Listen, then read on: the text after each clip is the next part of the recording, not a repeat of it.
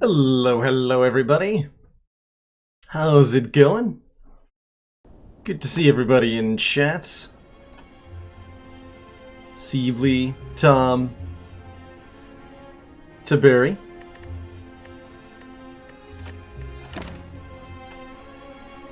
Or no, that's said correctly. Good. And Telok Finn. Hope everybody's having a great evening. Hi there, Limeys. So to answer your question, Tabiri, I don't intend on pushing for a 10 silent win in that I'm going to play only silent because I think I have a better chance of getting the streak done quickly like that. I'd rather just keep alternating characters, and then if I end up getting a 10 wins in a row with just the silent, I'd be pretty happy with that. But it's not something I'm going to deliberately try to accelerate, if that's what you're asking. Hey, Mr. Neat. So, what was we had this weird silent win that started out with 3 elites and 4 fires in Act 1. Proceeded to get an early paper crane, and then never found any source of weaken that wasn't the neutralize. This is the only weak card in the entire deck. But we still got there, through a variety of ridiculous nonsense. Kind of dumpstered most of the fights in the act, truthfully. Corpse Explosion had a lot to do with it. I remember this being up against, did we take an early rare card? I remember Corpse Explosion being a card we picked up pretty early on, and it was up against another pretty good option, like a Glass Knife or something. But I'm glad I chose it. Because it won so many fights so handily. It was that heartbreaking Ironclad loss. I'm so sad about that Ironclad run. That was so much fun. In general, we had 2 runs yesterday. 2 runs yesterday where I bought the Abacus from a store, and I was really, really pleased with the results. Hope I have a good day. Awesome. I hope you have a good day too, Rhoda. And if you're passing through, then awesome, and if you're staying to chill, then I hope you enjoy the stream. So I guess it's defect time, huh? Going in our rotation. The daily run is still that insanity horror thing from the other day? Yeah. Man, somebody got millions of points. That's awesome. They must be really good at Slay the Spire.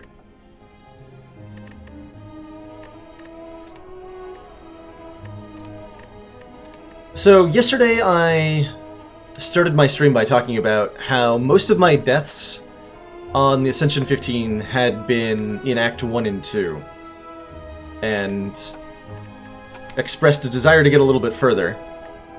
And we had 4 runs yesterday, and all of them got to the last floor of the game. We had 2 runs in a row die to the heart, but everything got to Act 4. Everything beat Acts 1, 2, and 3, and that's something that I would like to be doing, again, all the time. So in that sense, I'm really pleased with our runs yesterday.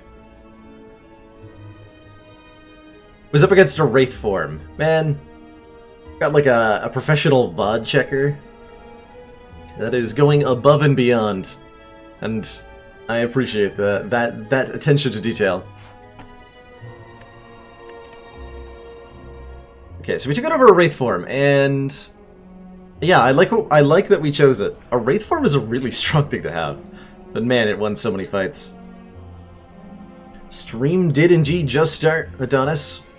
This is our usual start time, so if you tune in at this time of day, we'll always be getting just started. Speaking of starting, why don't we do that?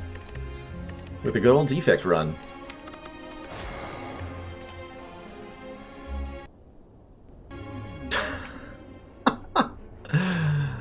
You had tacos last night, so you weren't very happy with your runs.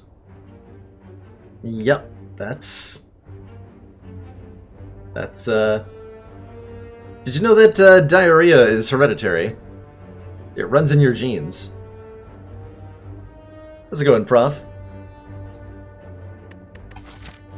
Early store makes a gold bonus kind of interesting. What does the act look like? It looks like Hexaghost. It looks like a big pile of horrible. Oh, actually, hold on. I was seeing these early 2 fires into 1 elite, but then that's only 3 fires in 1 elite. That's a little on the underwhelming side of things. If we can somehow beat elites, we can get a little bit more than that. We can do potentially... Wait, is there no way to get more than 3 fires? There's no way to get more than 3 fires. Alright. That's fun. But I'm sure we can make that work. We can start with either a card removal plus 100 gold, transform 2 cards, or a boss relic. You know, this path is actually pretty safe. I think even with a bad boss relic, I might be able to make it work. I am increasingly down for trading boss relic on defect. Why don't we give that a shot here? Black Star. Elites drop an additional relic when defeated. That's a pretty good boss relic to start with, I'm not gonna lie. If we can get enough of a kick added to the deck early to take on 1, maybe 2 elites this act, we're not gonna go crazy and like route through the most elites. That's just a good way to die early on. But what we can do is keep elite fighting in mind as we go through this act, and maybe it's not even immediately that we get a lot of value out of the Black Star. But if we play with a focus on it, we'll be able to pick up an extra elite here or there. And possibly leverage that in a really nice way. Because we don't need to fight that many elites. Like one or 2 elites, this act would be more than sufficient. Even 1, like 2 additional relics, that means that we could take a pretty conservative path. You know, get some cards, get an upgrade, get another upgrade, suddenly get 3 relics, and then we're looking at the boss being... having had a pretty good act, even though, like, map-wise, it doesn't look that attractive. If we focus on just how many relics are we leaving the act with, it's not bad. So let's go to the store. We're going to look for stuff like a Cold Snap, a Ball Lightning. I would take a Doom and Gloom, even. Any sort of Orb Generation card, really. Just do 16 immediately? Yeah. Come on, 3 strikes. That works. So even without that starting Lightning Orb, we defeat this cultist pretty handily. I think it's going to be more against Nob we're going to feel the difference. Compile Driver is a lot less good of a card when you don't have a starting orb, that I will say. That said, it is the only one of these cards that is an attack, and for that reason alone, I'm kind of inclined to take it. Ideally, in the long run, like, this is going to draw cards, right? Compile Driver is generally a pretty okay card. It's definitely at its worst right now. Still going to pick it up. We're going to need more damage if we're going to trounce what's coming later in the act.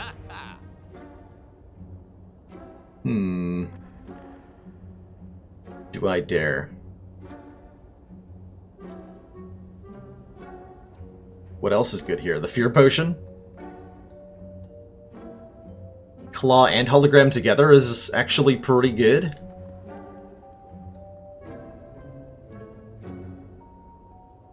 Is there a way for you to not play all the Ascensions when starting another ID? Yes, Chapo. You can... If you find where the game's save data is located, it should be in your Preferences folder in Slay the Spire. And I'm sure if you Google what I'm talking about, you'll be able to get like exact steps to do it. But you can just edit a text file, basically, in the Slay the Spire directory to unlock all of the Ascensions for every character. It's what I actually did when Ascension 20 first released, was I didn't want to... I wanted to show off Ascension 20 to people watching the stream, so I just skipped right to doing that by editing a text file. And then I didn't have to unlock them one by one.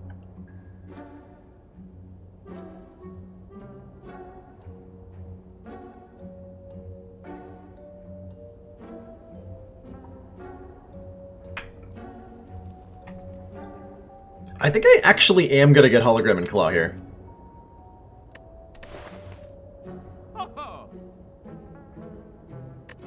I'm struggling to see anything else meaningful we can do right now. Hologram, the hologram makes the Claw a lot better. Gives us a way to deal some pretty early damage for 0 mana. So it's going to be the sort of thing that is going to be pretty effective against, say, Lagavulin or Gremlin Knob. Probably does a decent job against Hexaghost too. As long as we can find some additional other damage. Sure. Sure. Hey, Digital Shuckle, I'm doing great today. That is how I am doing. Okay, which way we're actually heading? We probably don't want this additional store. We probably want to go to a fire, get an upgrade, then fight an elite, then a fire. Yeah, that seems best. That seems best. So assuming I get, like, anything completely reasonable here, and a decent upgrade at the fire, then we should be in shape to fight that elite. So I was talking about this Compiled River kind of sucking, by the way. For now, we're really like a cold snap from this fight, pretty specifically. For that Claw doing 8 damage in 1 turn. If I don't find another Claw, you will literally eat your shoe. I would hope that's not necessary. How about another hologram?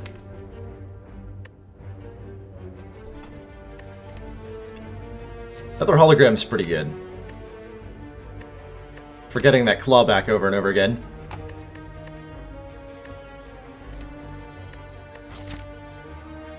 Is that enough to beat the Gremlin Knob here, though? Well, I mean, nothing else is going to be, so... Sure. Ooh. That makes things interesting. We can take the warped tongs here, which is going to put a pain in our deck, which is terrifying. But then at the start of every turn, we get a free upgrade to a card in our hand. Or we could just take the 1 free upgrade right now. Given that we are unlikely to get a card removal? Well, up to 5 additional question marks? Sure. So at the start of each turn, upgrade a random card in our hand for the rest of combat. I can't quite afford a removal. We could get yet another hologram. Or I could get a Glacier. 7 block, 2 frost. I would like that, yes please. Thanks for the Glacier.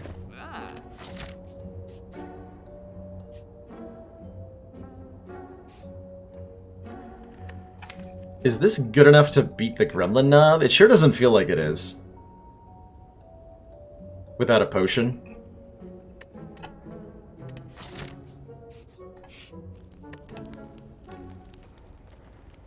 So my priority upgrades, Zap seems relatively important right now.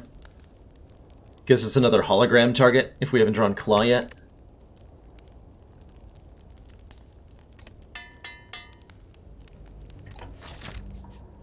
And I don't think I can in good conscience fight this elite at the moment. Yeah.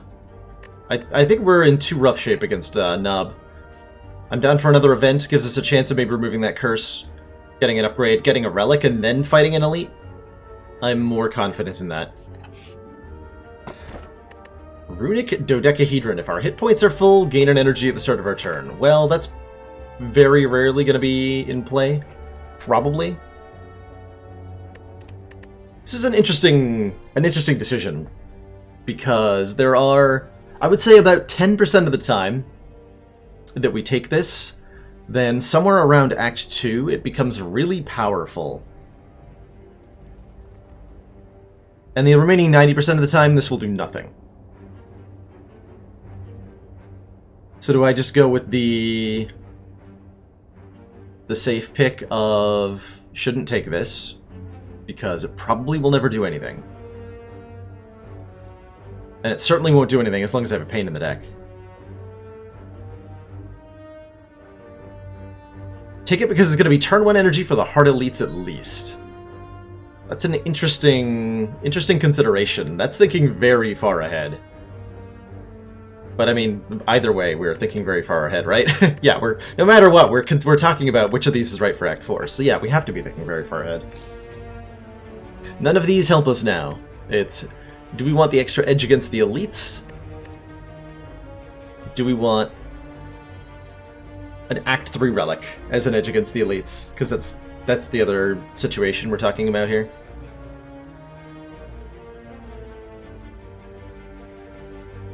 Does make self-repair decent. It makes bites really good in Act 2, which bites are already good because we have warped tongues potentially upgrading them.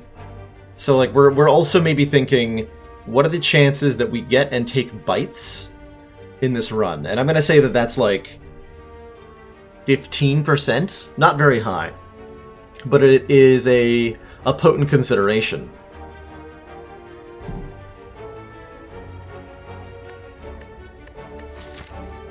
Do we think we're going to find any other garbage relic in a chest?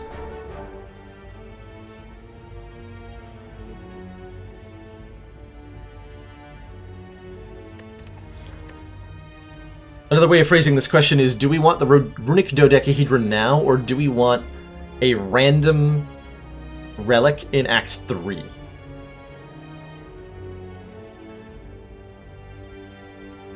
going to take the dodecahedron. We'll see if this pays off or not. I think there's a high enough chance that it does. I might need to upgrade Compiled River just for this extra little punch to it.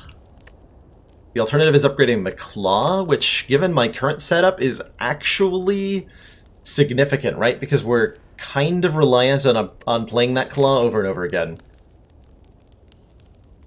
We would like to do so with upgraded holograms.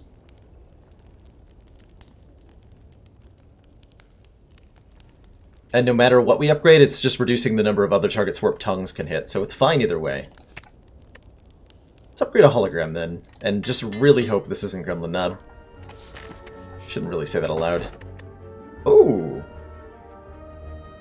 Now that's interesting. Shuriken, you say. Every time we play 3 attacks in a single turn, gain a point of strength. Totally is Gremlin Nub. Oh, crap. Is all I have to say about that opening hand. We are in trouble here.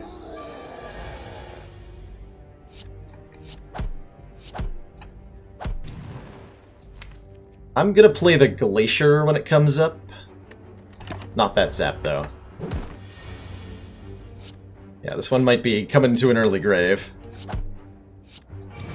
I am not certain that I have any of what's required to survive this fight.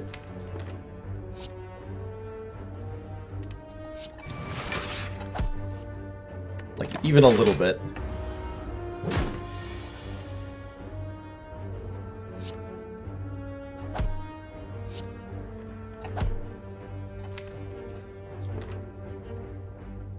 Mostly feeling super dead.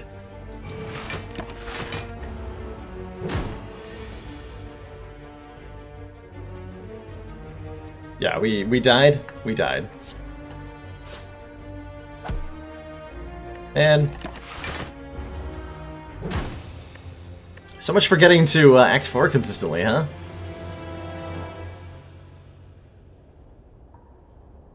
What could I have done differently? As soon as we went here, we were committed to fighting an early elite. We took the latest elite we could. Were there any decent attacks that we were offered that we passed up? Upgrading the Claw would not have helped in the slightest in that fight, given how we drew. I might have needed to buy the Vulnerable Potion.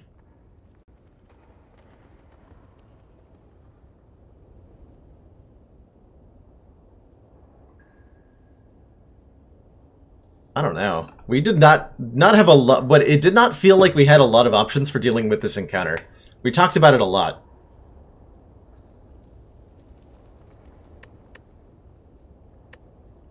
But I don't remember any like solid options for dealing with him that we didn't take.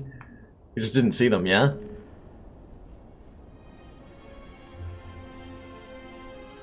Yeah, that opening hand was so bad.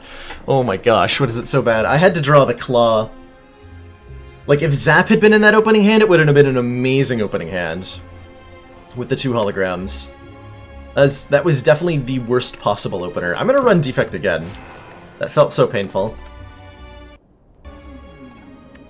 That run was taken before its time. Yikes.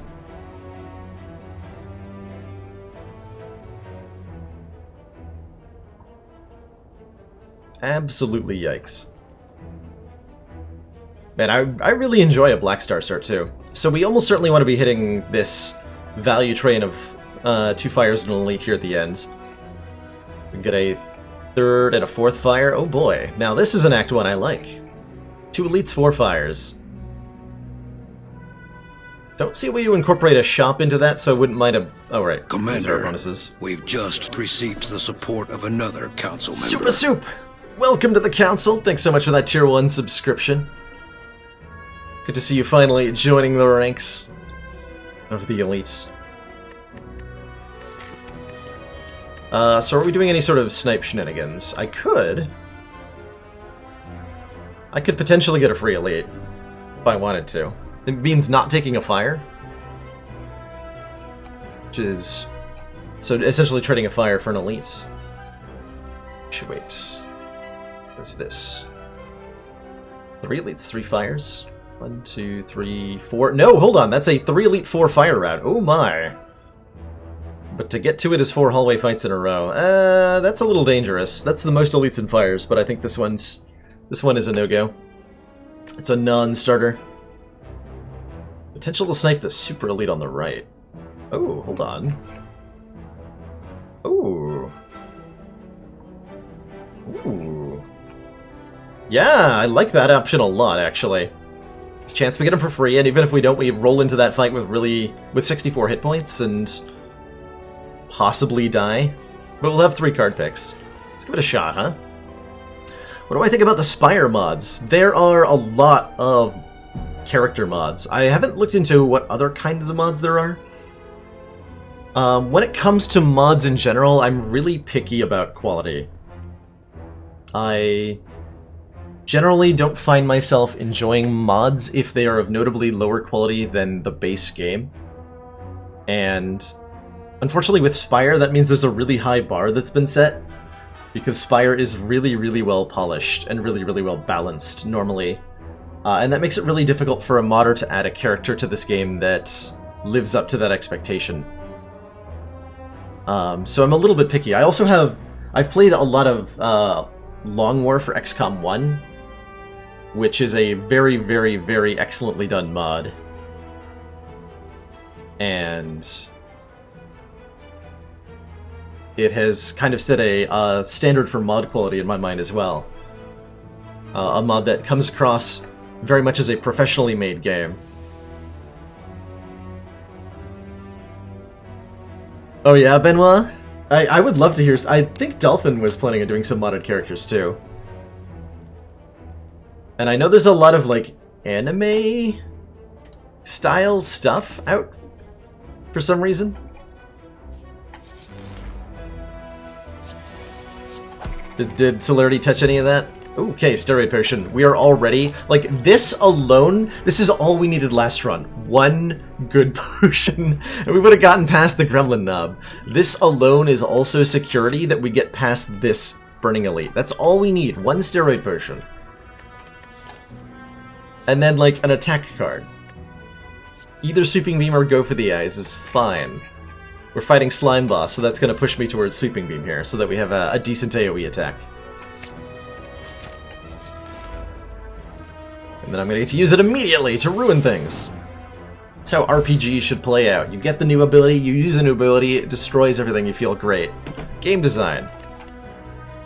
We're offered Defragment. It's a little early to take one, given that we don't actually have the ability to fill our orb slots, but kind of like Footwork with Silent, right? You see a defrag, you take a defrag, right?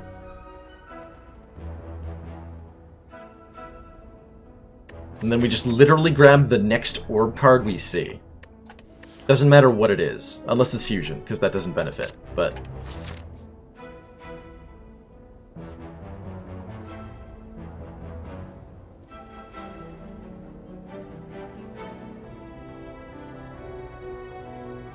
Will I try some character mods on stream? I will be doing, actually on Saturday. I guess I'll set it in stone now. On our Saturday stream, two days from now. Today's Thursday, 2 days from now. I'm gonna be trying the Disciple on stream. And I guess, like, doing the regular, like... I'll play that the intended way, where you unlock stuff and climb ascensions.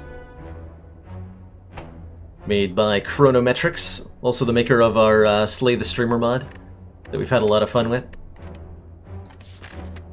Alright, no fights. Can I remove a strike? We did add a sweeping beam. Yeah, I can remove a strike. Get out of here, strike. Remove transform upgrade. Okay, if I wasn't about to like, there's a very serious consideration, which is if this is a fight and this is Gremlin Knob, we could have a really bad time if I remove a strike, which is truly what I want to do, right? I do want to remove strike, but it is dangerous. I could try transforming a card, maybe even a defend card. Would be a valid transformation. There's a risk also that if I transform strike, we get the same situation, except now instead of removing a attack, I've replaced an attack with a skill, and I'm now in even worse shape against the Knob. We're gonna get a couple upgrades. I would definitely like to upgrade Sweeping Beam first, followed by probably Defragments, and we could get both of those before the elites, potentially.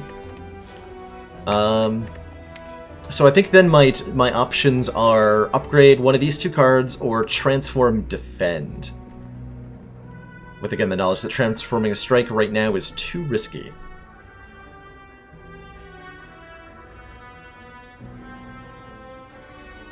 You know, back when I played Ascension 15...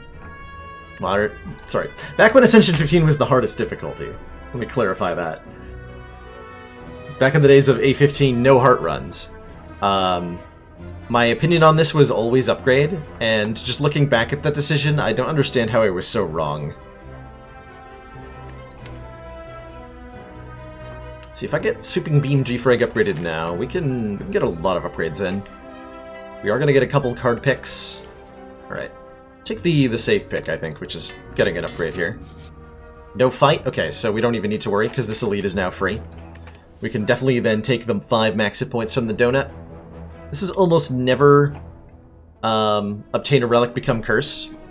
Actually, let me talk about this decision a little bit, because I think a lot of people see this and they're like, ooh, you know, you could take a relic for a curse here, and this is generally not a very good decision. There are a number of events in this game that offer you a relic for a curse. You can get a Writhe, or in Act 2 I think there's an event that offers you a Writhe for a curse. You can rob the Vagrants. You can rob that Vagrant and get a Shame for a relic.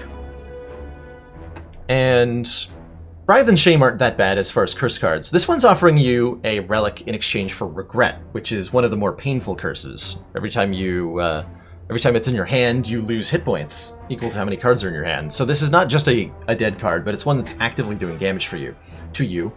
And, more importantly, those other events are also offering you free 5 maximum hit points, which is a really sweet benefit. So not only are you taking a curse to get this relic, you're missing out on 5 max hit points. And when normally take a relic for a curse isn't even a good deal, take a relic for a curse and lose 5 max HP is an even worse deal. So this is almost always donut. If you need the immediate healing, banana's nice. But there's so few situations where I feel like you want to take a relic for a curse. Like, even if you have an Omamori, the 5 max hit points is often better than the relic will be. Yeah, we got upgrade defrag. Yeah, opportunity cost plus bad curse. Oh, max hit point Gremlin Knob, get out of here. Give me that Art of War. If we don't play any attacks during our turn, gain an extra energy the next turn. Huh. Interesting. Well, I'm definitely taking a card here. I'm just not sure which card it's going to be. My two considerations are, Static Discharge is a way for us to get a lot of lightning orbs when we already have +2 focus. So this card is, especially when upgraded, a huge output of damage. Alternately, we can take a Sunder and upgrade it, which is also a huge output of damage in a totally different way. Sunder is definitely the card of choice for dealing with a slime boss. If it was Hexaghost, I would unquestionably take the Static Discharge. If it was Guardian, I would probably unquestionably take the Static Discharge. Against Slime Boss? It's not quite as good a deal.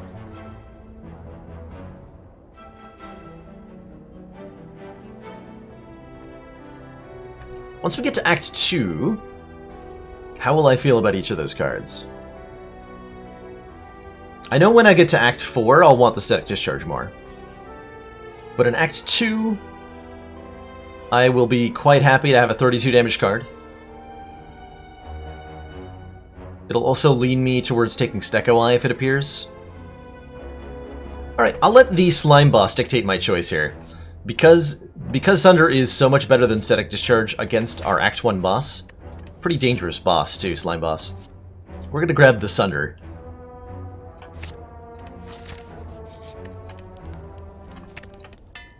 And give it an upgrade. Alright. Predictodecahedron again? Letter Opener. Each time we play 3 skills in a single turn, deal 5 damage to all enemies. Well, that's a really sweet relic to have early on. Gives us more incentive to pick up any sort of, like, free skill. Like, Seeks are more exciting because of that. Reprogram is more exciting because of that.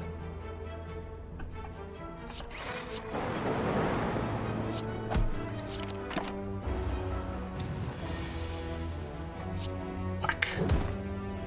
Get sundered, little man.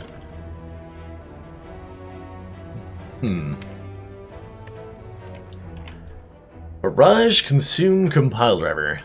With 1 defragment in the deck, Consume is a little bit less appealing. Because the more focus you have, the better orb slots become. Also, we don't actually have any orbs again yet, which is a bit starting to become a problem that we have yet to see an orb generation card. We have realistically 1 more fight before we can get one. And because we don't have those cards, Barrage and Compile Driver are also kind of terrible.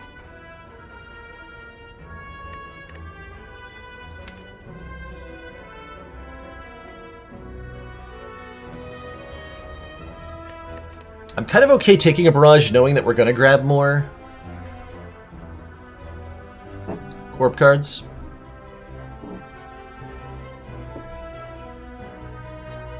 And we would take more Orb Slug. We would absolutely, just having the defrag, we would take a Capacitor if we saw one. Same logic makes Compile Driver good. I'm going to take the Compile Driver here. So we have a little bit more card draw power.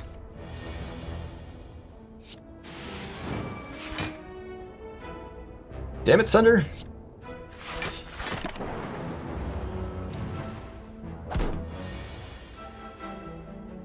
Okay, I can just kill them both. That works out really well. Good fight.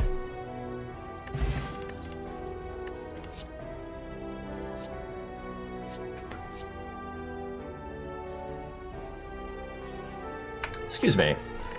So, Auto Shields, Beam Cell, Recycle. Auto Shields is a really high value block card that I don't mind adding at the moment because we have no additional block currently. If I wanted to go full aggro, I could see taking and upgrading a Beam Cell here. Because we have some pretty powerful physical hits that it can amplify. Like a Beam Cell Sunder deals 48 damage. Cards are made out of paper, so they're probably all terrible.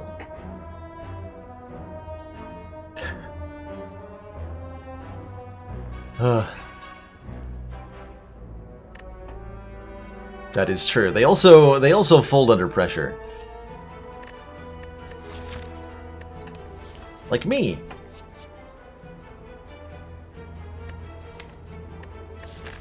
I want it to be right that I take a beam cell here. What are we upgrading? We have 2 upgrades coming up. Presumably 2 anyway, assuming that Elite goes well. Which it should. We have great potions. There's no reason.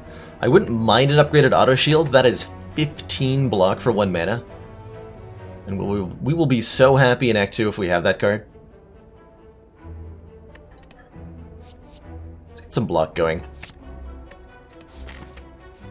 I think I like these potions.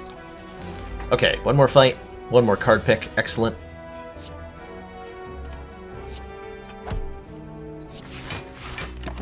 Absolutely excellent. Oh, hey Bart, I'm doing lovely today. Hope you're having a good time.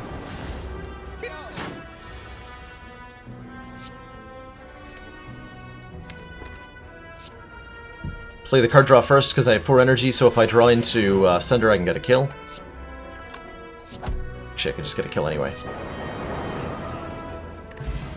Power Potion. A second Sunder. My opinion of Sunder is that the second one is yes, do take. Although, hold on, chill. It's probably got to be chill, right? This is our first card that says Channel a Frost Orb. We have Focus already. We have Letter Opener. Yeah, this probably has to be chill. I want to take another Sunder. I really do. But I think I have to take the chill.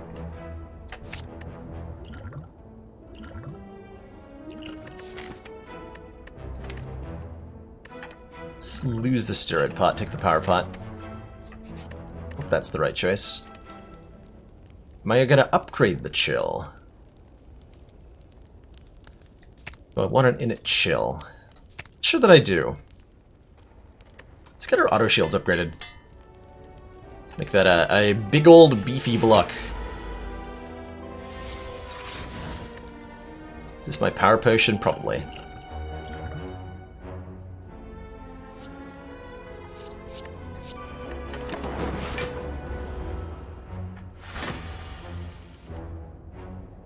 Okay, defrag Sunder sounds like a great way to start a fight.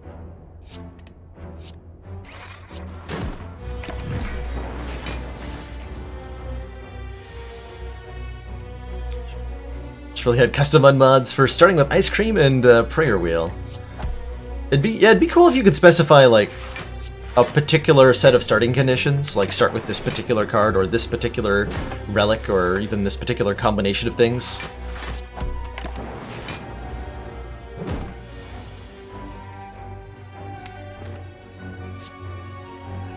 Okay, I could redraw that Sunder immediately and get a kill with it. I hope that happens. Hell yeah. Got him. Okay, Bag of Marbles is 1 vulnerable to all enemies at the start of combat. A Steam Barrier is more block and more ways to trigger Letter Opener. So I'm gonna pick this one up. Just because we're looking for a little bit more blockaroonie, as it were. And again with the Letter Opener, we're having more and more demands for skills that are cheap to play. So upgrading Zap isn't too bad here. Alright, Slime Boy. I have a Sunder with Bag of Marbles for you on turn 1, so let's just make that happen.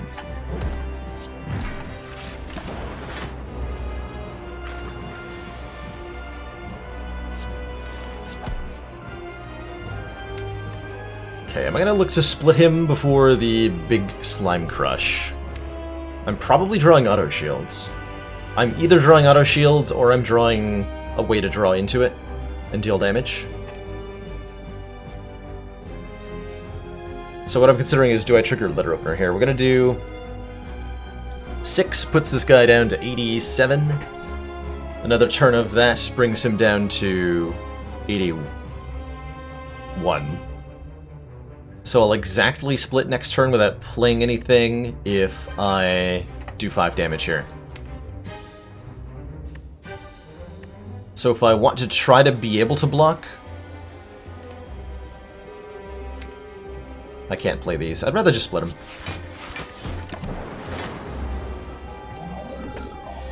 keep all this health. I should have.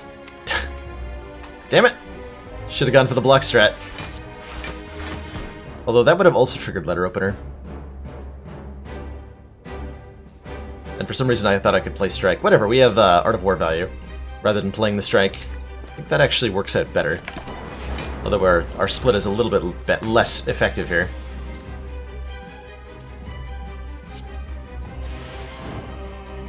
Okay, that has to get played.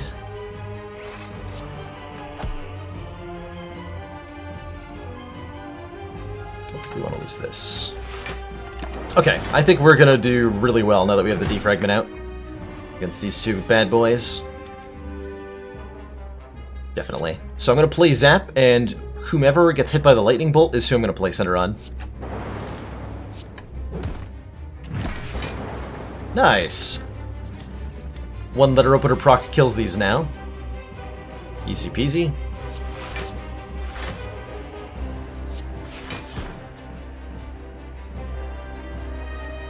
Currently taking 5, and we're going to deal 10, bringing him down to 37. We could split if we hit him with a strike here.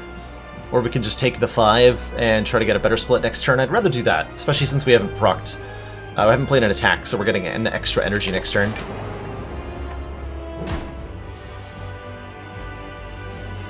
Well, I'm glad we have that extra energy. Kappa.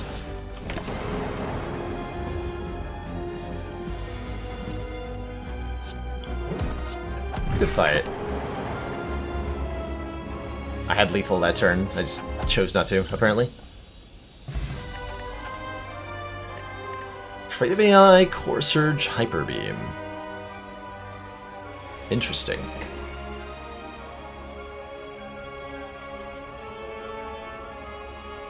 Don't think I like Hyper Beam in this deck. We already have that role filled pretty decently between Sweeping Beam and Sunder.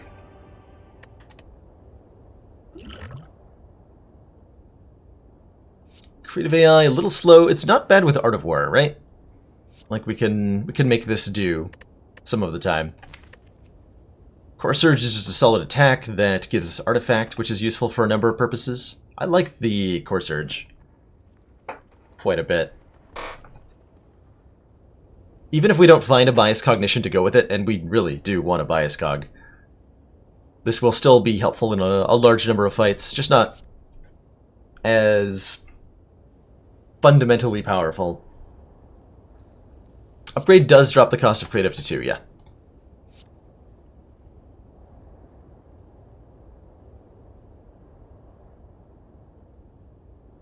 Creative would be my pick as a way to deal with Champ, I guess.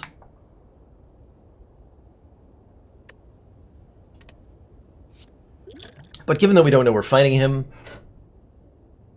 not really inclined. Let's take the Core Surge. Ooh. Velvet Choker is definitely one of my favorite ways to gain energy on Defect. We gain 1 extra energy, but can't play more than 6 cards per turn. There's not too many cards that Defect has that we have to avoid because of this. Seek is the big one. Could also try transforming and upgrading some cards with an Astrolabe here, which is not a bad thing. 3 energy defect on Astrolabe is pretty solid a lot of the time. I will get to trigger the Velvet Choker a lot more if I, trigger the Letter Opener a lot more if I take the Velvet Choker. But at the same time, the upper bound of what the Letter Opener is capable of is a little bit on the lower side too. Like hologram combos, for example, could potentially lead to a lot of nonsense. I'm down to take a choker here. Maybe I should have thought a little harder about the Astrolabe option, but I like the choker. It's one of my preferred energy relics, as it were. And given that we have the choker and a Sunder, I'm looking to probably take multiple elites this act. With 300 gold, I really want to go to the store. We head up to this fire, fight this elite, and from here we have a lot of options. We can fight 2 more elites, we can get a bunch more rest sites, or we could balance it out a little bit.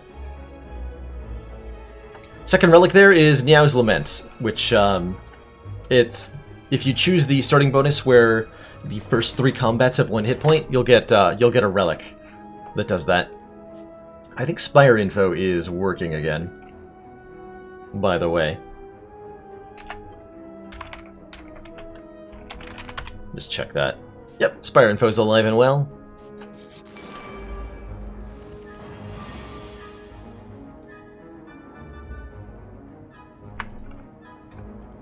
Well, I'm sure glad I got an Auto Shields Plus in the deck, because these guys are really hurting us here otherwise. I will play Compile River first, just in case we draw again into Sunder. I can get a turn 1 kill on either of them. I'm going to target you. Okay. We did not, but it's actually still probably the 3rd card I want to play. This will block for 2 and do 5 to both of them, otherwise I'm doing 9 to 1. More total damage.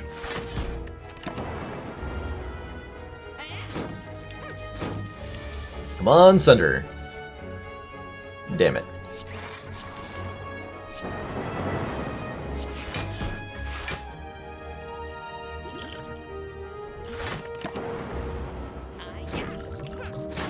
What if I meant to smoke bomb from that fight? Doesn't feel like it. Okay, we can take more defrags to make our hypothetical, at this point, orbs even better. We are probably going to find orb generation at the store, right? Alternately, I could take the ball lightning, because that is itself orb generation, but I'm kind of more interested in some defensive orbs at the moment. Let's take another defrag. Greedily, mind you. Son of... Wait, orange pellets? No, we have the wrong half of this equation. I was like, orange pellets? That can remove our debuff from Bias Cog. Oh wait, it's not what we have. We took the other one.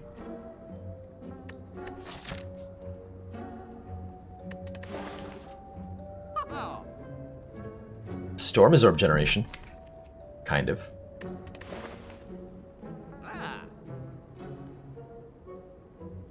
Rigo Pillow, whenever we rest heal an additional 15, that could actually be pretty impactful in this run. So I wouldn't mind picking that up. Orange Pellets is just really good. Even when we have a Core Surge, Orange Pellets is kind of insane, actually. And we have the ability to play an attack, a power, and a skill in the same hand pretty consistently. So it's actually probably the Orange Pellets, huh? Hey, Ryan Hunter, how you doing? We're debating Orange Pellets with a Core Surge. And I think the answer is still yes.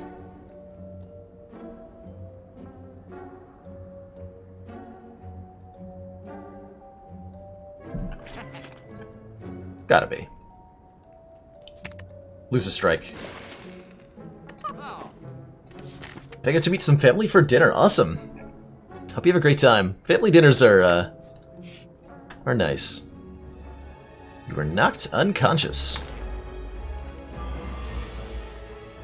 I'm out of here. I found the use for the smoke bomb, guys. It's to get us out of a fight that doesn't give any rewards anyway. See you later.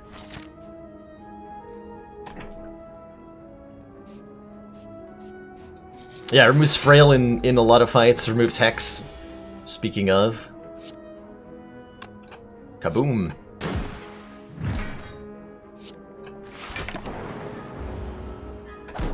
This guy's a lot less intimidating when he has half the hit points, huh? Am I playing dual cast? It's technically optimal to dual cast and then sweeping beam, but that way if I do draw a card I want to play instead of the dual cast, I can't do that. Yeah, like that. Like that.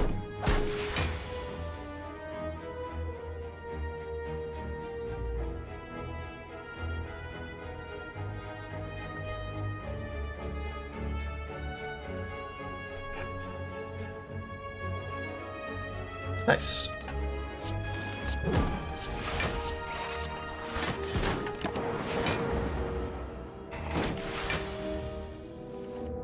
Usually a good sign if this fight goes well, I have to say. Ooh, speed potion. So with our orange pellets, this is an incredibly valuable potion. We can use this on a turn where we activate the orange pellets to gain 5 dexterity for the whole fight, making all 6 of our block cards block for, you know, 5 more. That's a really big deal. That alone is like boss winning.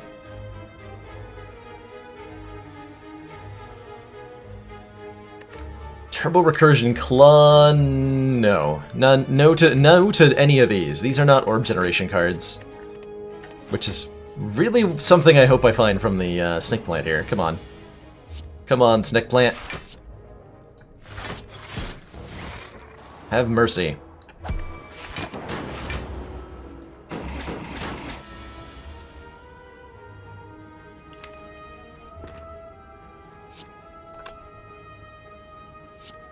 This is a little unfortunate. Oh yeah, it's a lot unfortunate.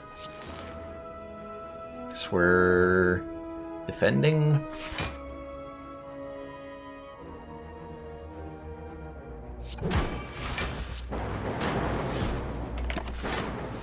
Ouch. Should have bought the Regal Pillow. That's how I'm currently feeling.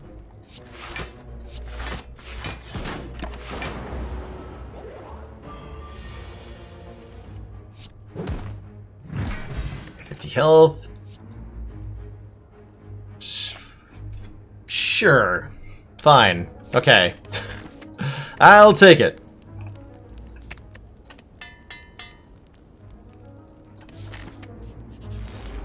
That's actually pretty good in this fight, so I'm not going to complain too hard. We get to defragment Chill, dual cast on turn 1 as a huge source of block.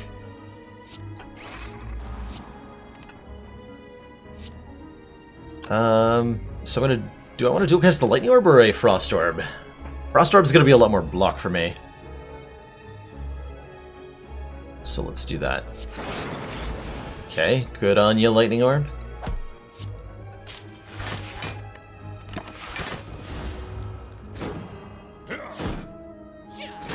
Actually a really comparatively gentle turn 1 there. I knew this was going to happen. And that we were going to end up just shy of getting a Sunder kill on one of them. I knew it. I knew it. Damn. Let's see what I draw with Sweeping Beam. Okay, the other Chill. That's nice. That is super nice. So we're not going to worry about...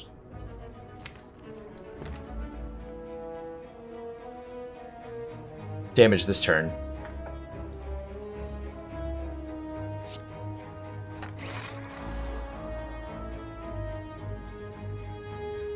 Zap into Chill might enable a Sunder kill.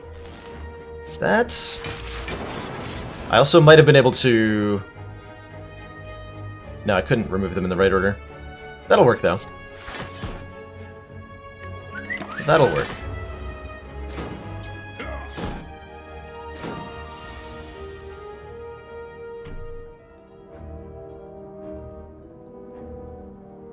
Uh-oh. Well, that's a scary turn. We did not draw our auto shields or our compelled river here.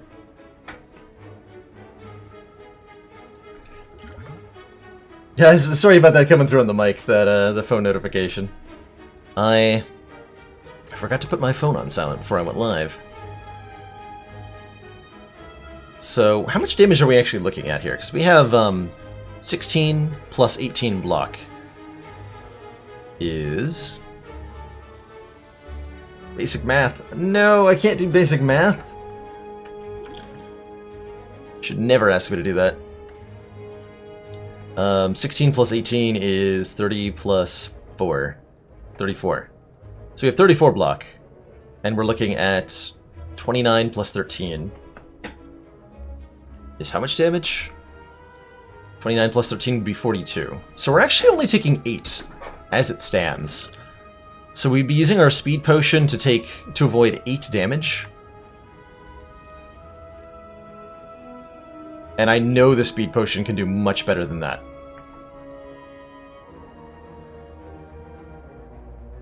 Could do much, much better than that.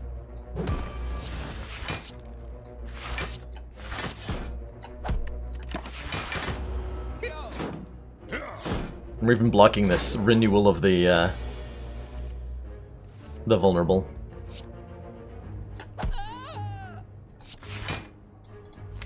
Letter opener, save me! Oh, I could have just compiled over one of the other two. Whatever. It's 15. I want to kill you first.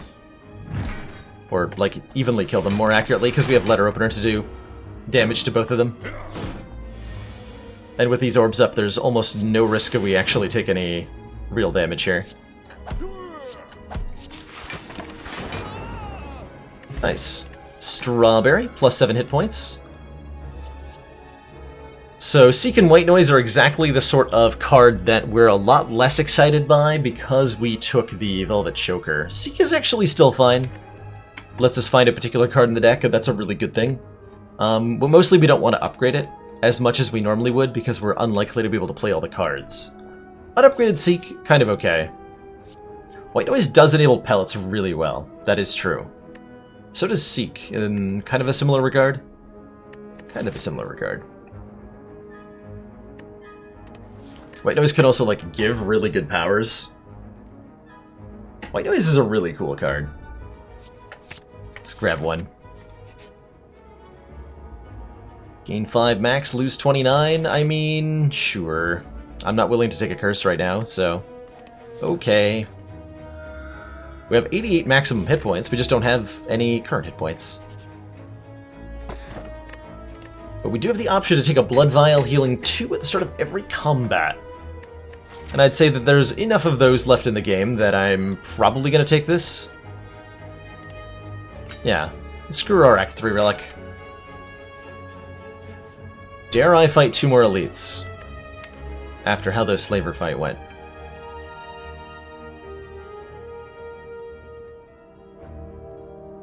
We might struggle with Gremlin Leader. That's exactly what I can do, Marias, and that's why I still have the Speed Potion. We're probably going to hold on to the Speed Potion for a very long time, as a result.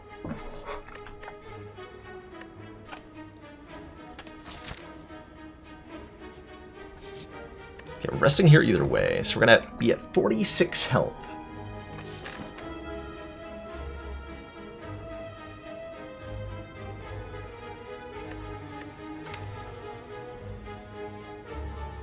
My matchup against the Book of Stabbing is relatively mediocre. I don't know about being able to beat 2 elites here. We're missing out on 1 campfire, which we could use to upgrade... what exactly?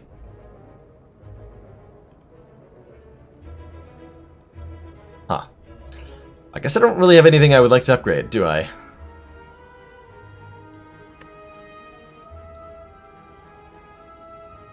Not really, no.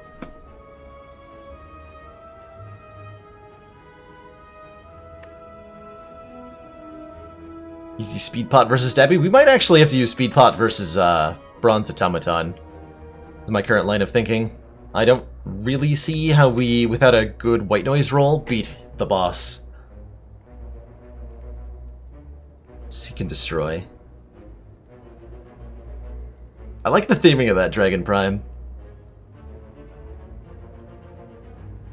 That'd be like something you'd see in the Disciple class, actually, which will be showing off on Saturday.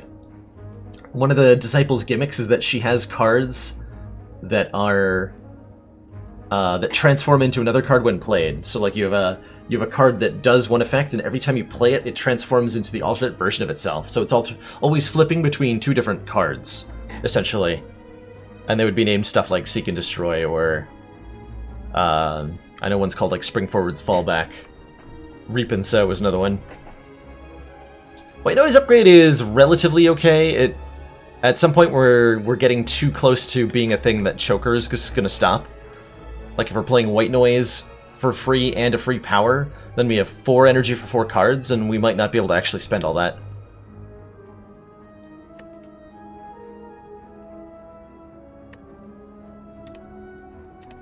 I'm thinking Wimp Out is the right pick. We just want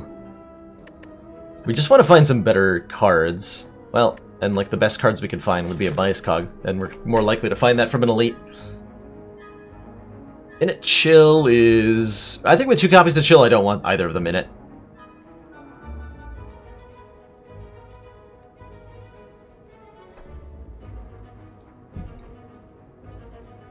I'm gonna go the route that I don't think involves us dying to the boss. Because mostly if I fight the elites, I see us using our speed potion and then losing to the boss. Which is not what I want to do.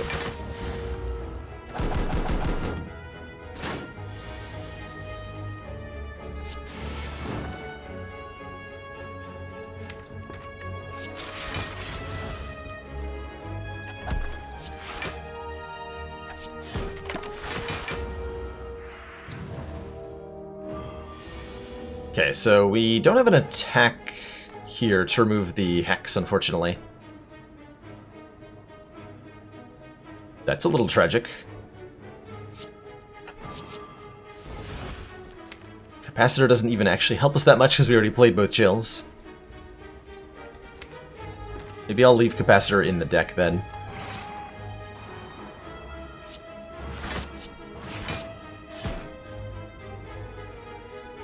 Gonna draw a lot of crap next turn.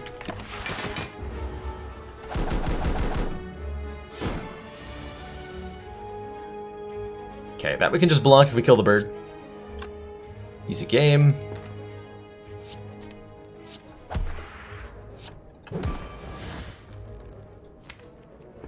Well, correction, we're taking a little bit of damage unless they play Zap. And we want the Zap to get closer to a kill anyway, so... Huzzah!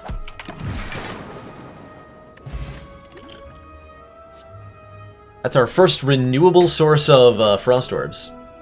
So for that reason alone, the Cold Snap is attractive. Cold Snap is very attractive.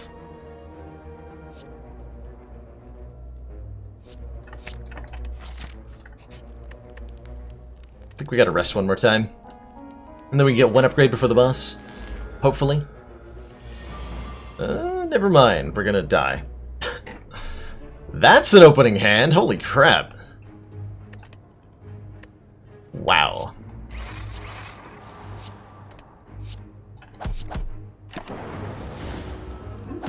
Just casually take 23 damage.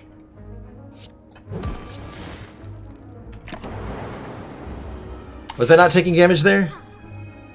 Yes, that's right. 18 is equal to 18. That is true. I can math sometimes.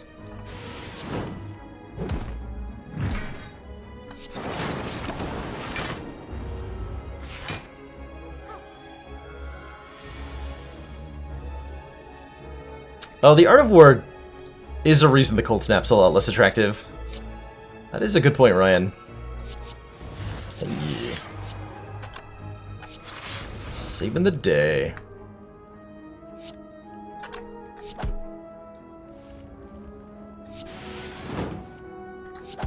I just want to keep the lightning orb so I can continue to do some damage here.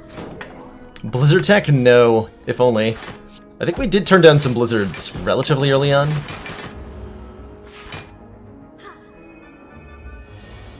It's a defect deck that was pieced together in the wrong order, is the best way I could describe this.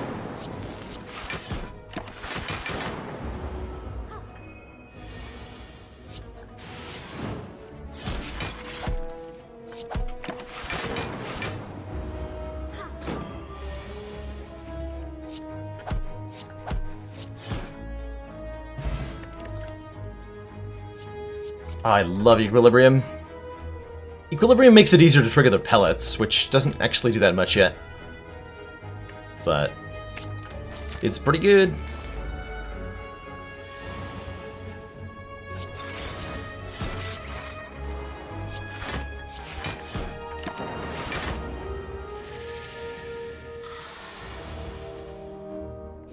Yeah, it's true we don't frequently need the Art of War energy. That is a very good point. It's not something that I consider often. There's a lot of attacks in the deck as is, too.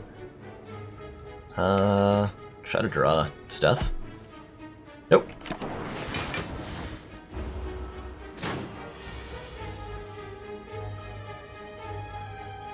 Cool, I can trigger pellets here and become not vulnerable, not that it matters this turn. Maybe I save that for next turn then.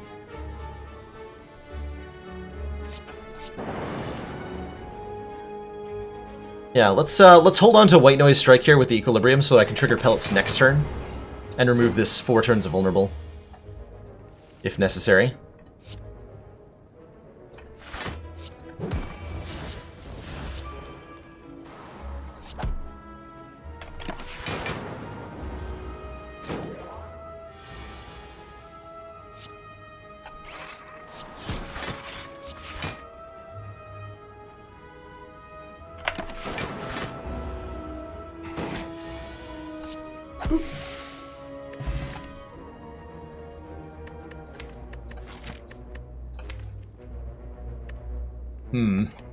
Nothing exciting here, really. Keep, like, being offered auto shields and wondering if I meant to take a second one. Probably won't draw them together that often, right? My also main problem is that that helps us block better, and currently we don't have problems blocking. We have problems dealing enough damage to our enemies. Reboot bad with Choker, definitely considerably worse with Choker. Definitely considerably worse with Choker. I'm gonna No, I don't want another auto shields, right? There's no way. Get out of here. Cards.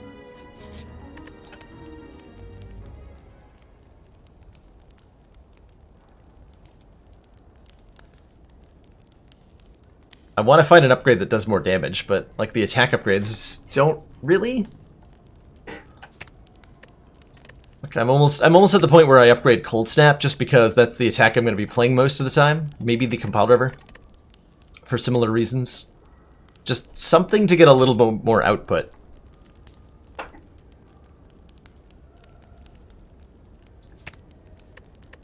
Let's go with the Compile River.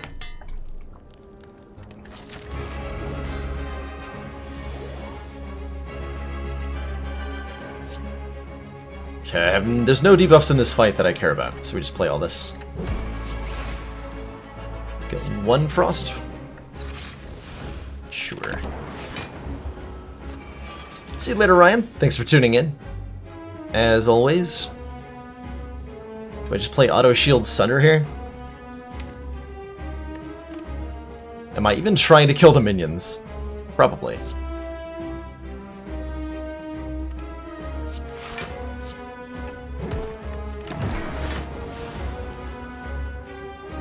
Yeah, I want that back.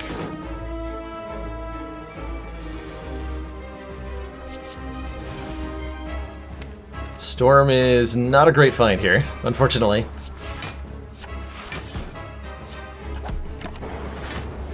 We were hoping for a little bit more of an impactful power, and I think because of that, we're probably just going to use our speed potion this fight. So I can't possibly see us winning without it. Alright.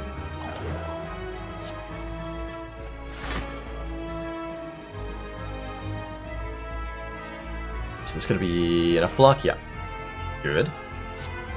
So we can get and play defrag too. Wait. Numbers. Didn't mean to take that 8. I thought I had another energy somehow. Good job, me. Fortunately, I do get to Equilibrium a whole hand of blocks for the Hyper Beam turn, so that's set up really nicely. Stole Chill. That is a card I'd like back at some point. And next turn would be ideal. So I can play Sender, get my energy back. Block like crazy here.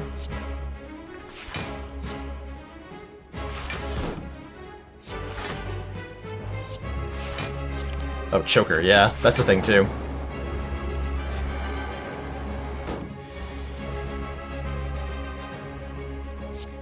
Let's just get rid of Chill now.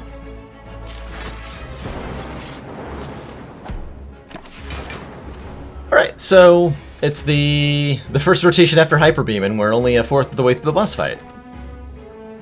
This is going perfectly, right?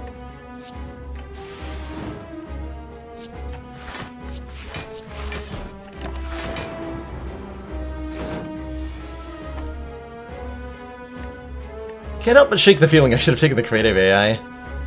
I think this deck would be a lot better with a creative AI.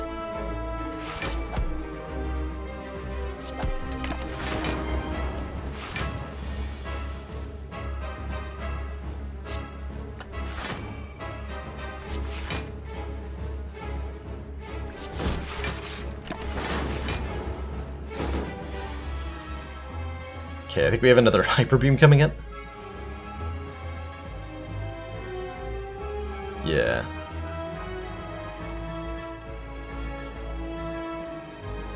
Good luck to me with that.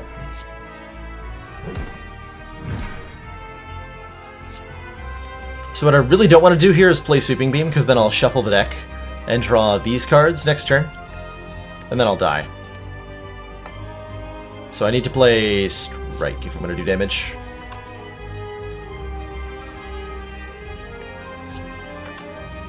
We're going to need the extra Frost Orb too.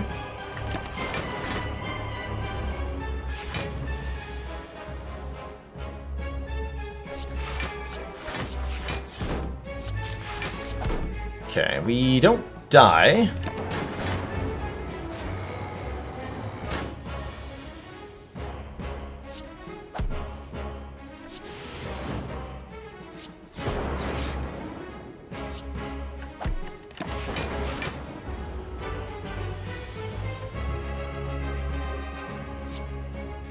Okay, auto shields, equilibrium, sap. That's enough block, so we're not going to play this. Might actually be able to do this.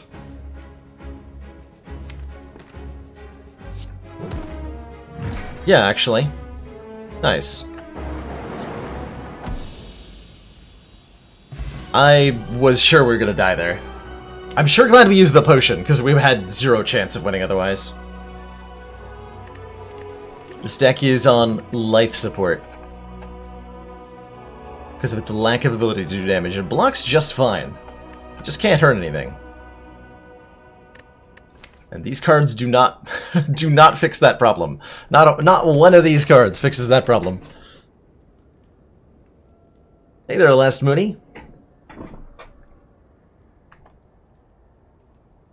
So this is the slowest Thunder Strike in the world. We literally only have Zap for Lightning Orb generation. I could take this if we'd taken the Static Discharge back in Act 1.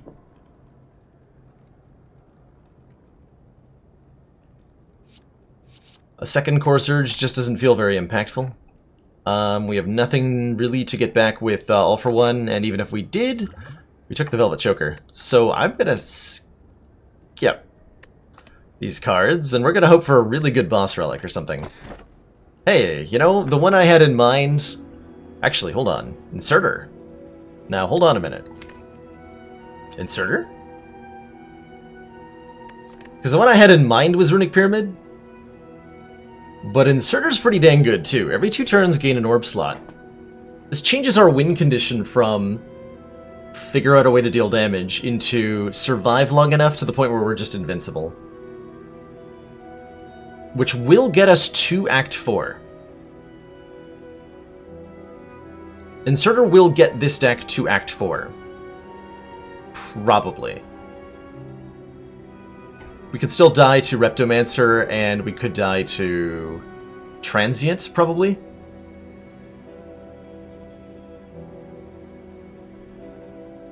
And we'll fare a lot better against those fights if we take the Pyramid. Pyramid is also really, really good with the Orange Pellets. We can activate Orange Pellets whenever we want if we have the Runic Pyramid. We can play Sunder at the optimal moment every time if we have Runic Pyramid.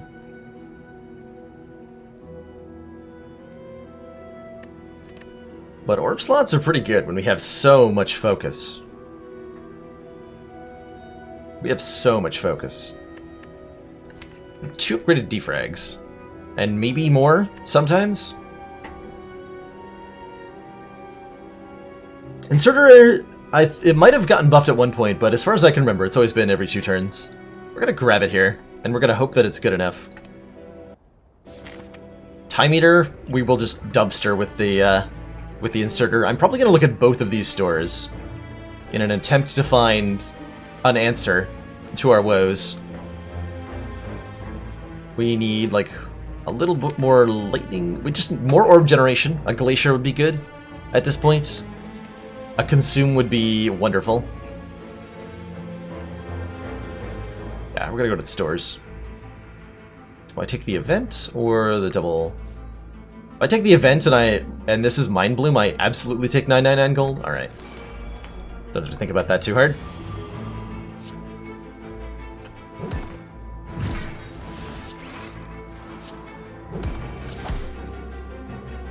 Good fight.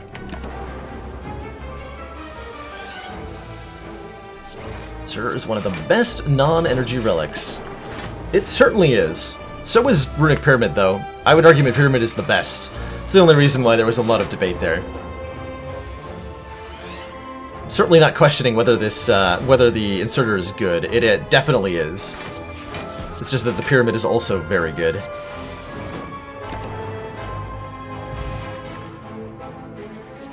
First sighting of hologram. I'll take 1 hologram. To be able to pull stuff. Hey, we got it! Mind Bloom.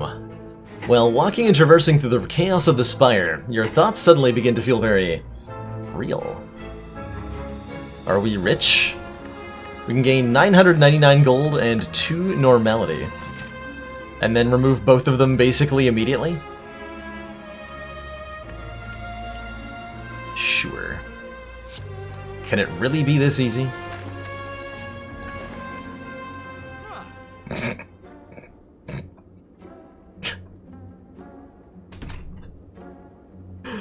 Oh, that is the most troll set of shop relics that I've ever seen.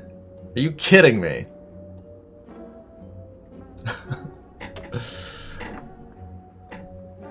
Damn it, game. Well, I think I still take the cool-headed here. That's another way to generate frost orbs. It's a little bit of card draw. We definitely remove one of these 2 normalities. I don't think I take Omamori, right? Like, what other curses can we gain? How many more events are we even visiting? A couple? It might be relevant, but I can't imagine I want to spend 145 gold on that. The panache is, like, a hilarious slap in the face. So with these potions, like, we have 1,000 gold and this is all I want to do here. Cauldron brews 5 random potions. I would have to be a little bit more desperate than I am right now to buy this. Fortunately, we have another store. Let's just look at that one and pretend this one never happened.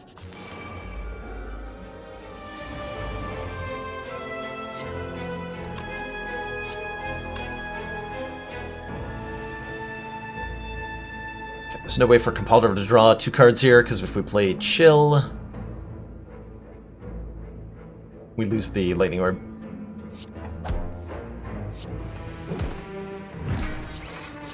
We can do that.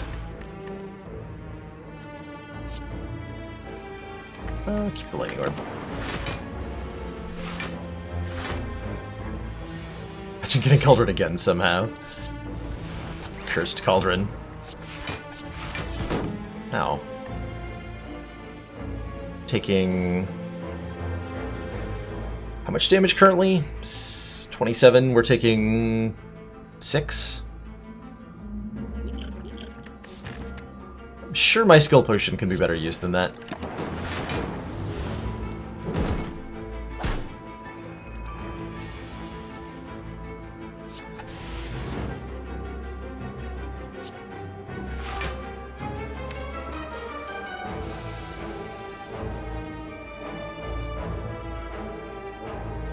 Okay, we're full blocking. Let's just kill this guy again.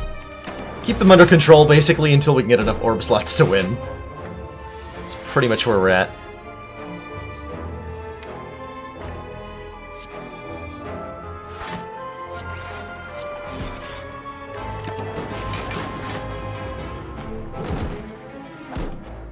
Cauldron with 5 Entropic Brew. The first one wouldn't even do anything, is the sad part. That would be tragedy.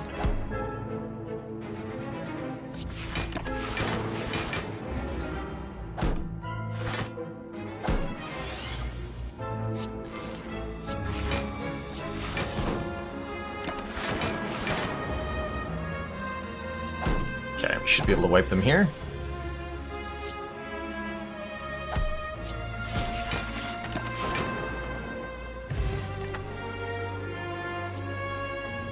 Dark Orb? Kind of? I actually don't mind a Cool-Headed Plus here for more card draw, but like, what does that actually get us to do? Doesn't it suck to have a skill potion? Yeah, kind of. I'm not very fond of skill potions, but they can be very powerful.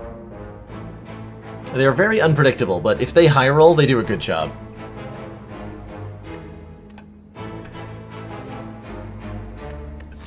Yeah, Dark can be a real damage boost. Indeed.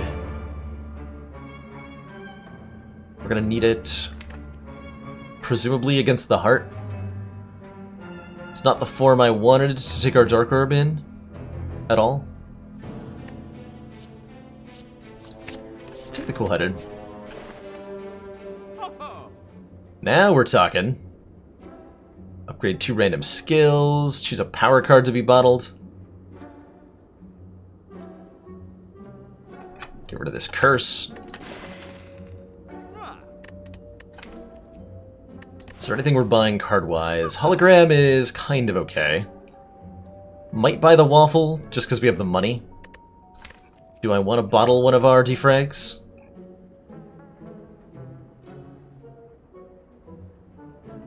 Yes. Actually, before I bottle anything, let's see what Warpaint hits. Ooh, White Noise Hologram. That was a really good hit. That was a very good hit. 95 max hit points is going to go a long way towards making this more sustainable as well. What are we going to upgrade at that fire? Probably going to recall there, huh? Probably. Gotta get the bomb.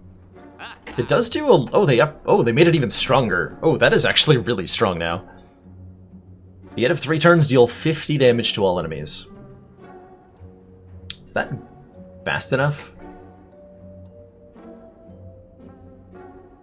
I do have the defense to survive the timer, yeah. That is a lot of damage.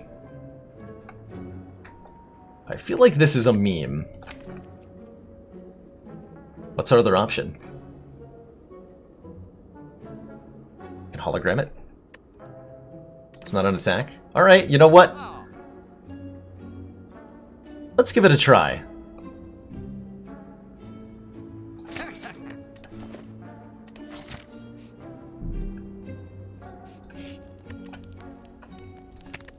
The bomb plus.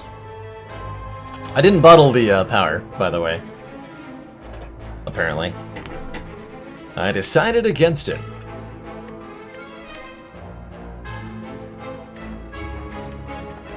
How do I feel about an elite right now? I like this elite. Do we fight this one? How many more upgrades do we want? We have to recall. I would like to upgrade... Cool-Headed?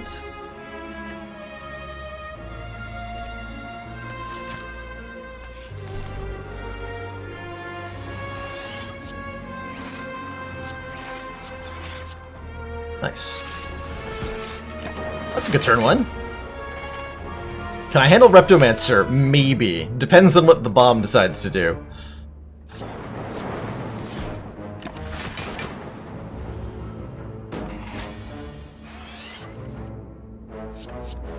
Basically. Which I guess is our damage source now.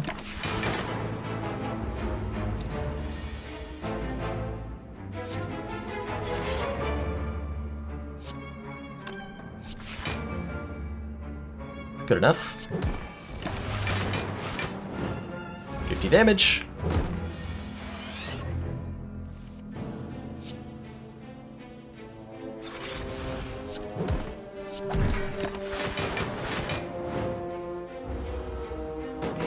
It's actually not that bad, huh? Like, it's working reasonably well as a single target damage source here. How does the bomb work? It's a skill that we play, and we can play it as many times as we want. And whenever we play it, it sets a separate buff in our buff bar that 3 turns later will deal 50 damage to all enemies. It's pretty good.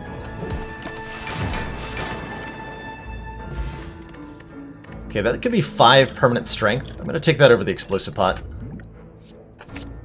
Thank sweet salty Christ, we found it, finally. Bias cognition is here. Gain 4 focus at the start of your turn, lose 1 focus.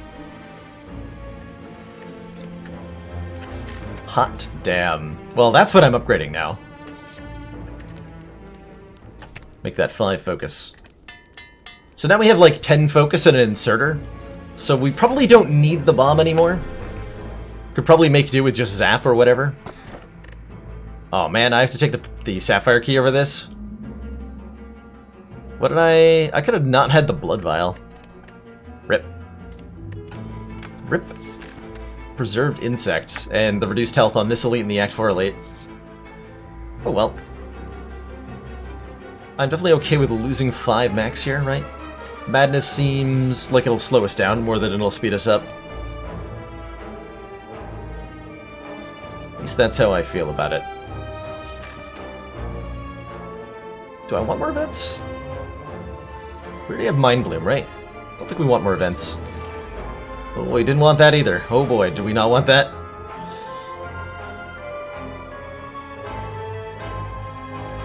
That ain't good.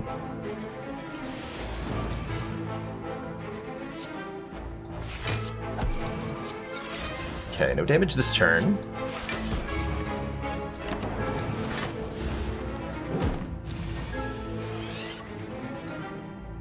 Okay, Sunder Plus, I appreciate you.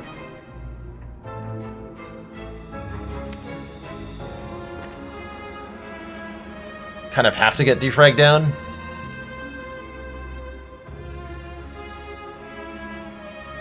Is this game gonna be on mobile?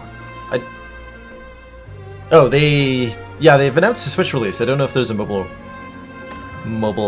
plan that goes alongside that, but it is coming to Switch. So Sunder saves me from a lot of damage. I can do Sunder defrag, and we take very little. That doesn't set us up that well. I would really like to get an orb into play as well.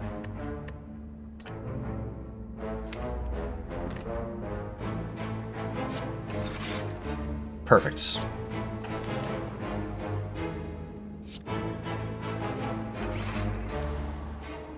So I can dual cast Hologram the Lightning Orb. That works out reasonably well. Take 2. Okay, another defrag is excellent. We definitely play that. We definitely followed up with cool-headed here. I would like to be able to play the bomb. I don't think we get to.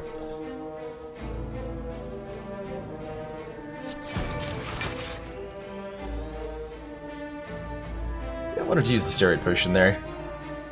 This might have been the fight for it. Now that I think about it.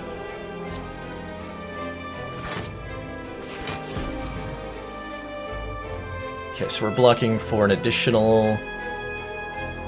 So we're 30 short, and this does not add up to 30, so I gotta play that. Wait. I didn't need to play that. Math. Either way, I think we're okay now. We got Bias Cog down. And stuff. I really want to draw into White Noise. Perfect. And we have a buffer, so we can block the last hit too. Perfect. Beautiful, in fact. Okay, so we survived Transient, no problem. I wouldn't have expected that outcome, not gonna lie.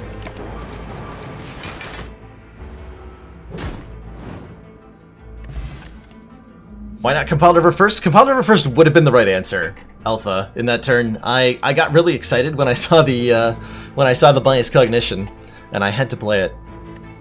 That's the truth of what happened there. I was like, ooh, gotta Gotta do. Works out though, because of the pellets anyway. Still on track? Yeah. No, not these guys. Since all I need is a barrage to go with the inserter. Didn't we skip a barrage, like, really early on? Yeah, Pile Driver was up against barrage. So this fight is no. I think by the time the bomb is ready to kill them, we're gonna be dead. They go way too fast. So we're gonna be passing up on this event most of the time we see it, honestly. That event is scary. Giant Head. Okay, well, Giant Head is not gonna be scary here. Especially not with a creative AI. If I choose to play Bias Cog this turn, since I don't have an attack, I'm going to lose one focus, at least one focus, before I can remove it again. So let's just let that go around a little bit. I'm sure it'll be okay.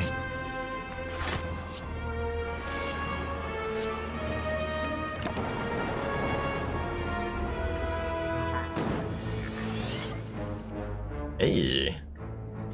Where are the Frost Orbs at, though?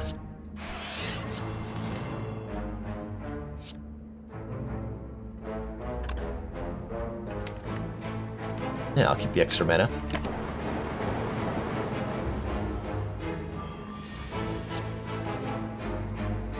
There they are. So I can hologram the Bias Cog. Play it.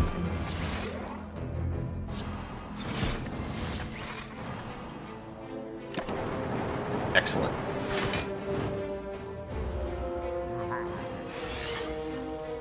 Alright, so now we're facing the big attacks, but we're just in time having enough Frost Orbs that everything is a-okay.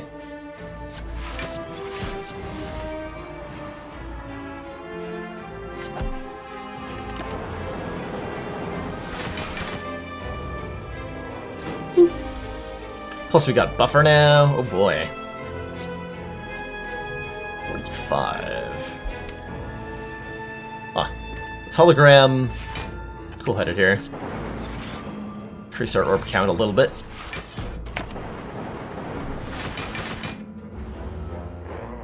If Orange Pellets remove the bomb, oh god. That's a terrifying thought. Thanks for all the defrags, by the way, Creative AI. Super appreciate it.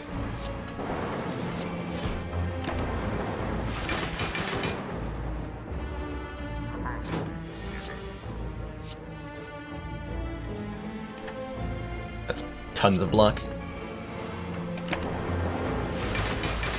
Okay, we're actually completely invincible in this fight now. If I press E repeatedly, I'll just win. But I can also just play all these crazy powers. So no matter what, he's not going to do more than 70 damage per turn, and we're generating 78 block. So that's nice. Let's get him with the bomb.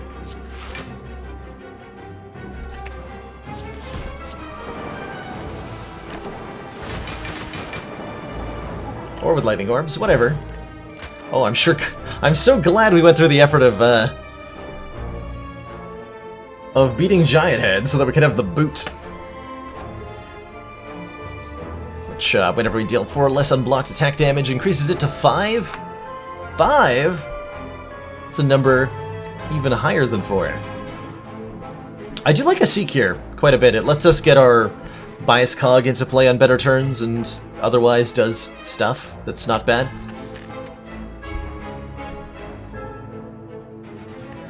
We're not going to upgrade it, though. We're going to upgrade our... Probably Cool-Headed for a little bit better card draw. Yeah. Time Eater, I do not foresee being a problem with this deck. We could probably just keep these potions going into the next act. We're going to take 12 damage on turn 1. That's a little bit concerning, but not too bad.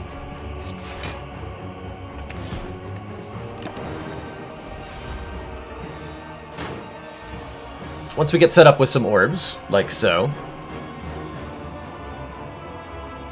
Although we can't actually play this without starting to lose focus. So I'd say we're a little bit worried right now. I think I'm enough worried to use this potion. Stack is a crappy block, but it's still a block.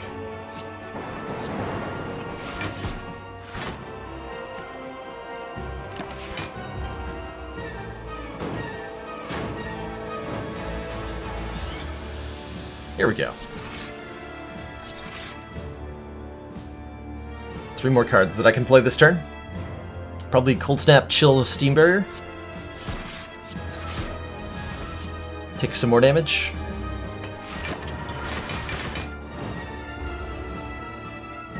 But now that we have the Frost Orbs in place, as soon as we find the focus, everything will be okay again. Right, that should be more or less the end of our damage taking here.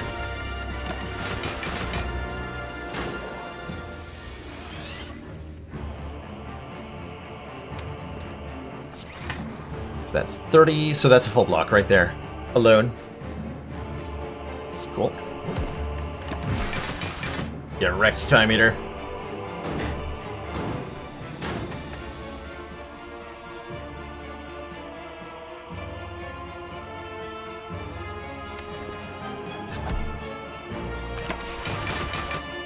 This turn could be spooky, depending. Yeah, I'd say so. So we have... That'll work.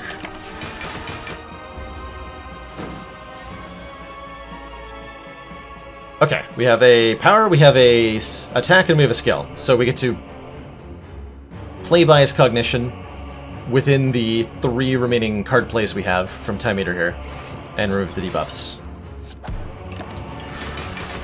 Beautiful.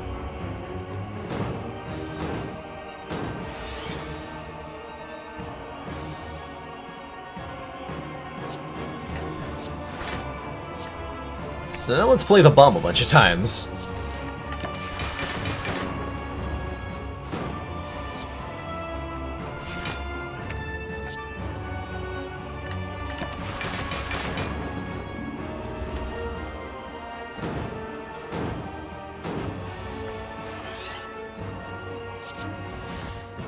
Sure. Hard pressed to see a world where we lose from here, so why not?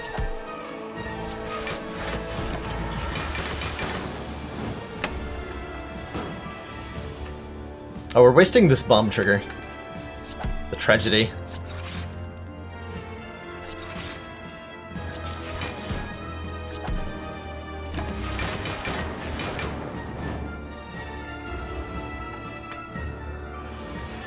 Hey, Ogre. How's it going? We're just casually doing some old school inserter defect strats on the Time Eater here. Like you do.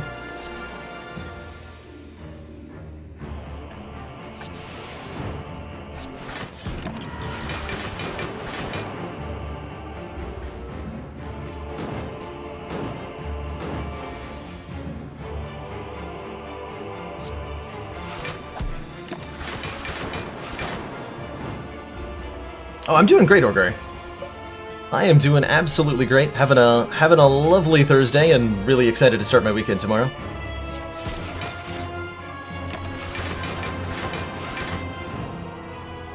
Oh, the lightning orbs are gonna kill him before the bomb does. That's a shame. Hey, Sneaky Teak. Hello, back from wide space between meetings. I don't have very many meetings. But when I'm not having meetings, I hang out here and stream Slay the Spire. GG time, nerd. Get bombed on. So the real test of the bomb is going to be, can we use it to beat the 2 elites before the heart, these guys? Are we going to survive them? I'm definitely thinking 9 hit points is worth more than any upgrade in this deck, so I'm happy to rest here. We have 549 health.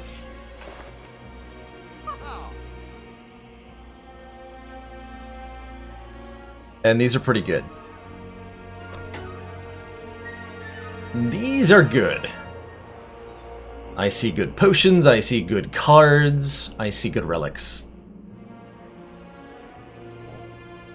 549 health, yes, that is what we have. 549 hit points. So Data Disc is +1 focus. I mean, that seems pretty good, right? I could buy another defragment for even more focus. Certainly the relic's gonna be better than the card here. Only 7 health with Vial. True.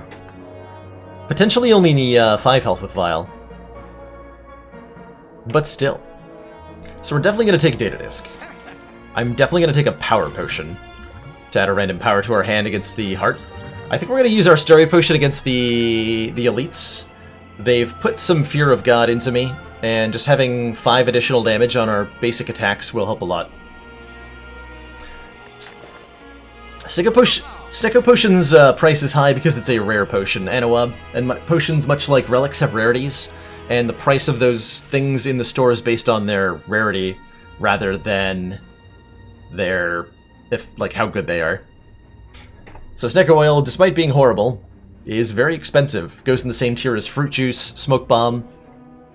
Hell else is rare. Entropic Brew.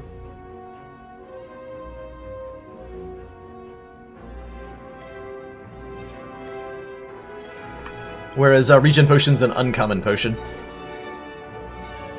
Ghosted Jar is actually uncommon, believe it or not. Is Mayhem great here?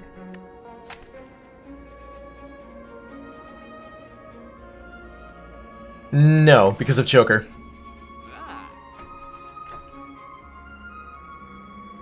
Choker's the big problem there. What are we going to remove? Probably a Strike. I am down to remove Strike. I think we're going to keep the Sunder. But I could definitely see myself getting rid of a Strike. And then with 199, I could afford another White Noise. If I wanted. Do I want any of these unupgraded cards? Kind of?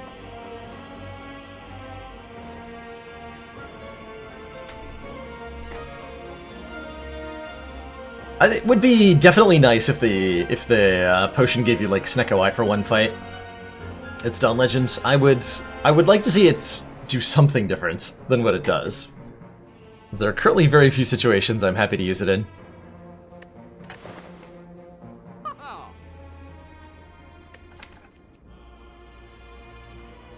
Which actual focus do I have? 10?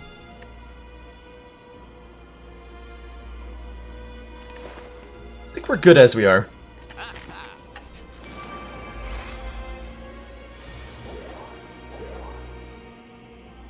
Well, we got the bomb turn 1.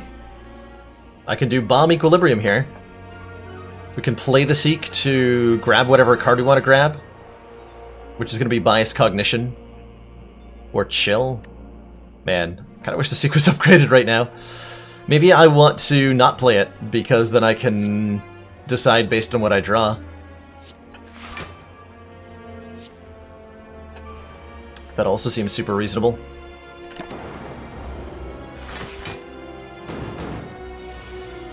Alright, super scary turn.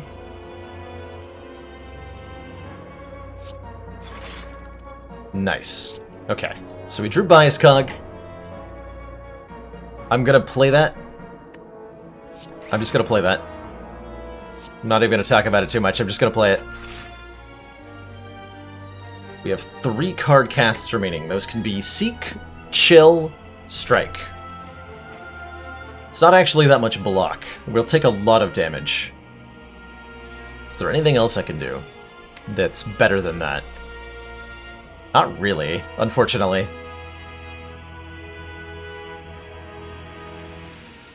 Not really.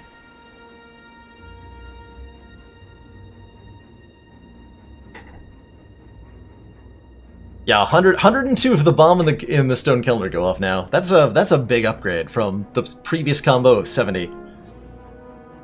Though again, as I said last time they buffed the bomb, the problem with the bomb is not that the number isn't big enough. The problem with the bomb is that it's an unwieldy card. And in order for the bomb to be better, it needs to be less unwieldy, not stronger at what it does. If I Seek, Chill, Defragment, I'll block more, but then I'll lose focus next turn. Because we won't have removed the debuff. So we really want to be playing Strike here. Ideally. If I use Compile River instead and I do it first, then I might draw into the Chill. And that would save me from having to play Seek. So we should play Compile River first.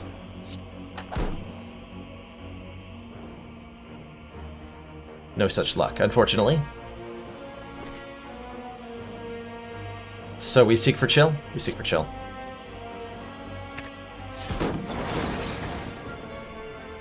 That's not nearly enough block, but it's gonna have to do for this turn.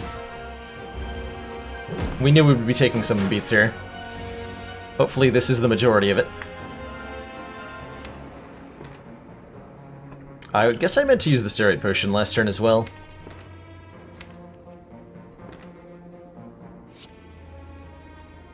Let's see what we draw here.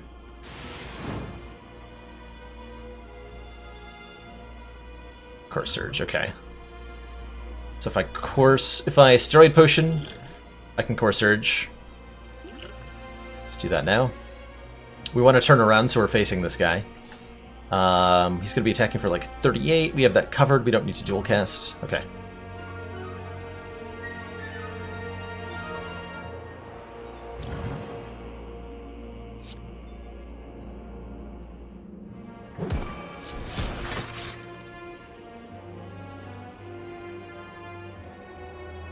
And that's plenty already. Okay. So there's no reason to play either of these.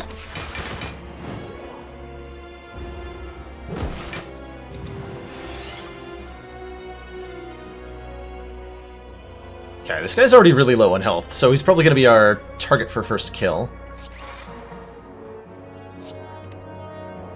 I can play this Sunder on the Spire Spear if I play Chill as well, and I might as well, right? Get some damage in that way.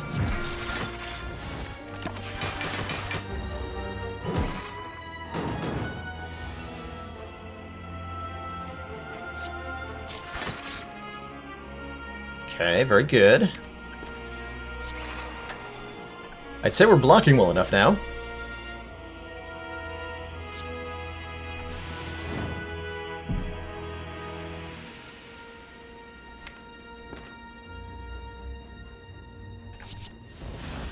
Okay.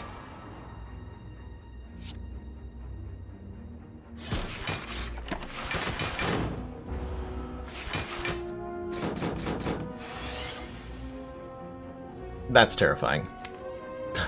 That is a terrifying amount of damage. 60 plus 8 times 2, which will become 40 and 12 times 2 if I turn around. So that is 40 plus 24. 64 block I need. I'm already at 55, so it's not that bad as long as I turn around. Not bad at all, actually.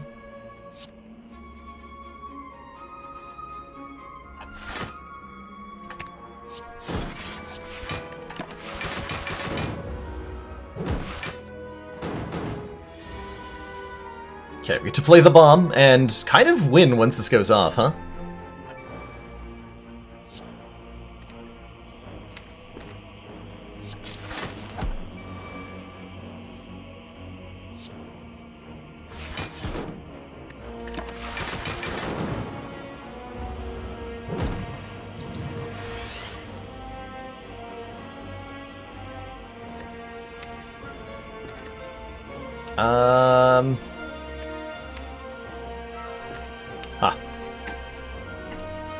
Bomb's going off next turn, not this turn. I can Sunder the Spire Shield and kill him. Not sure how that helps me this turn, but I can do it! So what is 14 times 4? 28 times 2 is what, 56? Yeah, 40 plus 16, 56. So we're actually, like, totally blocking that and it's fine. Well, 60, really. So we need 5 more. So Hologram is good enough? Alright.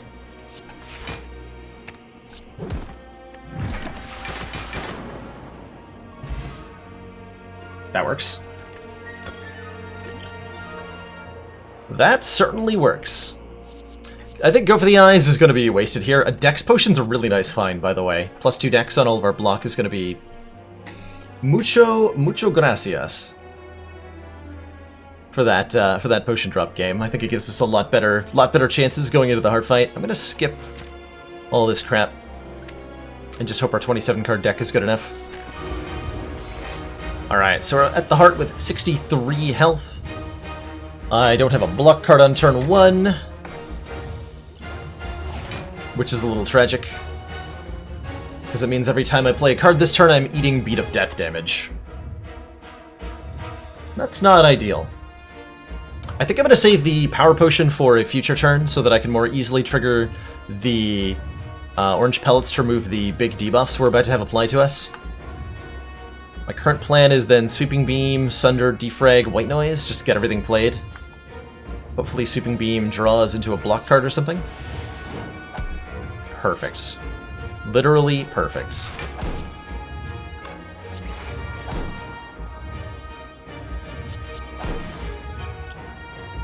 Oh! Oh, I appreciate that. I will absolutely take a stack of buffer.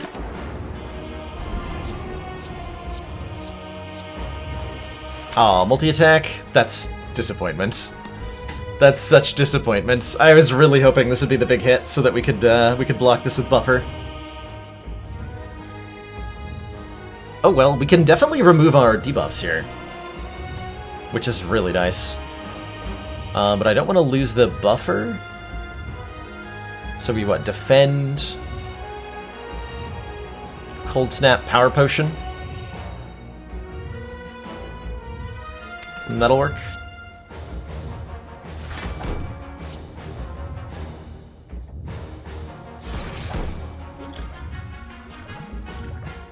Oh, another Bias Cognition. Gain 4 additional focus. Don't mind if I do. Don't mind if I do.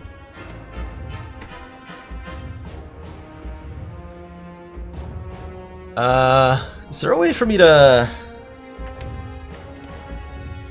not lose my buffer here? So if I play Defrag Chill, I'll lose the buffer. But then I'll block for enough. If I just play Chill, I won't block for enough, and then I'll lose the buffer.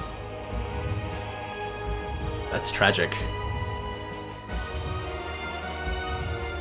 Is there anything I can compile driver into that would fix that? Chill. No, that still wouldn't, actually. Never mind. Even if I drew Chill, that wouldn't be enough, because then I would need the Steam Barrier, which is already in the discard pile. That's the only card that would work. So, never mind.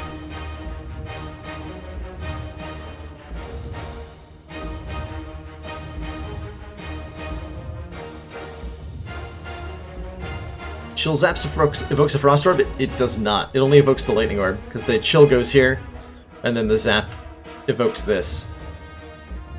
Auto Shields, I can't. I only have 1 energy left, so I can't play any regular block card.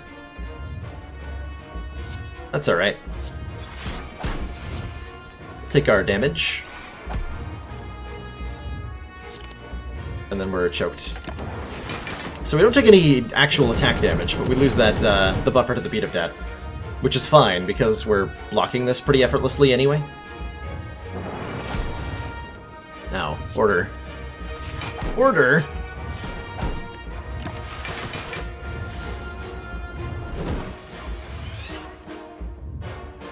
Okay, I can hologram any one card.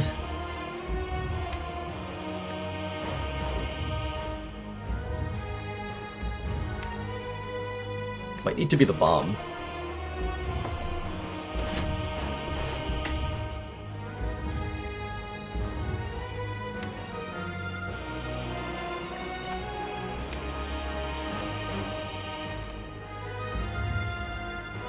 I would also like to get Bias Cognition into play. No, I would have to hologram an attack to do that. If I hologram Cold Snap, I can play Bias Cog this turn. Does the bomb stack? Yes. Yes, it does. Yeah, I think we want to hologram Cold Snap here. Just get Bias Cognition into play. Get rid of this. Oh, I should have played for letter opener value. Whoops.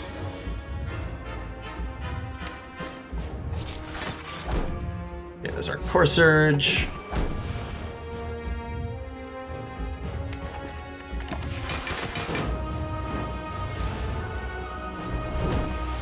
And we need to figure out better ways to deal damage really quickly here.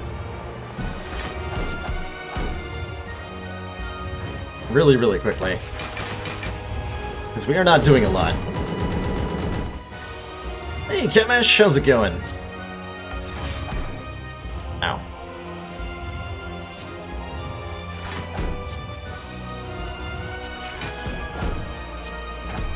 Why are we not doing a lot of damage? So we're already at too much strength, basically. I need to start filling up these orb slots with lightning orbs ASAP.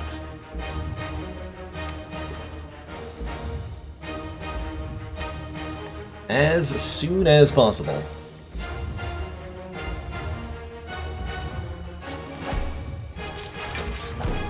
Get Speed of Death played. We're gonna hologram for Zap.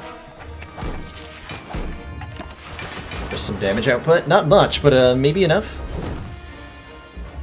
6 times 15. Do you know that's 90? 90 damage. We're currently blocking for 64, 80.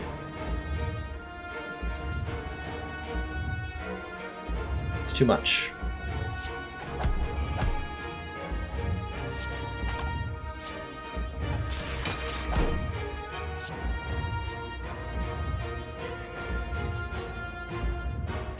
I kind of want to play Equilibrium so that I can get both Thunder and the bomb played. So I think I am going to do that.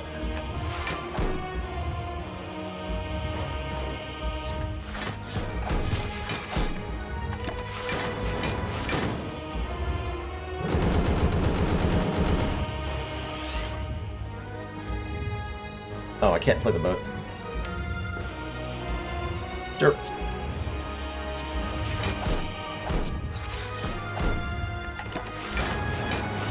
I don't know that we're doing enough damage. This is realistically, this is the last rotation we have to do damage to the heart. It's going to attack us for 8 times 15, then it's going to buff, then it's going to murder us. So all we have to do is 400 damage in like 3 turns. Should be easy, right? And that means losing some Frost Orbs, unfortunately. Because we just need to be doing damage with Lightning Orbs. So desperately. Might actually just die this next turn here. Depends on what comes to me here. So 8 times 15 is 120. You couldn't count. We can Equilibrium Cool-Headed. So we currently have 64 block. We're facing down 120. 64 plus 56 is 110. So we need to block for at least 11 to not die. No, wait. No, we're at 120. Excuse me. We need to block for at least 1 to not die. That doesn't sound that scary, does it? But also, 300 more damage to deal is a little bit more intimidating.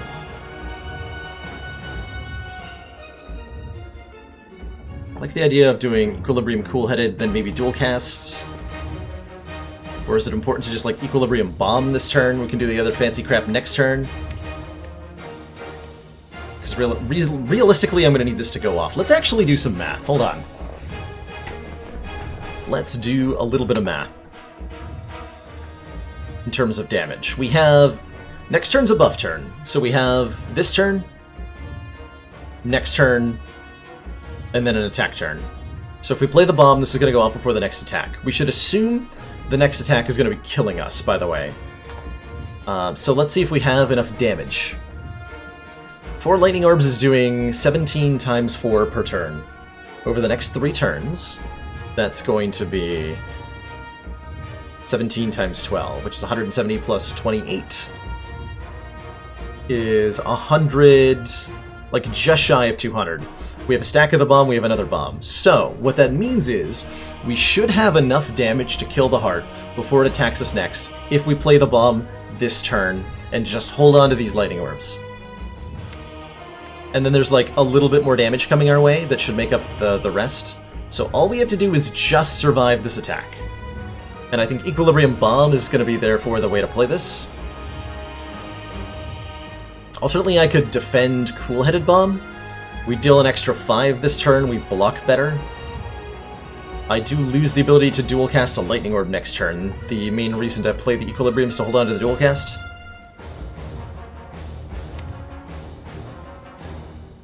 And that seems totally reasonable. So maybe I do just Equilibrium Bomb.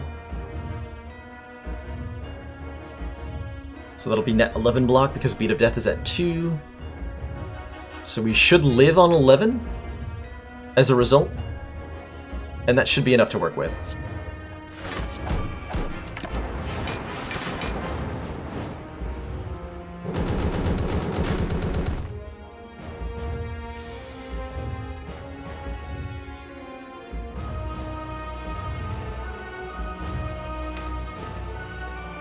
Okay. So dual casting a Lightning Orb this turn is a lot more damage than just having it passively hit him. Well, it's 22 times 2 instead of 17 times 2, so it's an additional 10 damage compared to just holding on to this, which is better than most of our other damage cards do.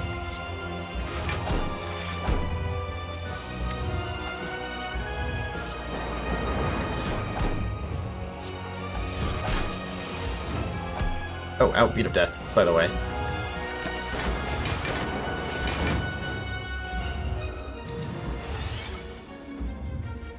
Okay, so the bomb is going off and we're dealing 17 times. That's a lot of damage. So, like I said, we have to assume this turn kills us. 300 damage coming in. But we have the bomb. We have the bomb, ladies and gentlemen. It's ready to blow, and it's going to deal a buffed 50 damage.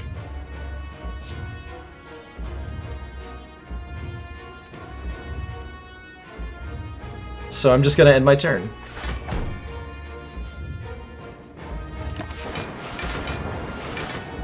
Kaboom!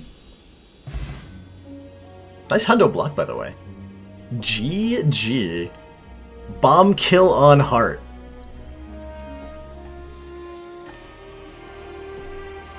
I guess you could say that run was the bomb. What an explosive climax to the run.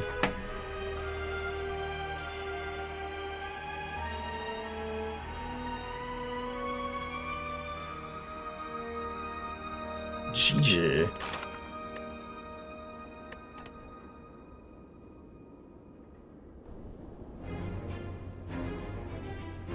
Bomb wasn't that bad. No, Bomb was actually not bad at all.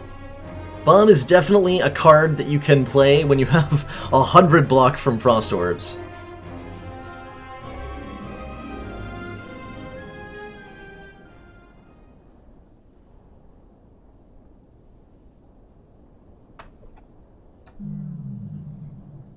So I guess I could see it, if your deck is really block heavy, I could see it being a decent way to deal damage.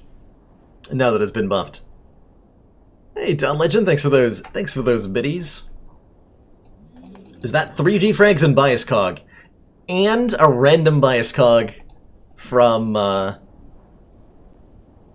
White Noise? So that was 3 defrags and 2 Bias Cogs, same spurious.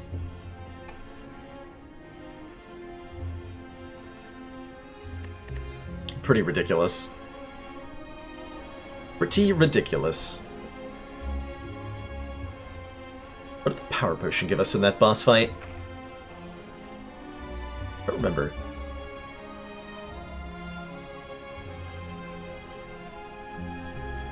Has anyone seen the heart buff itself with plus 50 strength? I've heard of it, I've never seen it. Maybe one day we'll build a deck good enough that we can just, like, bully the heart. I have no idea what that looks like, though.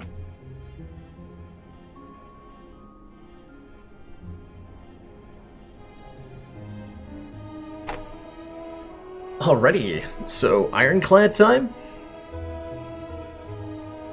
Ironclad time.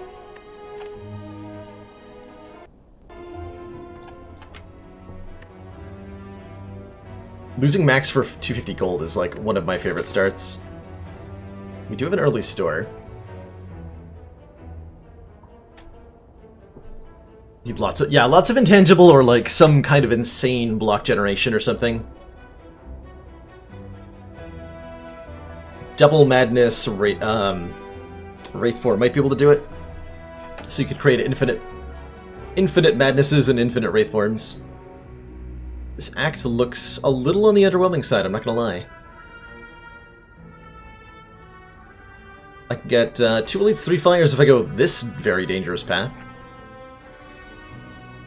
We can get 3 fires and 1 elite otherwise. Yeah, pretty underwhelming. So we could try for maybe an elite snipe. No, there's literally no way to even snipe an elite, huh? I think losing 7 max for 250 is really good.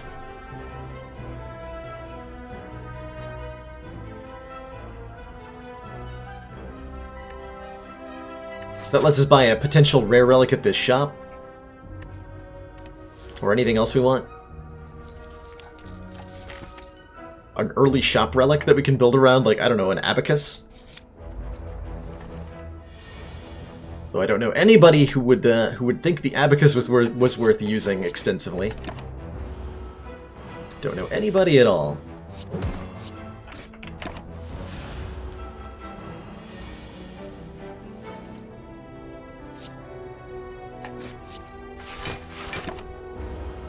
Zero damage first fight is always nice. It's a little bit less rewarding when you don't have any hit points to heal with your burning blood, but it's a really good feeling. And another good feeling is finding an early fire potion.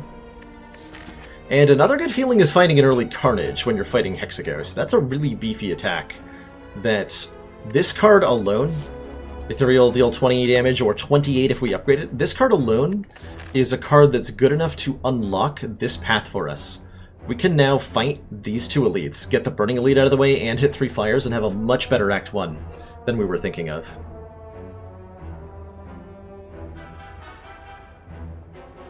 Remember the Abacus run? We had 2 Abacus runs yesterday. Not 1, but 2. It was a really, really good time. Let's grab that Carnage. Base Trader? Well, this is ambitious, but the earlier in the game... Actually, hold on. I could just lose 6 to gain 50 gold. I'm thinking, like, we can gamble here. The earlier in the game you gamble, the better. Or we could just gain 50 gold for the store we're really at the doorstep of. Let's do that. Though Cleric Face would have been really nice to have. I'm very happy with 50 gold. Especially when I regained most of the health from this fight.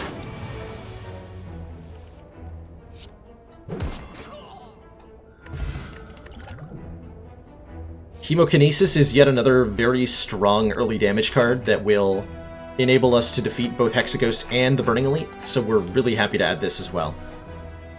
Really, really happy to add this as well.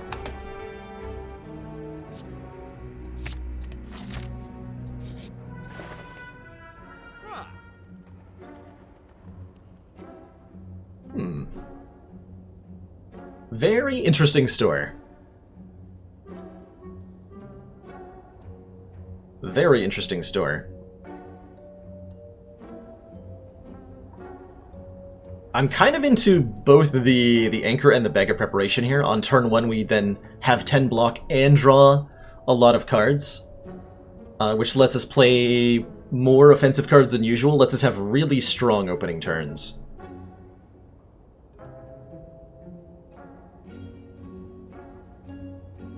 There's a Headbutt to enable playing the same card multiple times. There's a Blind for a free source of Weaken.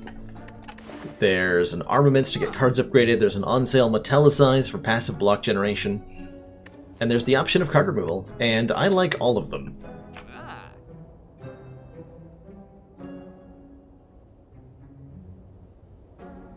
Could I do a barricade body slam build? I could try to pick up pieces of that, Prof. But I'm not guaranteed to see them. So my usual approach in runs is not to look for, and though it is potentially fun to like, hey, let's try to build this kind of deck. But if you're looking to win rather than to achieve a particular kind of winning, I've personally found a lot more success in letting go of the idea of building towards something specific, and rather taking the cards and relics that benefit me most of what I'm offered.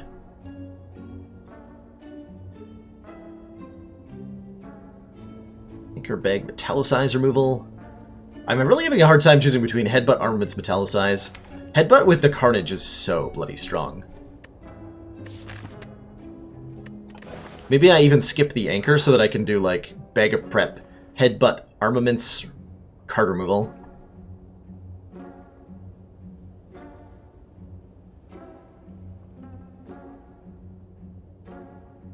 Okay, well, no matter what, I'm buying this. So let's get that bought. I desperately want to remove a strike. If I take the Headbutt now, I cannot get the Anchor.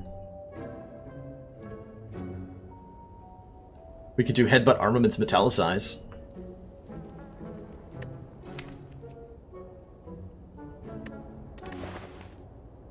Skip the Anchor. Anchor is not that useful in this act. It's not going to help us against any of the elites. It's not going to help us against Hexagos. It will be very nice in Act 2. It will be very nice in Act 2.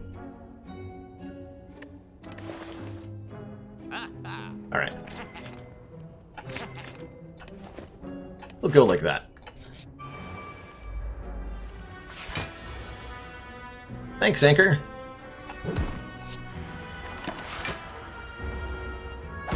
Immediately glad I picked up the Anchor, by the way.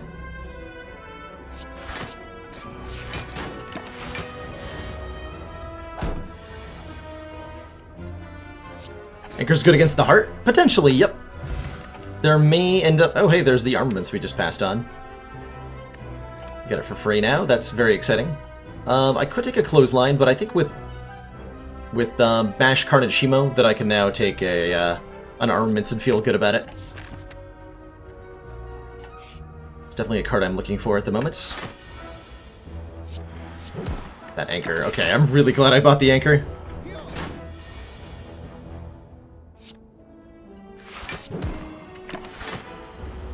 Oh yeah, I would have gotten the health back. I would have. I'm used to Ironclad runs where I trade my boss relic in. Or trade my Stardic relic in to get a boss relic.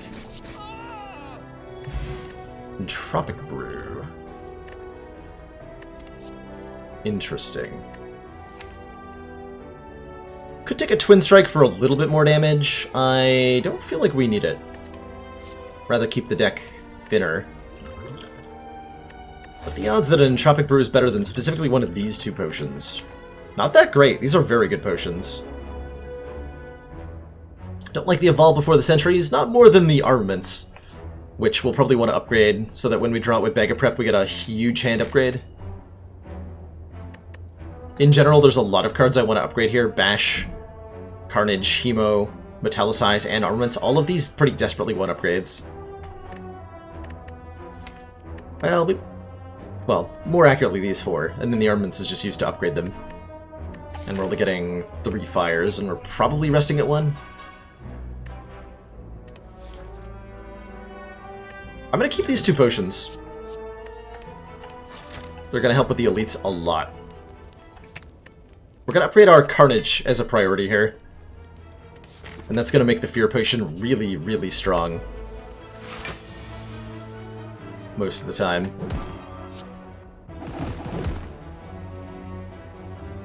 The hell is that animation? What? That's gross.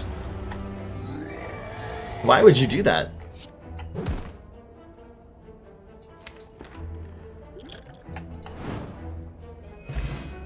Puddle Flame. Actually, well, now that we have Anchor Mega Prep, hold on. Do I want to bottle an attack?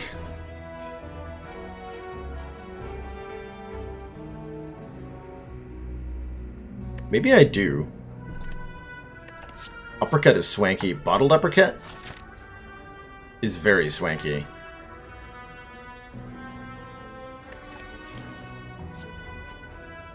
What do you think of a Bottled Uppercut, Sneaky?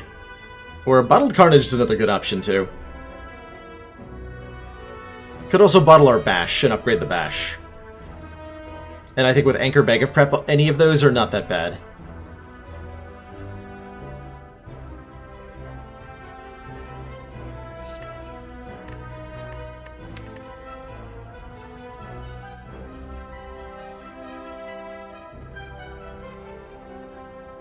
How likely are we to be able to upgrade the uppercut? Very likely. Like, guaranteed. At one of these two fires, we get to do it.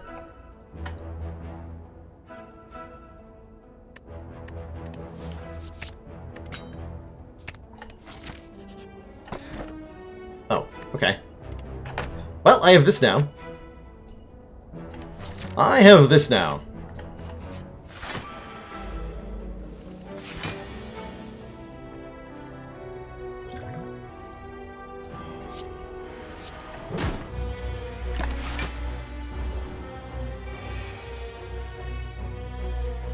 Let's upgrade our Hemo.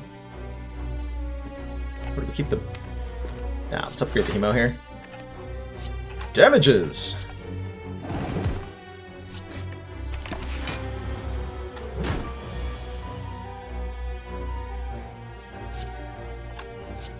Disgusting.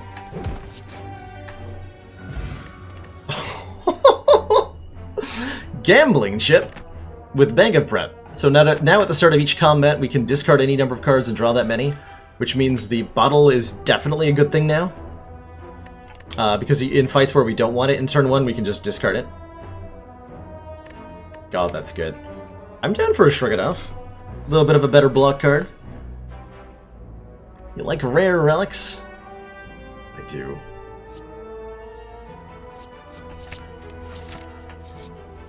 Exactly enough to remove a card, by the way.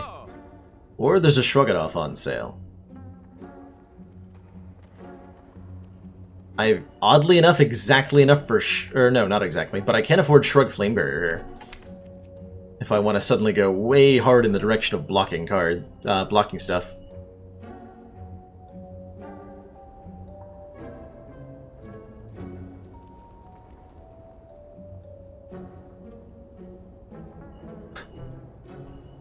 Oh, that's fascinating, Marias. Yeah. You could regain armor during the enemy turn with Static Discharge. What if there's any other ways to do that? To gain block mid-turn while being attacked. I definitely don't mind just removing Strike versus adding better block. How do I feel about Rupture? Off of just Hemokinesis? I'm not that excited by it. Really wants either a Combust or Brutality, or just like one more Hemo to be a little bit better.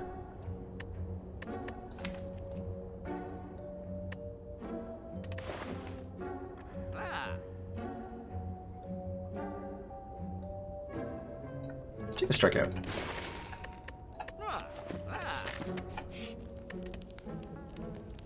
We're gonna upgrade our uppercut. And then probably our armaments would be the next upgrade. Yeah, I can just uppercut Metallicize. It's a pretty good turn.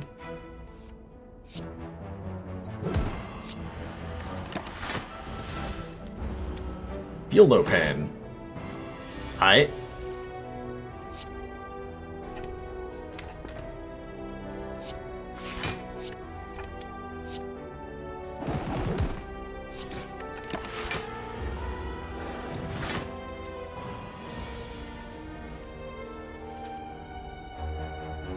Trigger Gremlin Horn to draw, triggering Abacus. That's a 1000 IQ block play right there.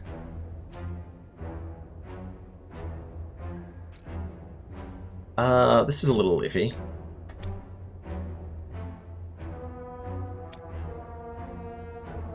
Uppercut Strike will kill Jawworm. Actually, just Hemokinesis will kill Jawworm, so I can defend. Okay, that's the best. Let's try to figure out some way to do uppercut stuff, but this is much better. Thank goodness for Hemokinesis.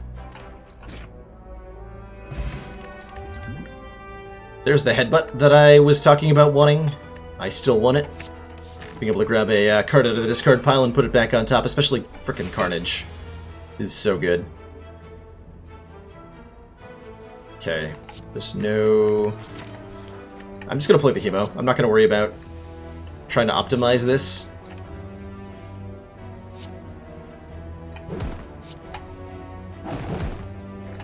Should have killed that one, actually.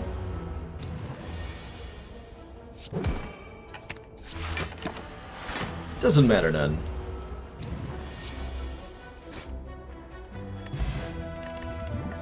Okay, Steroid Potion's probably going to be amazing in Act 2. How do I feel about Reckless Charge? How do I feel about Reckless Charge? So Reckless Charge puts a Dazed into my draw pile that I'll draw, and then I have a turn where I have a Dazed in my hand. But then the turn after that, I have a random other card in my hand from Dead Branch. Kind of good? Kind of good. Not amazing, but kind of good. It's also a free attack. Alright, let's give it a shot. Not sure it's actually good, but I'm gonna try it.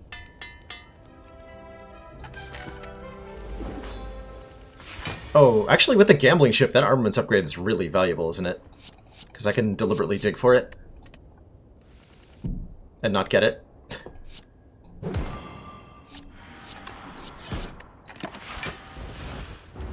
Hey! Thanks, Dead Branch, I appreciate that card. Am I actually going to play it, though?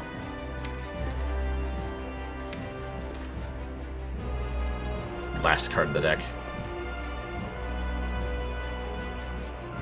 Might as well, right? I don't feel like we can possibly lose if we do.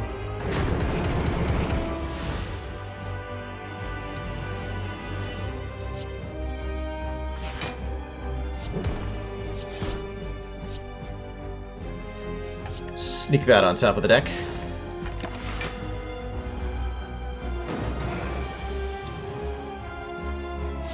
$69 damage. We'd rather extend the weakened duration with Uppercut.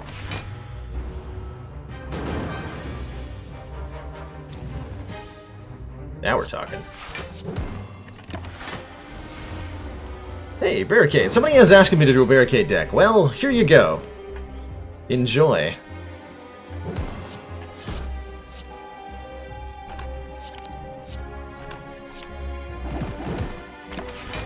Kind of a gross animation, isn't it? Why is it so chunky?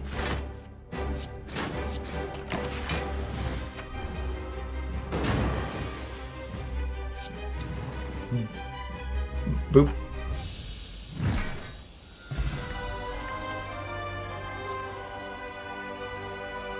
Offering seems fairly incredible.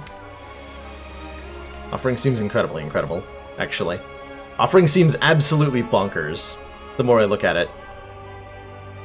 Procs Dead Branch, it gives us more energy. We can draw it on turn 1 like half the time. And with that, I'm actually really fine with a non-energy relic here. Oh my lord. These are like the 3 best relics we could have been offered. So whenever we lose hit points, draw a card. That makes Hemokinesis draw a card. Makes Offering draw an extra card. This is probably the best way to gain 4 energy.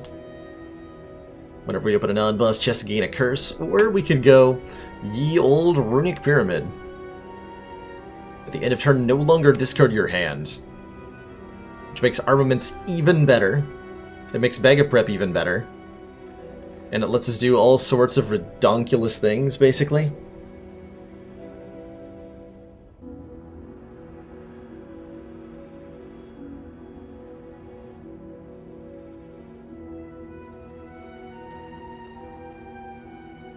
Kind of like the red key. Pyramid branch seems a little iffy, get stuck with trash. We're not exhausting a whole lot at the moment.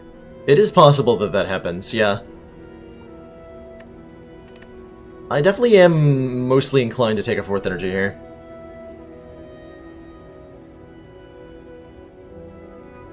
Runic Pyramid, get corruption.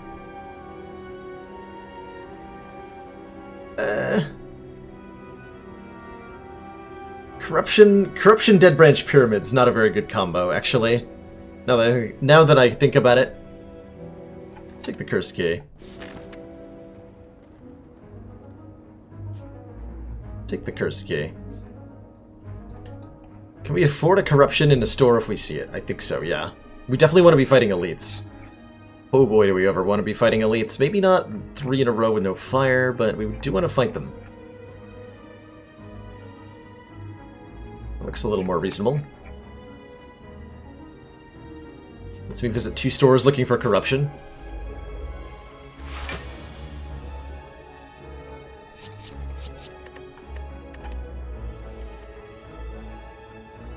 Or do armaments, uppercut, metallicize, reckless? Sure.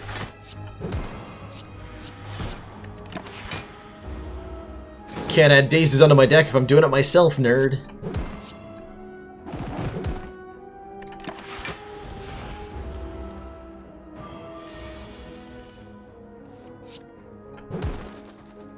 Okay. Don't think we want a second copy of armaments. We don't have any strength at the moment. No. Okay, we can skip all these then. Show me corruption. Oh, that's a good one. Feel no pain. We're definitely going to be wanting that Feel No Pain to be really good in this deck. So we're definitely going to take that.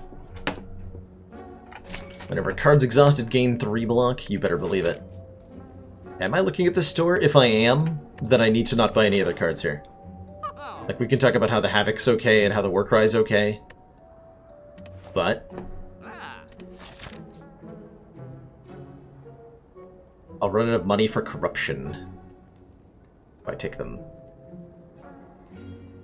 We are going to that store to look for corruption, okay.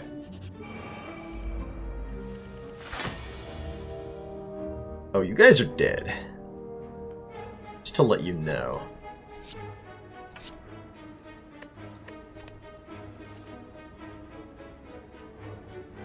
So Uppercut Carnage just kills one. That's 13 plus 42. That kills the Mugger, I believe.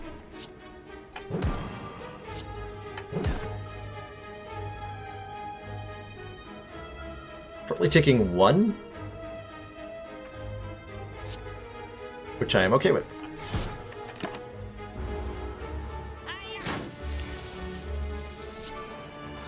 Turns out I was not okay with it. Should have played that offering.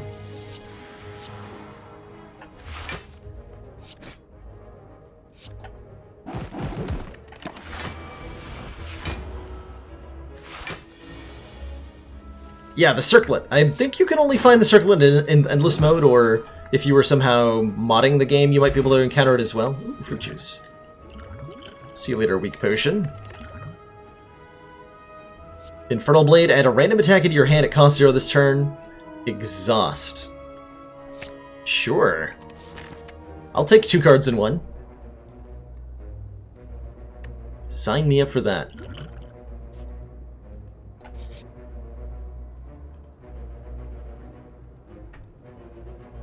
Okay, so if we open this, we're getting a Curse and a Relic. Given that it's a tiny chest, I'm not really interested in opening it. And we are skipping the Relic anyway. So I should be opening a bigger chest than this. I'm not going to be given an opportunity to remove the Curse immediately either, so that's more reason to skip it here.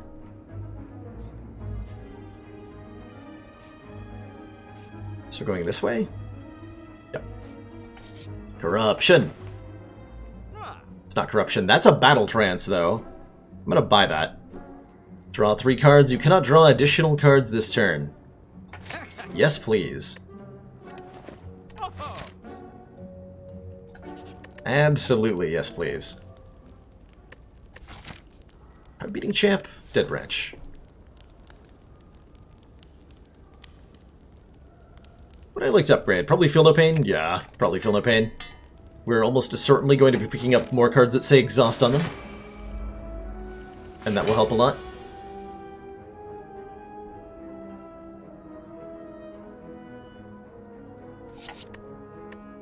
I'm going to have a very good turn 1 in this fight. I'll tell you that right now.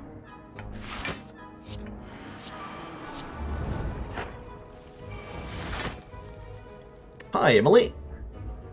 Welcome to my deck. I'm going to play you now.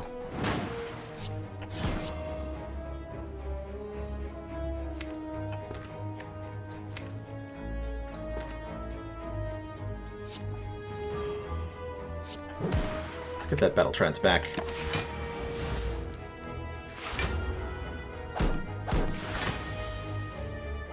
$31. It's an awfully big number.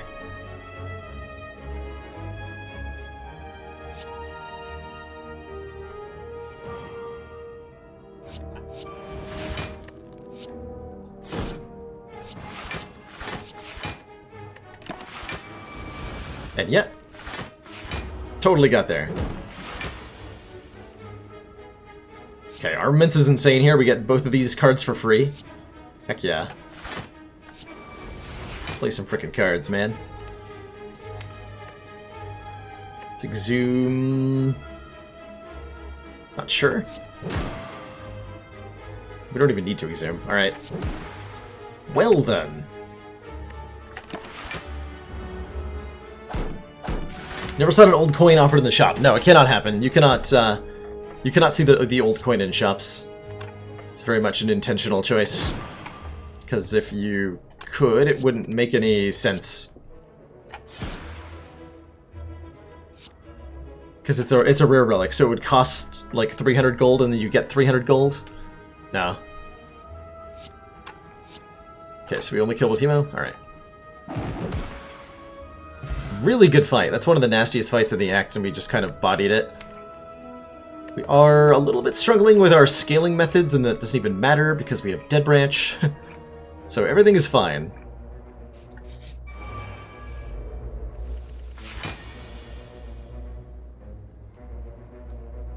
Huh. That's a lot of damage on turn 1. 14. Okay, so let's shuffle everything except these.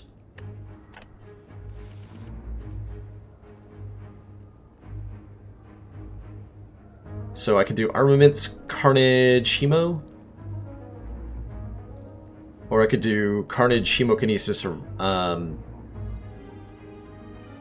shrug it off and take nothing. I'd use the Steroid Potion. That wouldn't actually help. If I Armaments and use the Steroid Potion, then I can kill them without using the Carnage. That'll work out better. Yeah, because this would then do 23, this would do, I think, 15, so we can kill with Hemo, kill with Reckless. Then Armaments is played, I get to play Feel No Pain. I get to play Shrug It Off. Okay, we'll do that.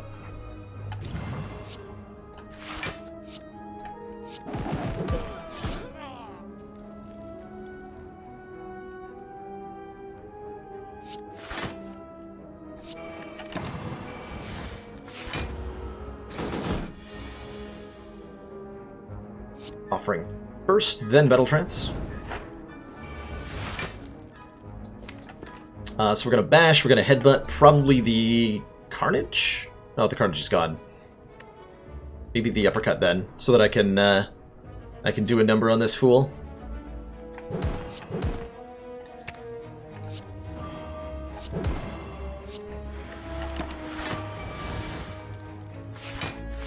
Hey, corruption, nice. Well, now silly things occur.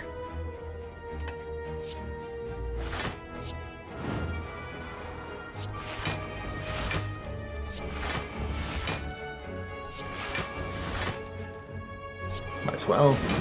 So every time we play a skill, it's free. It then exhausts. We gain additional block from Feel No Pain, and we get another new card from Dead Branch. Did I take a reckless charge for Dead Branch? Yes, Carissa. That's exactly why I took it. That is exactly why.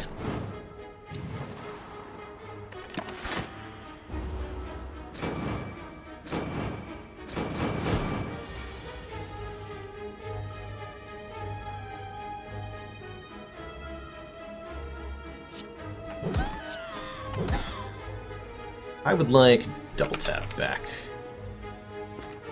Maybe. Yeah.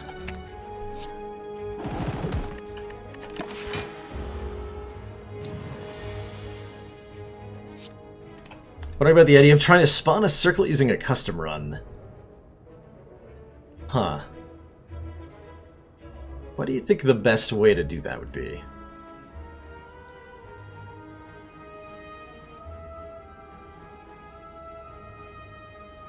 Well, you definitely want the modifier that regular enemies drop relics instead of cards.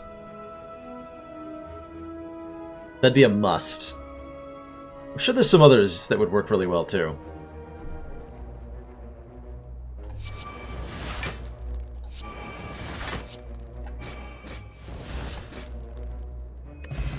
Art of War. If we don't play any attacks, gain additional energy next turn. True Grit is a renewable way to gain block and exhaust cards. I like the Combust a lot, not gonna lie. But there's no way it's nearly as good as the True Grit here. There's just no way. I think we're still skipping because we still don't have an easy way to remove that curse. Before, like, the champ fight. Probably beginning about no cards, yeah, but you're playing on, like, Ascension 0, it's not going to be too difficult. You can also, yeah, you can start with ridiculous cards. But the difficulty of getting through the fights is not going to be hard. Especially as you get more and more relics. Like, just having enough relics that you might even possibly see a circlet, it's next to impossible. Going this way? Yeah, because we're probably fighting this elite. Feel like that's gonna happen. Mandatory upgrade right now. That True Grit is our win condition against the champ. Just that we're able to continually fish for answers here. Is Fruit Juice worth a relic to me? Hemokinesis might be, actually. I think we're relatively done with Hemokinesis now. It never got upgraded. It kind of did its Act 1 be really good damage to mana ratio thing, and we're now looking to scale up. So I'm okay losing Hemokinesis here. For the Oddly Smooth Stone, now all of our block cards block for one more. That's a good thing. I miss my Hemokinesis immediately.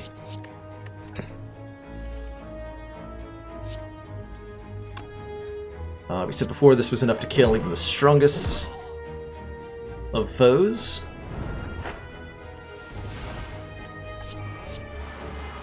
Wait, my Hemokinesis came back!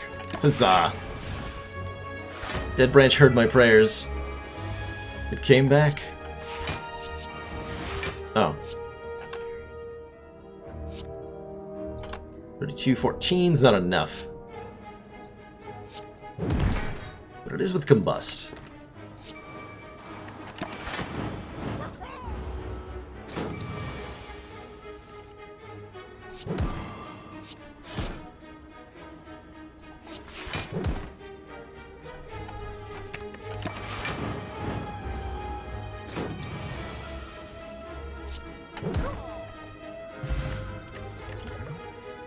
Poison Pod is whatever. We could take our Hemokinesis back if we wanted it. I would rather have a Pummel Strike if I was going to have any attack in the deck. Something that draws cards is not bad here.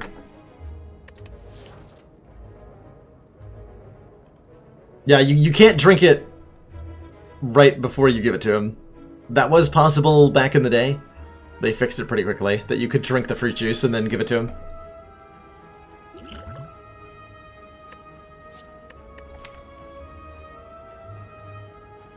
What am I looking for this deck to become?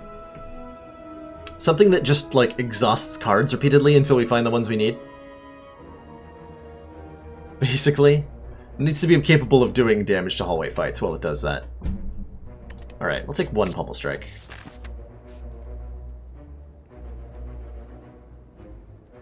So we just beat the Gremlin Leader. Tri-Slavers shouldn't be too hard. It should not be too hard.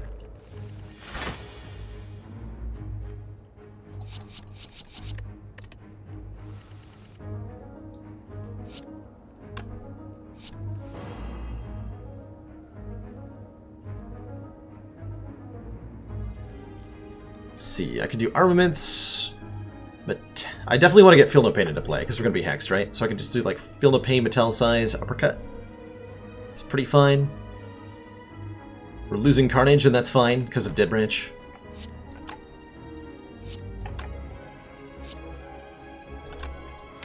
Who am I trying to kill?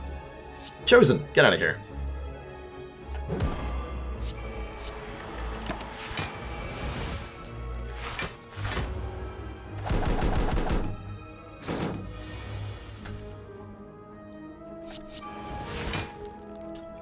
Fiend Fire. Sure.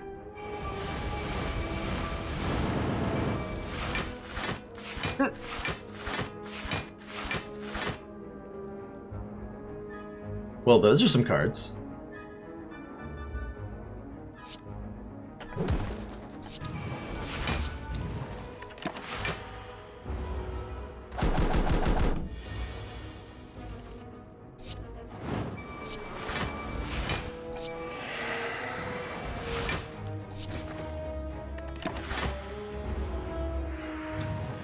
Silver Soul's a poor man's Fiendfire. It is a very poor man's Fiendfire.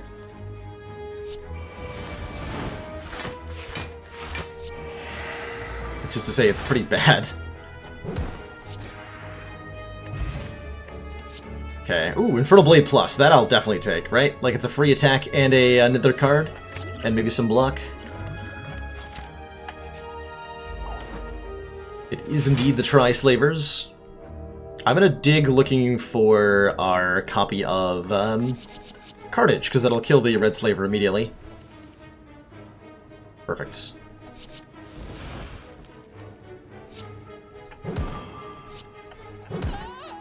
Got him.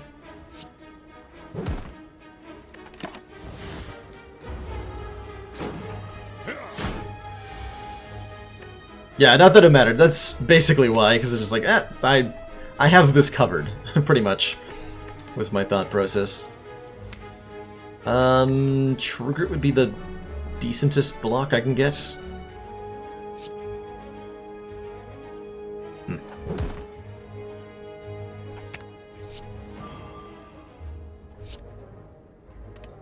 Unfortunate.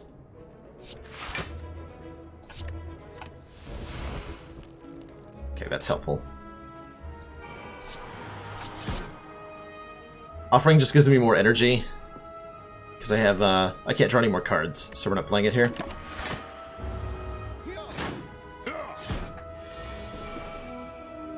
Yeah, this fight, the wounds add up surprisingly quickly, so it can definitely get out of control if you're not careful.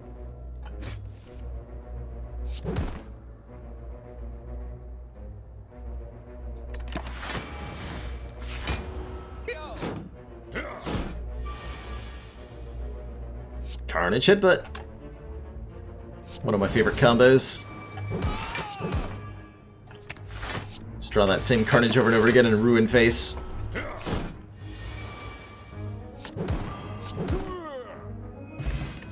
Oh boy, the boot. Excellent relic. Just what we needed. Get that boot on our feet. And let's kick Champ's butt. Creating Battle Trance sounds really appealing. Yes, it does. Yeah, he adds 3 wounds on a 20 and increases his strength by 1 every turn. Super nasty. Meanwhile, Champ is buffing Strength on turn 1. Which is very, very rude of him. And not at all cool.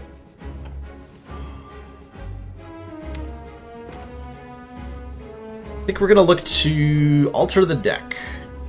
That's how I'm going to describe the process here.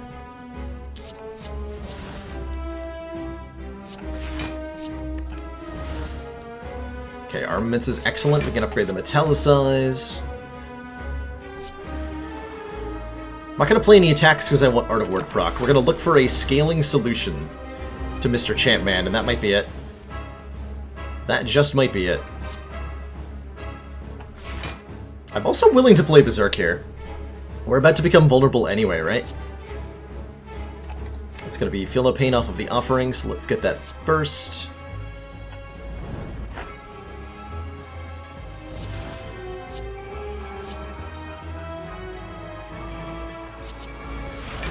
Drop kick.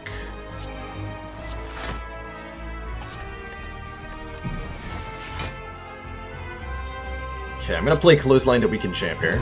Make him a lot less scary.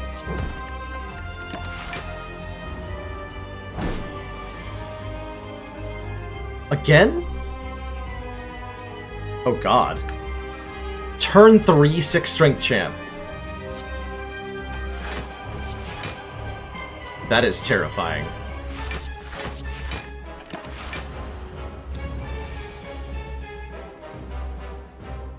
That is very terrifying.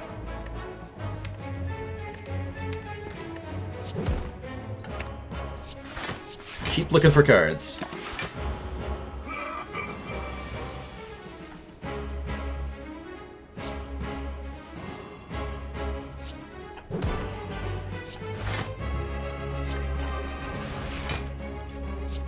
That'll do. We Juggernaut now, boys.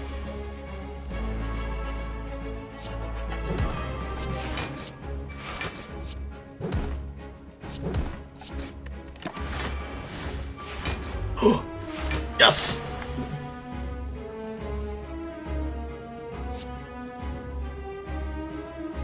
Pog. Armaments. Entrench. Headbutt. Put the Entrench on top. Shrug into the Entrench. Play the Entrench. We have 336 block. Alright. I think we beat Champ, guys.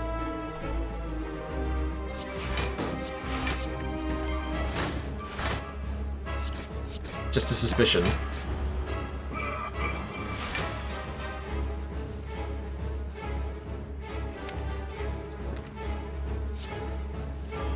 He's still going for strength.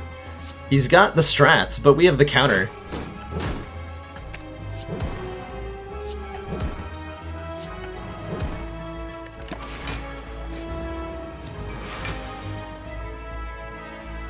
Maximum block. Alright, let's find a body slam.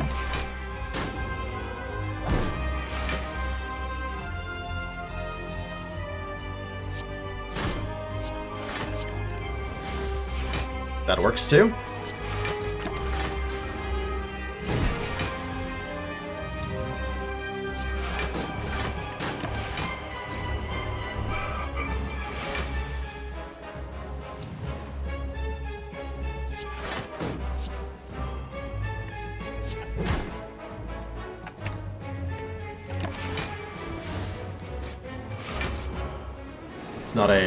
It's not a body slam game. 42 times 2? Whatever.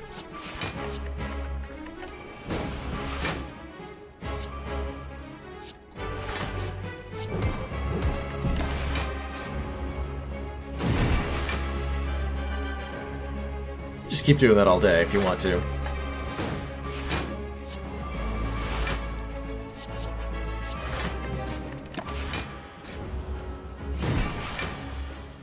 Try to get the highest damage possible. We'll eventually kill him with Juggernaut, unfortunately. Or more immediately. We can kill him right now. Good fight, champ. You sure tried. Okay, there's an actual demon form if we want it, but I think given the current deck that Fiendfire is just the answer. exhaust all the cards in our hand to get a completely new hand of random cards. Yes, please. Yes, please.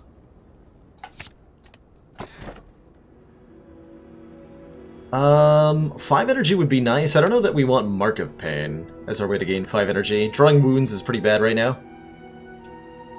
Ori lets us look for more cards. That does give us a higher chance of finding a corruption. I also have no problem at all with White Beast Statue. Always getting potions and combat rewards. But I do wonder if we take Ori just to look for, like, look at 15 cards and maybe one of them is corruption. Yeah, medical kit would be amazing with Mark of Pain, but given that we don't have the medical kit, I'm a lot less inclined to take it. Is 99 energy the max? I know that it wasn't previously the max, but I think they did cap it at some point. Do I even need potions? Against the heart I will, probably. Maybe? Let's try this. Come on, corruption. Ooh, shockwave. Shockwave is yes. There it is. Frackin' called it. Easy game. So we're definitely taking a shockwave. Am I taking anything else here? We probably want a really thin deck now. Warcry seems fine, though. Does it? Warcry is weird card manipulation. Bag-a-Prep Gambling Chip. I can get this in our opening hand, like, half the time. How does it evolve in this deck? It seems redundant.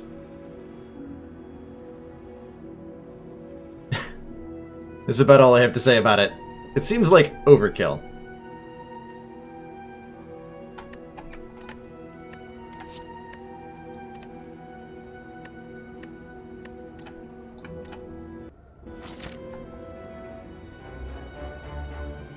Okay, so we already took out the Burning Elite. We just have to open a chest. So is there a store we can visit shortly after the chest? Not really. I'm sure we'll be okay with a curse, right? Let's fight some elites. Really want to go here? Yeah. We can look at this store. There's not really any reason to.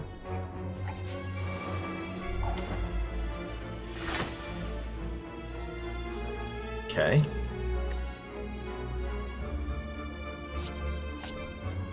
It's a pretty good turn one, actually. That's an extremely good turn one.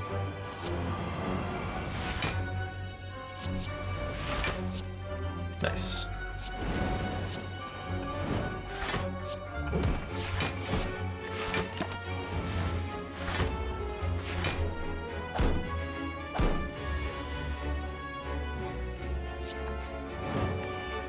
So I can headbutt the Immolate and Havoc it? Cry Havoc! We'll let loose those dogs of war. Excellent fight. I don't think a Poison Potion is going to be nearly as good as a Power Pot. That's an Impervious? That's an Impervious. Never don't take Impervious when you have Corruption, basically.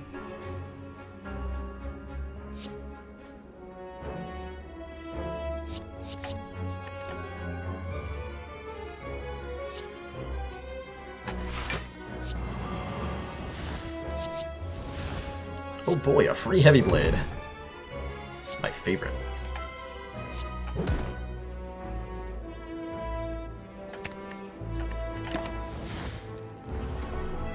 See you later, Ogar. Thanks for dropping in. As always.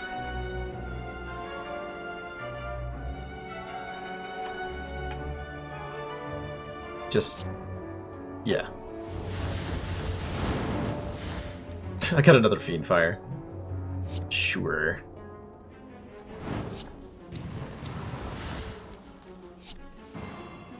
No.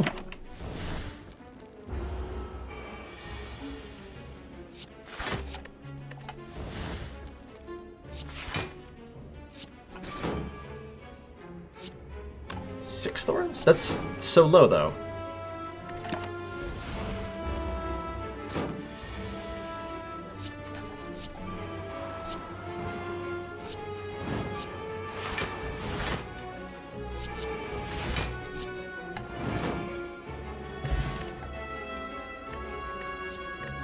Havoc just seems like a really strong card, yeah? It's gonna cost 0 from corruption, it's gonna play a random card, exhaust that card, then itself be exhausted, and generate 2 new cards from the Dead Branch. Take that. Onward and upward. Madnesses actually seem kind of okay. They do thicken the deck. But these make a card free and then they generate another card with the Dead Branch.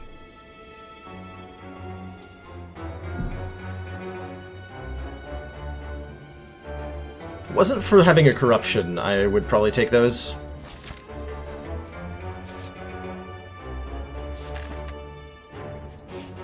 When will they nerf Dead Branch? Probably never. Dead Branch is a beloved. I want to believe. A beloved relic. It is way too strong, but it's also way too fun. Right?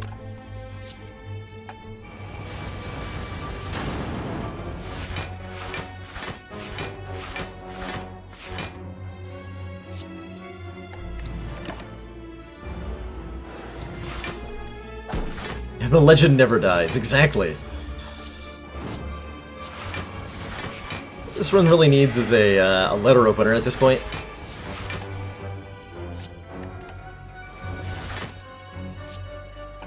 Lord. How would you nerf it? It has to be... The problem is the ability to generate multiple random cards per turn. Is ultimately the problem with it. And I don't know how you fix that without, like, completely changing what it does.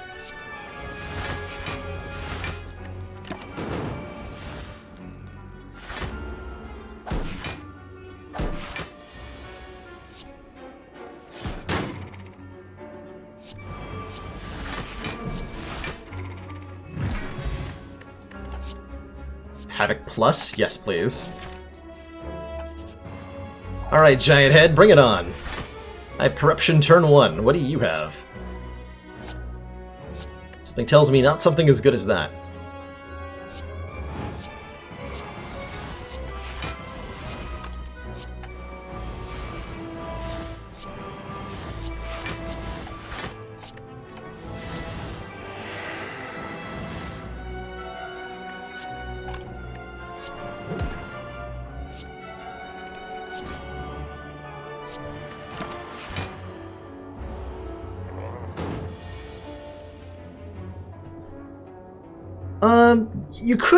You could try to nerf the interaction between it and Corruption directly, Kuiki. I think that Corruption's strength, well, it is really, really strong with Dead Branch.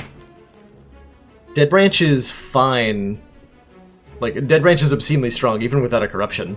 Like, we only got the Corruption at the Act 2 boss, but we completely annihilated Champ because of the Dead Branch, even without the Corruption. It would still be in need of a nerf if you shut down that interaction. That's not really the problem with it. Ultimately, I think. I'm gonna play this Clash, I swear.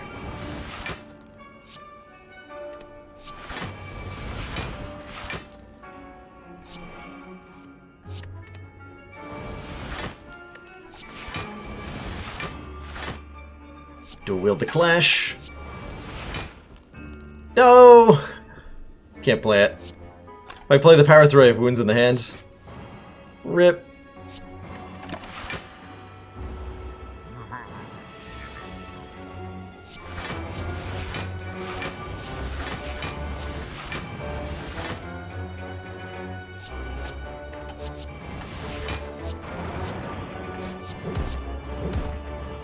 I almost wonder if I've made a mistake. The deck is primarily attacks now. Okay, there's a barricade. That's probably fine, right? Definitely want to get that into play. So I am not confident in this deck's ability right now.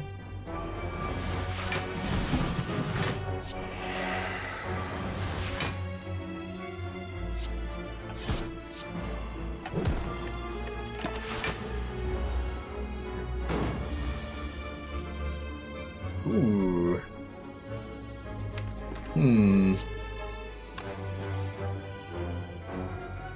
That's scary.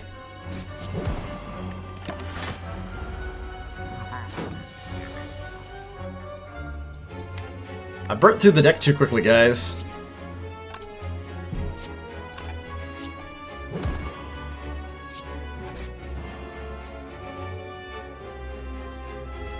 Uh-oh.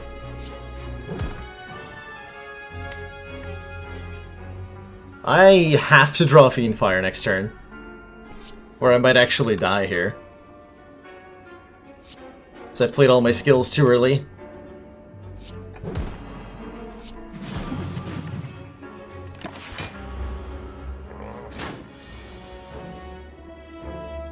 Uh-oh. No! Power Potion save me. That doesn't help.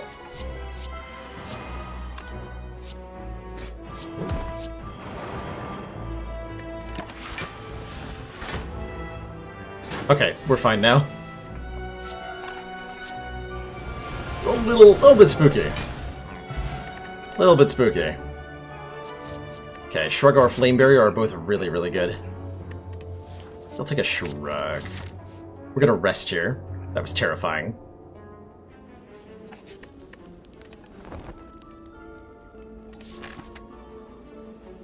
And depending on what curse we get from the chest, we'll go in a couple different ways. Okay, turn 1, feel no pain, excellent. Also with Fiend Fire, even better. Let's play some cards. So Mr. Writhing Mass here, every time we hit him, he's going to change what he's doing. So we want to stop hitting him when he's doing something we want him to do, basically.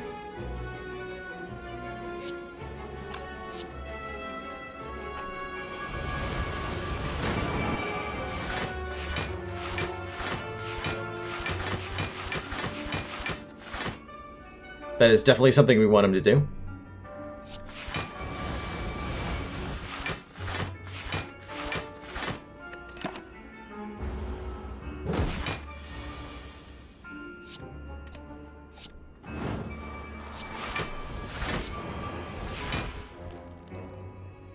Headbutting, yeah.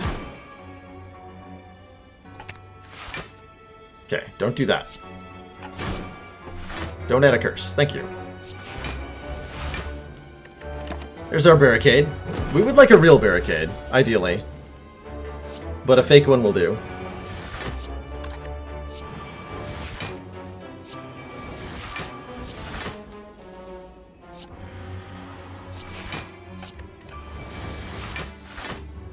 Gonna try to do this without playing an offering. This is fine as is.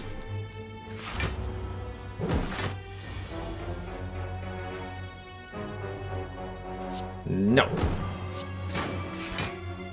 Thank you.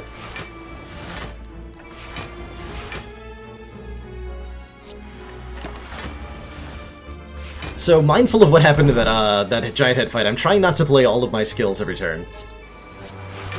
At least until I get to this point. Now that we have barricade down, I'm feeling more comfortable.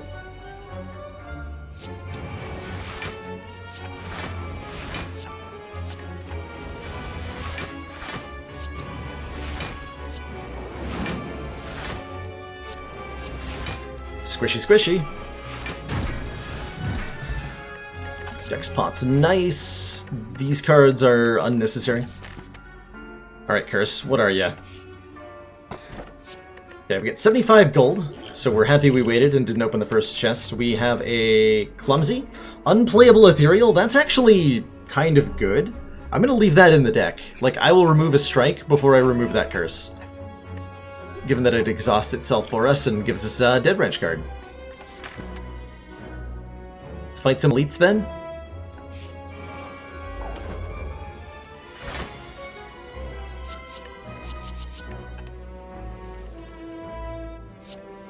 Okay, we're just gonna feel no pain, corruption on turn 1 here. And not try to play skills, just get that into place so that I can go crazy on a future turn. Seeing red is perfect.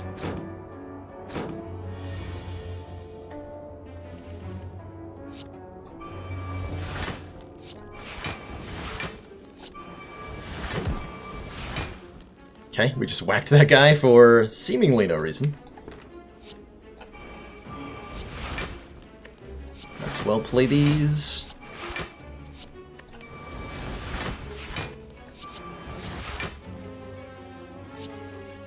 This will do a lot of damage to Repto. Might as well. We got a whole new hand and still have a lot of energy to play with. 2 copies of Double Tap. And 2 copies of Cleave. And an Immolate. Okay, so Double Tap into Immolate. Might as well, right?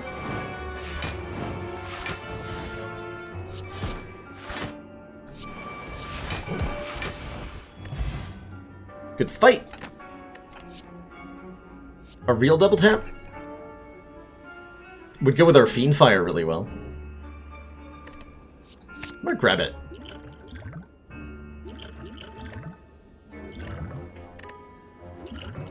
Take an Essence of Steel. I think this deck just needs to survive just a little bit longer in fights. 3 Tiny Chest procs in 1 game? Yeah, that's pretty typical Life Rake. Tiny Chest is, I think, better than a lot of people give it credit for. It can generate a lot of relics for you.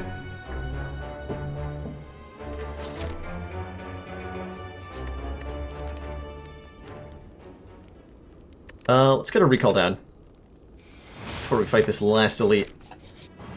Giant Head Mark II. Okay, we know not to screw up this time. There's the corruption. Commander, we've just received the support of another UDA council. Andrew, thanks so much for that Twitch Prime subscription. Welcome to the council.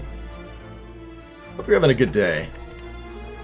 Okay, with Fiend Fire in hand, I might actually be able to do like a kill. If I play my cards right.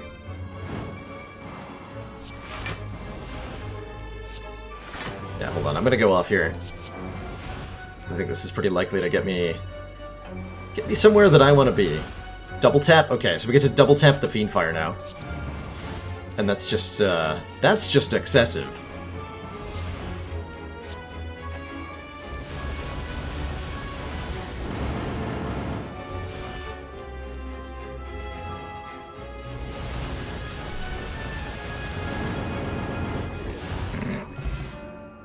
You believe we almost died to that guy the first time? My lord. Alright, first time we lose hit points each combat, draw 3. That'll be really nice against the heart. Event or fight? Might as well take an event, right?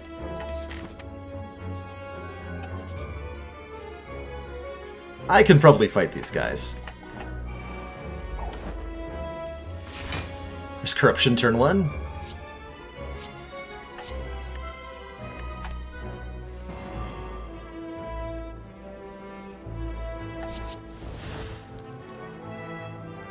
Okay, we're just gonna play that. Yeah.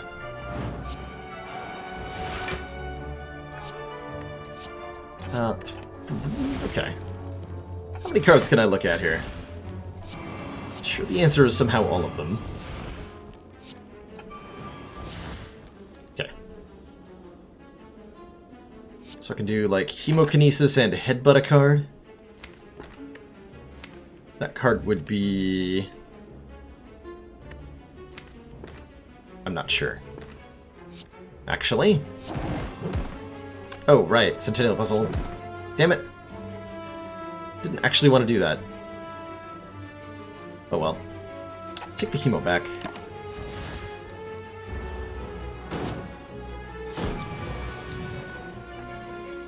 Okay, there's the Feel No Pain. So that helps make sure we get enough block here. Kind of? Kind of.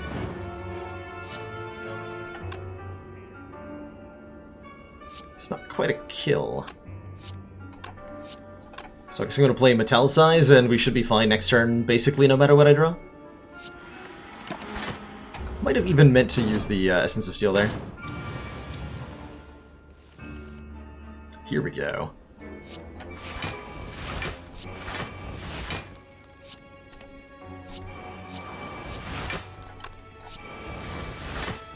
Double tap Bludgeon, okay. Guess we're killing that one instead.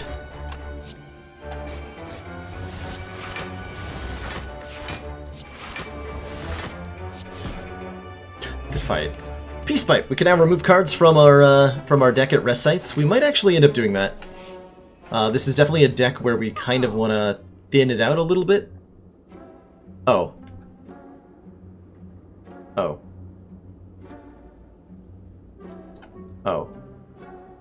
Oh my freaking god. That is a bottled tornado and a medical kit.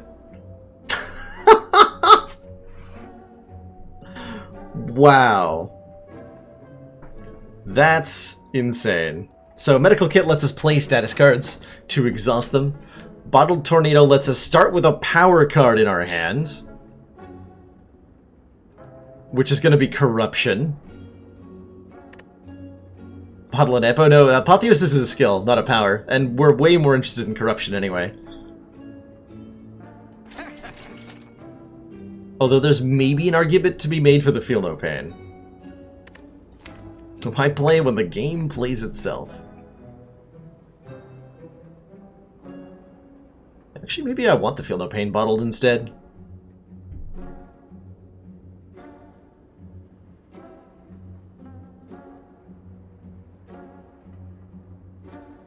Nah, it's gonna be corruption.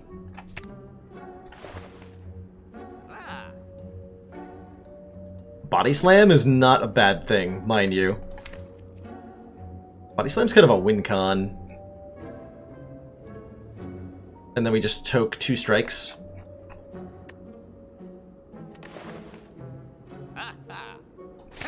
Let's take that Body Slam.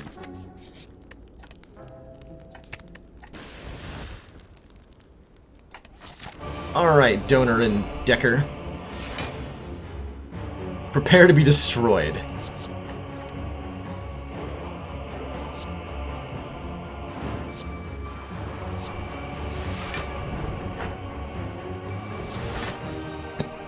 Okay.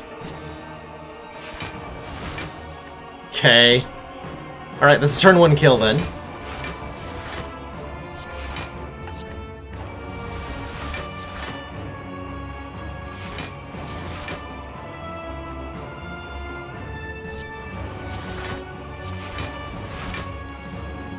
Double tap. Body Slam. Wait, not yet.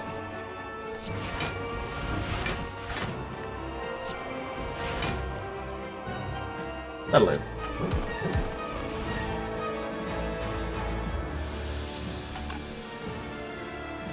Now what? Do that again?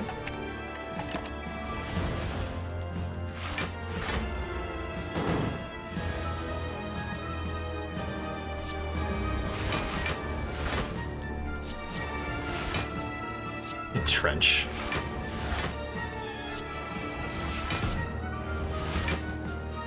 Perfect.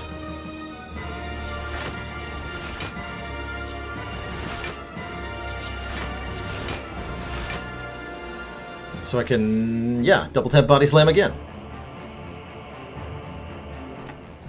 So Thunderclap first. Good fight. GG. Nice try. Thanks for playing.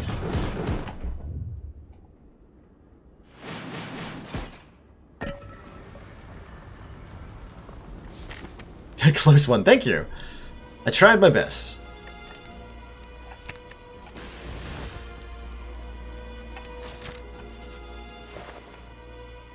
Okay, Prismatic Shard, Pantograph. There's some kind of interesting stuff here, but nothing good.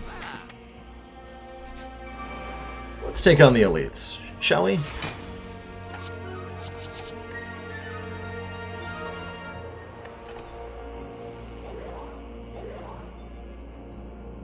Okay, we're mostly looking for Feel No Pain here.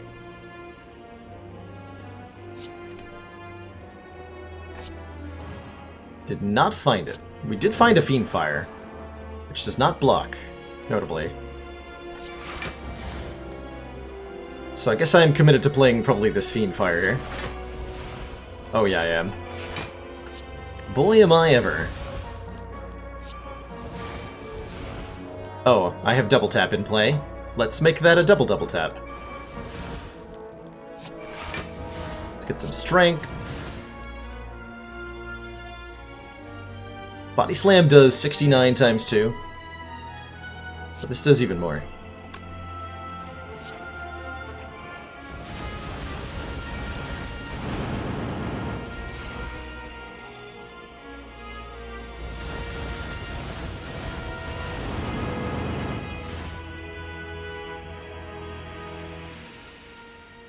But wait, I'm not done.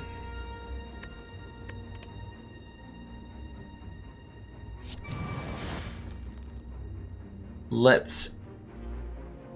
We still have a double tap in play, right? Yeah, so I can Bloodletting?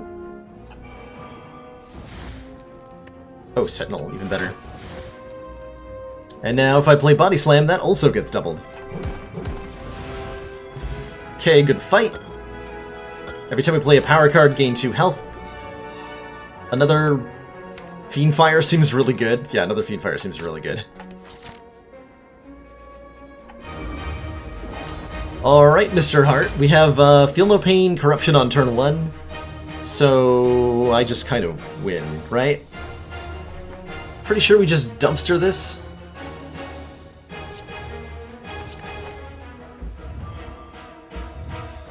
Yeah. Might as well drink these. I don't think they matter in the slightest.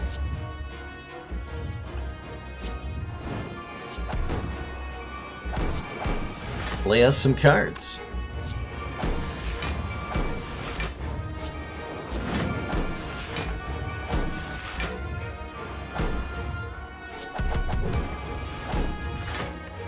Okay, that I'm not going to play. I would like to have that for later.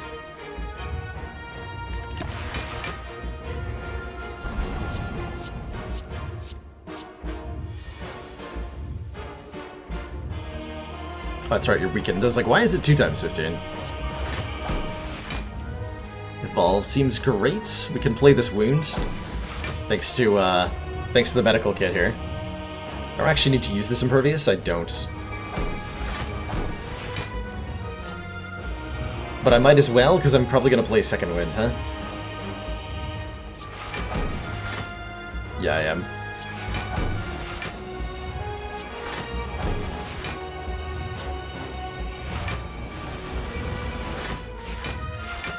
Ooh, Dark Embrace. Whatever card's exhausted, draw a card.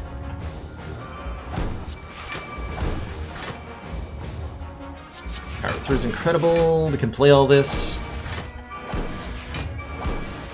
I have 2 copies of Exhume. Oh boy. What can I do with that? I can gain a lot more energy by getting Sentinel back a couple of times.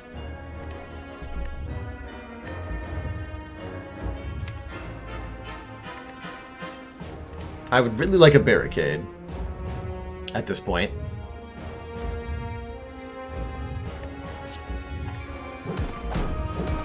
That's a net gain of energy too? Sure. Oh.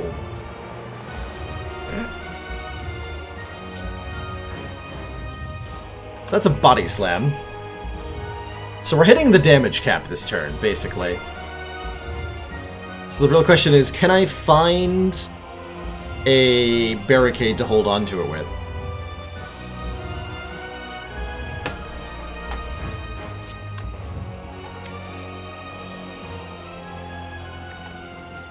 I can try.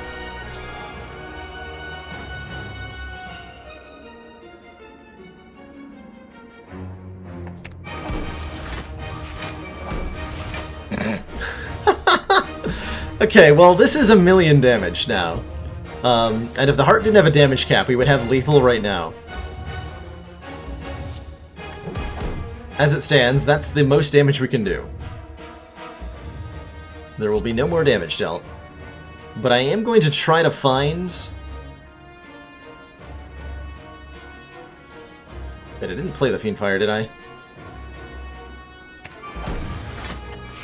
I'm gonna try to find a barricade here. Oh, there's a Fiendfire for me. Perfect.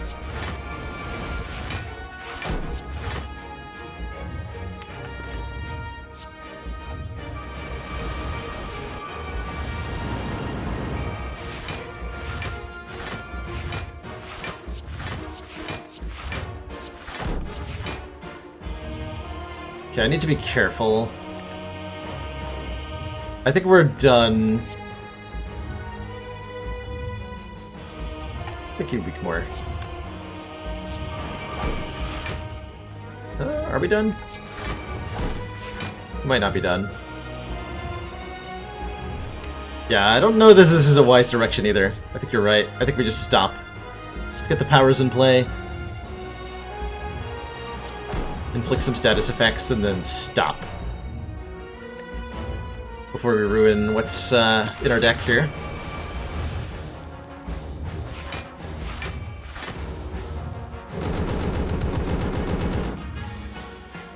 Rip 500 block.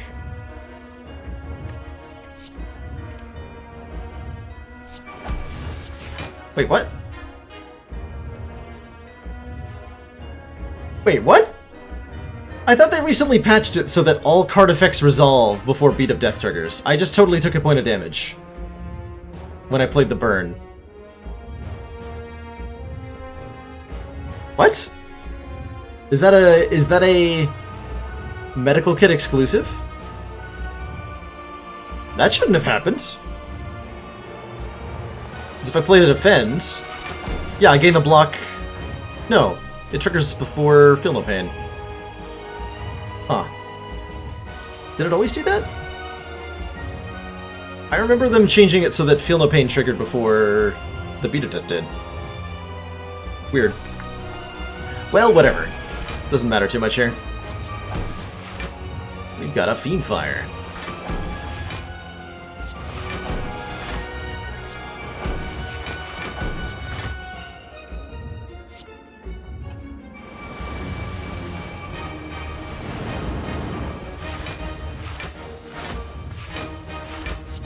Alright, well, we have all of our block back. Thank goodness.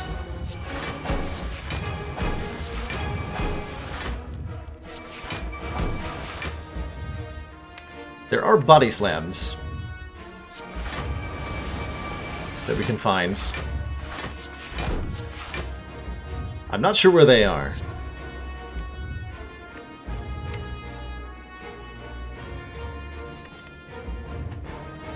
We're treading dangerous territory now. There's still 2 Fiendfires in here? What? How is that even possible?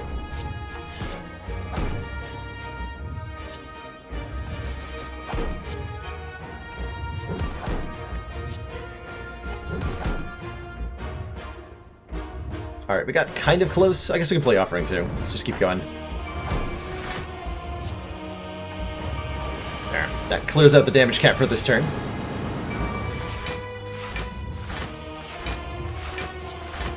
And I might as well play the demon form, yeah? And the body slam for 14 more? Sure.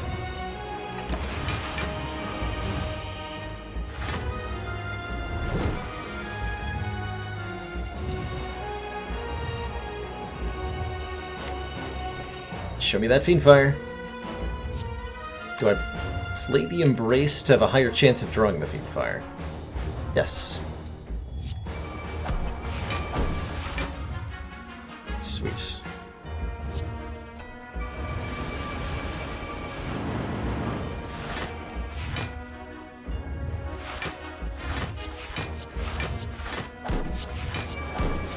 Free copy of Carnage. Oh, we're so close. No. No. I wanted to kill this turn. Rip.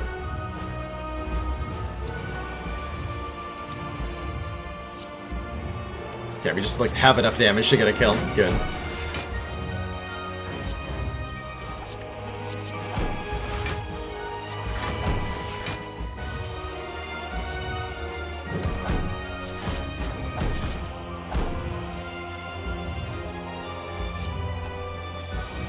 Let's kill him with Juggernaut. GG. Well, that was a silly run. Hot diggity dang. Sometimes... I'm entirely busy playing myself. So like a regular on stream, right, Horse? Like a regular. God, that was dumb.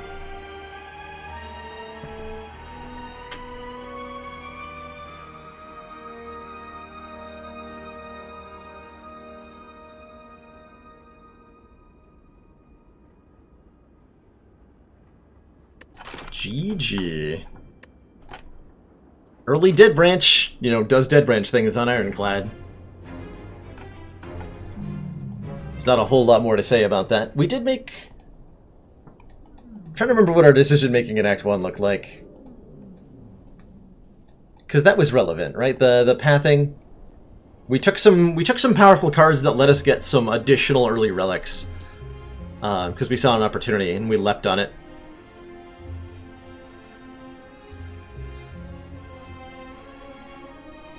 That's true, Kubiki. That one almost went for a 4-turn heart kill, which would have been sweet. Had to do it on turn 5 instead, like a pleb. Either way, awesome game. So that's what a oh, that's right. Not counting this experience, we're totally on a 3-0, right? Totally on the 3-0. Yeah. That defect run never happened. Never ever. Well, before I jump into the next run, I am going to take a really quick break. My water's empty, my belly's grumbling. I'm just going to grab a really quick snack, a refill of water, and then we'll jump back into some more runs. Hope everybody doesn't mind chilling out for a few, and thanks again for watching.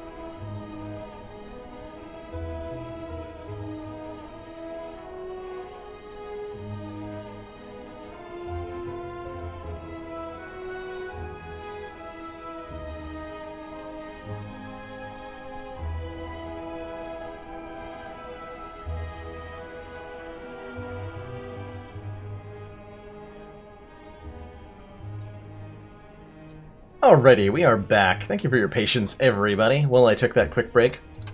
By the way, did you know that I just released a new player guide aimed specifically at people who are brand new to Slay the Spire?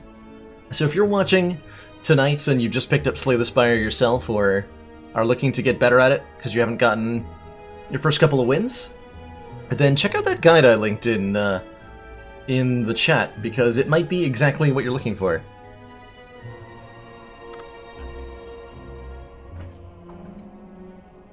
So, 2 wins in a row. That's a pretty good feeling. Off the back of our defect loss. Magico, thanks for that 2 months of council support. I'm not sure why the audio didn't play there. Did I break my alerts?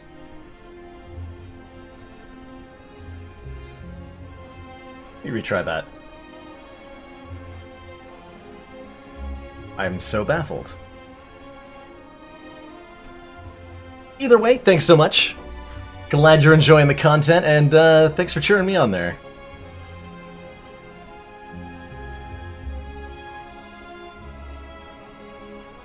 Already subbed 3-4 days ago. Then why... Well, either way, thank you. Either way... Appreciate it. Every single one of my subs is a bit of a blessing to me. It means a lot to see people supporting the channel being what it is. And the more support I have, honestly, the more I could do this. I would like to do this as my full-time life thing, if possible. And I get closer to that goal with every sub.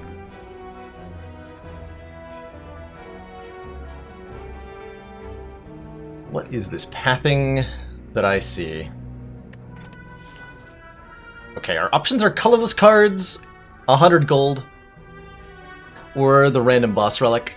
You know, I've been meaning to revisit these colorless card bonuses at some point, because I think they're a little bit better than they came out to be initially. When we first tried them, I got completely ruined by them multiple times in a row. So I've been avoiding them ever since. But they might be better than I've been giving them credit.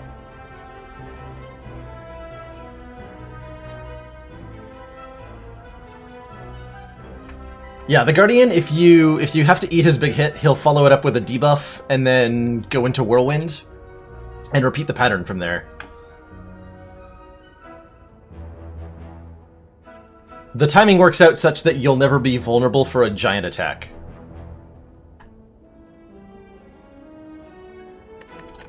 With early stores, 100 gold is pretty damn tempting. What kind of paths can we get here?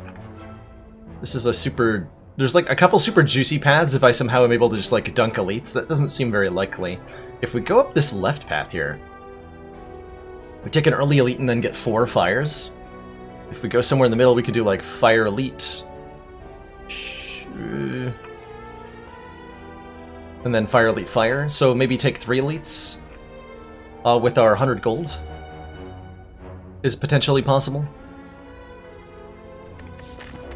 And if we don't find anything good, we don't have to do that. And if we find something super good, we can route accordingly. Let's take the 100 gold. And we'll probably try to buy cards and or potions that let me defeat an early elite here. So we're also going to take the 2 hallway fights, then the store. That way we have the most gold possible. And we've seen the most free cards with which to work. Yeah, there's a huge variance with colorless cards. They can be really good, they can be really bad. I need to look at the pool of cards again. Now that Bomb is stronger, it is a little bit better to take colorless cards. Which is something to note. Okay, show me 3 strikes next turn. Come on. Good enough. Good, perfect jawworm fight. I'll take a Sucker Punch. We're looking at fighting maybe some early elites. Sucker Punch is kind of a really underwhelming silent card, but it is an attack that does damage, and it's one that applies weak, and both of these things are all good against the Act 1 elites. This is generally my least favorite silent common attack, but I will take it if it's my only option. Versus, you know, cards that don't do anything. Set up and Acrobatics at the moment are very, very weak cards.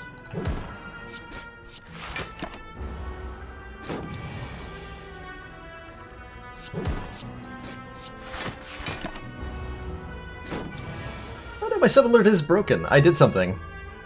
I broke my my notifications somehow. Actually, wait, I might know how I did that.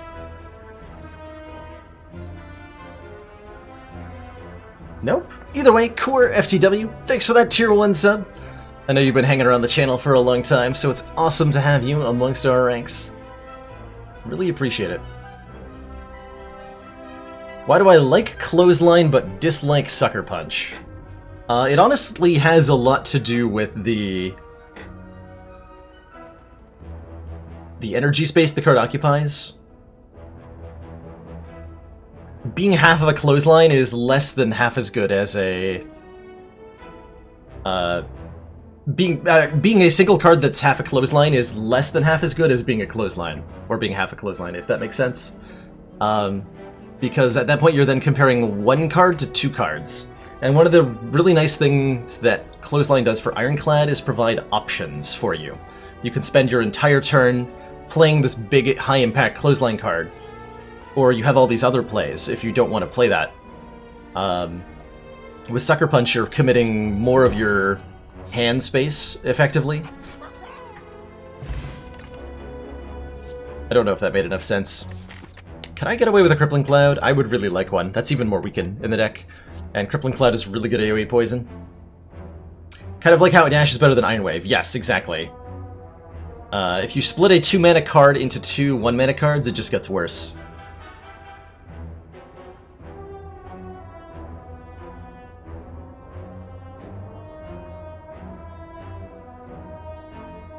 Notably, Clothesline is also better for dealing with Act 1 elites, specifically because because all the damage is in one card.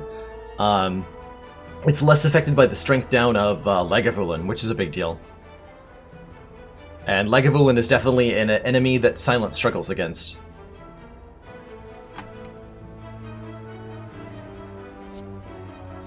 We've been live for almost 4 hours now, Jaco. This is the third run of the day. I'm going to take the Crippling Cloud and probably upgrade it, because Crippling Cloud Plus is a stanky card. Alright, shop. Oh my. Some good cards here.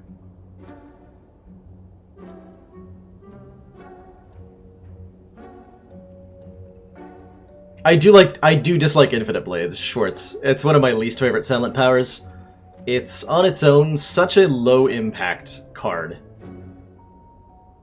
Like one way to think about it is that for 1 mana, you deal 0 damage this turn, you deal 4 damage next turn, deal a total of 8 damage 2 turns from now, and 3 turns from now you've dealt 12. So, like, it takes 4 turns to be the same as an upgraded Blade Dance, which is already kind of a bad card. So unless you have a lot of interactions that make Shivs better, or powers better, it is a really weak card.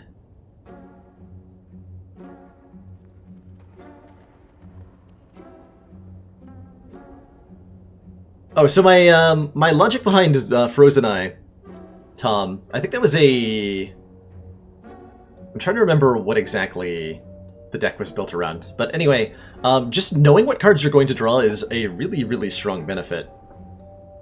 You can accurately predict how turns are going to go.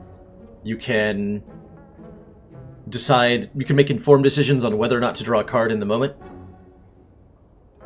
It's very, very, very strong. And if you could just have the Frozen Eye power all the time, the game would be dramatically easier. Like opening Jawworm fights, you'd be able to save hit points in consistently by knowing exactly when you'd acquire lethal, and whether or not you could be greedy or not with a particular play. And the same principle applies for the rest of any run where you buy the Frozen Eye. Shivs can be really fun. Yes, that's true. That is true. I think I'm having a hard time turning it out of footwork here. Storm of Steel is kind of hilarious. How do I feel about a skewer? Upgraded skewer would solve the elite fights for us pretty handily. If I take an upgraded skewer, I have like no problem with either of these elites or slime boss. So I could do like skewer, footwork. Is that enough to remove strike also? I think so, right? I think I have enough. Dark Shackles and Piercing Wail are also very attractive. The main problem is they don't help me much against Slime Boy here.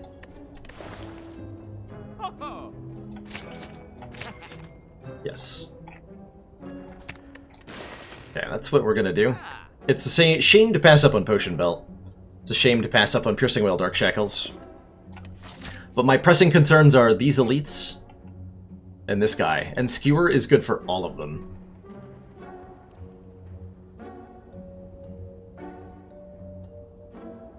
Let's assume we're gonna get a, damn it. A fight in one of these. Ooh. Ominous Forge. Pain is not that ideal at the moment. We are unlikely to be able to remove that curse. But a free upgrade every turn is a big deal. Really big deal. Or we could just upgrade both Crippling Cloud and Skewer, go into an elite fight, and be fine.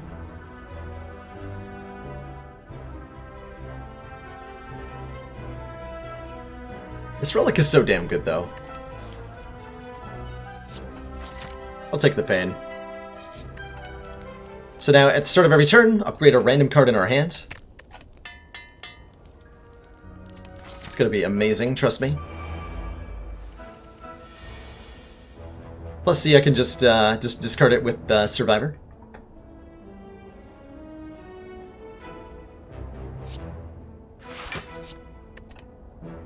Okay, we're gonna weaken one of the ones on the end. They're both at 44, so it doesn't matter that much which. Alternately, do I want to play around my Crippling Cloud? Not really, unless it gets magically upgraded. We're gonna take some damage in this fight, hopefully not too much.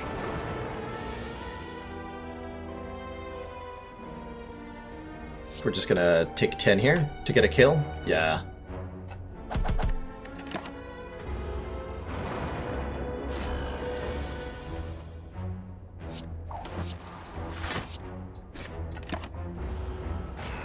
And now, unless we draw a lot of days, we're totally fine. The tongs are really good in this fight, because if we draw a hand of, like, 3 dazed and 2 cards, we're guaranteed to upgrade, like, the stuff we're going to be playing.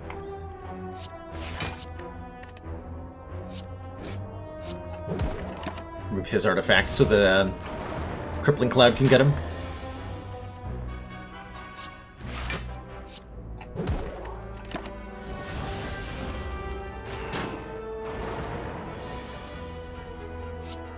These defense blocking for 10 is such a lifesaver right here.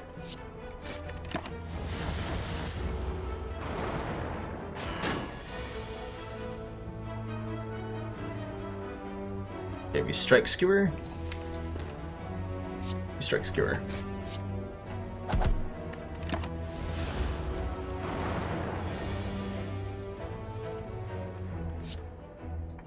Okay, I'll take the 1 damage to play this. I think it's gonna win us the fight before we take any more. That was a really smooth elite fight, especially given that we had a curse in the deck.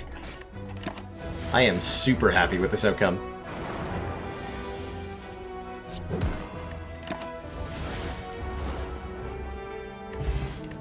Bag of Marbles Steroid Potion basically solves the second elite for us. Temporary 5 strength and 1 vulnerable to all enemies at the start. Blur is a really good block card when you have Dexterity, which we already do from Footwork.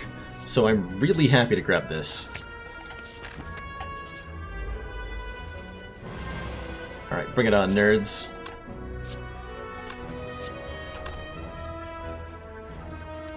Pain's gonna hurt a lot this turn. That's okay.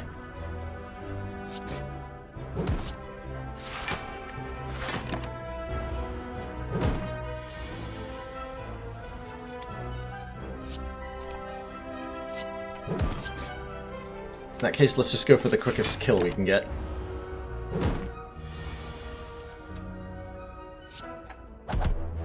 Yeah, Dark Shackles is one of my favorite colorless cards. 1,000 cuts.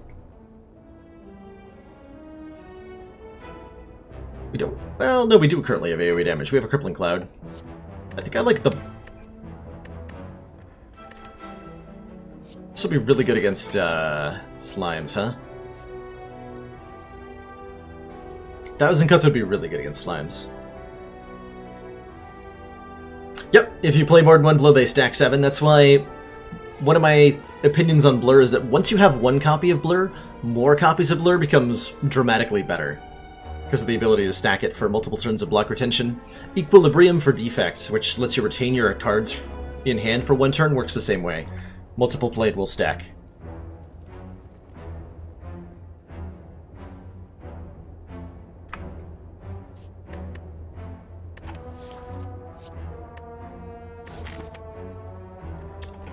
Huh. Do I take the 1,000 cuts? Doesn't seem like a deck that dramatically benefits from 1,000 cuts at the moment. But my opinion of this card has gone up a little bit lately.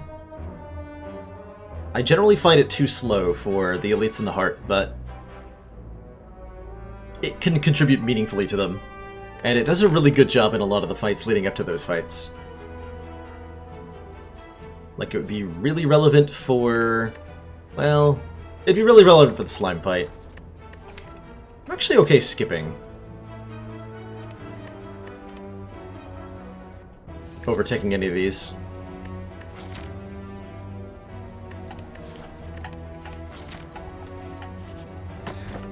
Whetstone. Upgrade 2 random attacks. Yes, we would like to get Neutralize and Sucker Punch upgraded, and even having Strikes upgraded is valuable because it means that the Warped Tongs won't randomly target them. So that is fine-ish. Ah, Merchant with slightly the wrong amount of money. Tragic. Kind of okay with Cloak and Dagger. I actually don't mind just an attack potion. That'll help us make sure we can beat both the Elite and the Slime Boss. Let's do that. This Crippling Cloud needs to be upgraded. 3 additional poison AoE is so strong. And hopefully we can play it on turn 1 here. We don't even take damage from pain here.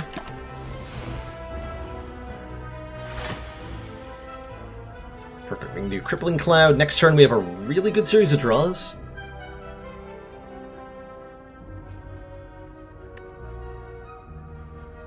And he'll be weakened.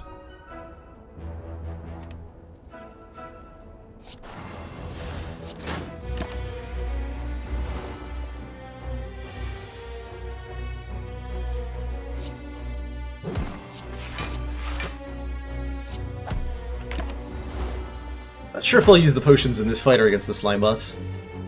Nice. This would be 45 with the steroid potion. If this is a riddle with holes.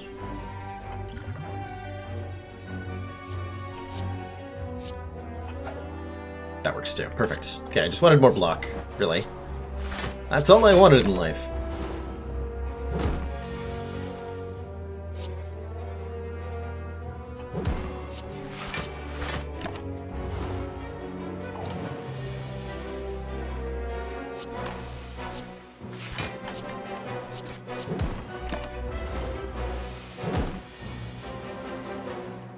Tried to emulate some of my Darkness builds, did pretty well. Impatience on a 30-card one deck with 2 compilers. That's awesome, Fukusa. I have learned to love the Compile Driver. That's a strong card.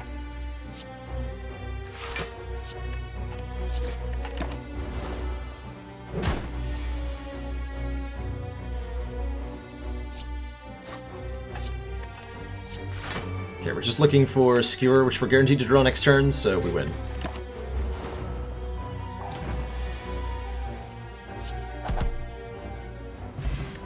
Alright, solid Lagavulin fight. Now we have an Anchor for 10 block.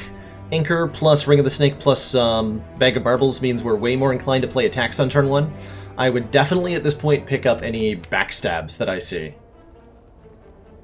I'm also feeling like we're needing a little bit more damage, and I don't mind a Poison Stab as a way to do that. We already have poison in the form of the Crippling Cloud. I'm gonna hit 2 events here, try to get this curse removed. I will upgrade 2 random cards, and then we'll rest before Slime Boss. I'm definitely not taking the Golden Idol. I don't think...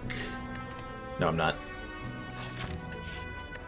Can't afford any more hits right now. It's gonna be tough enough beating Slime Boss without, Did Rescue turn 1.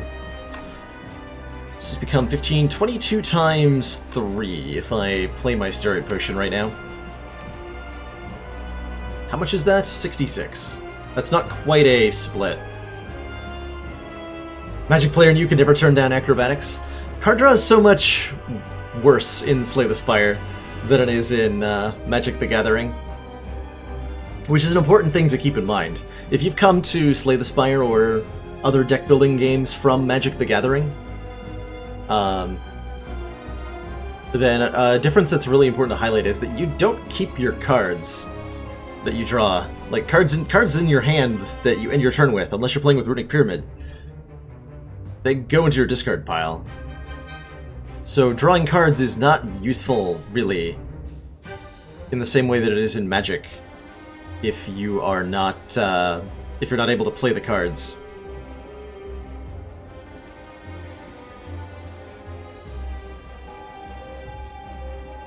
Why do I rate Compile Driver so much higher than Pummel Strike?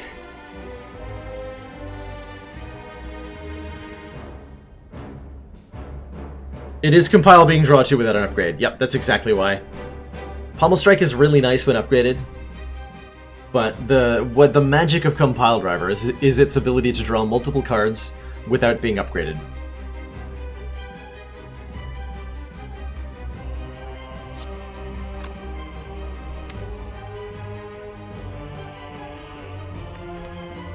This would be a lot nicer in the second phase, wouldn't it? Alright. It's just another 13. That would split. We don't want to do that. Although splitting without any slimes in the deck is kind of tempting.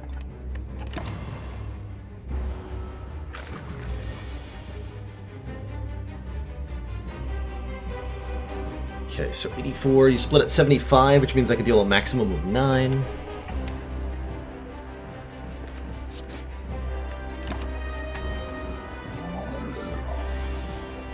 Okay, we have Survivor, and then we Sucker Punch Strike, and that's a reasonably okay split.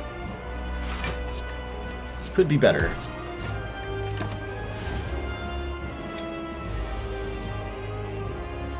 Ooh, definitely could have been better.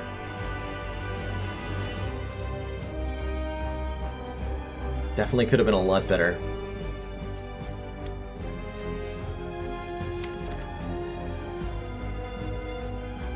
Ouch. I gotta play all these.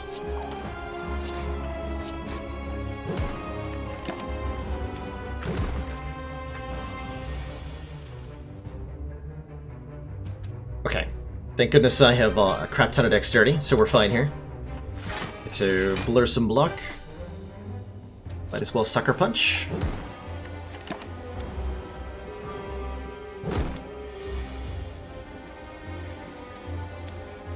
Now we're talking. So we'll do 21. That would exactly split Mr. Greyman. I'm drawing Crippling Cloud next turn. I could split them both with it, potentially. It's not a very good split. I'd rather do that on the mini slimes anyway. So let's hope that I don't die.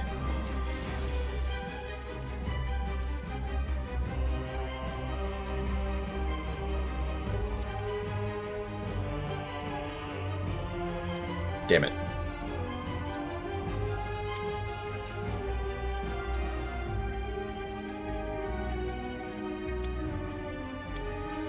Dead? Is there any way out of that one?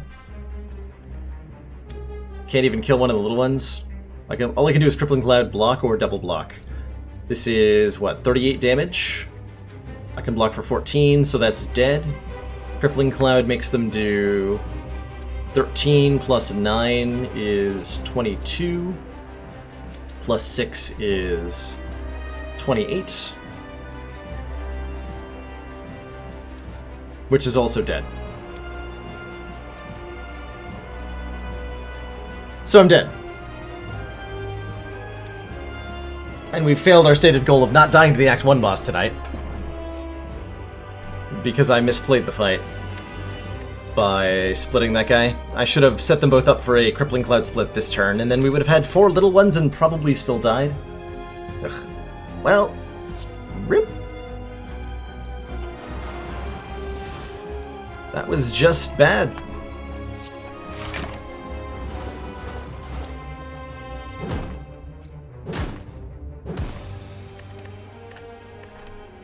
Damn.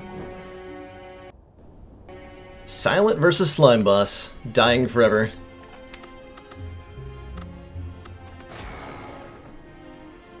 Yeah, that was ultimately dead to the pain, somewhat. Was it really, though? Because, like, with the upgrades were really valuable, too. We died because our split was terrible, was the main problem. We really didn't want to draw Skewer on turn 1.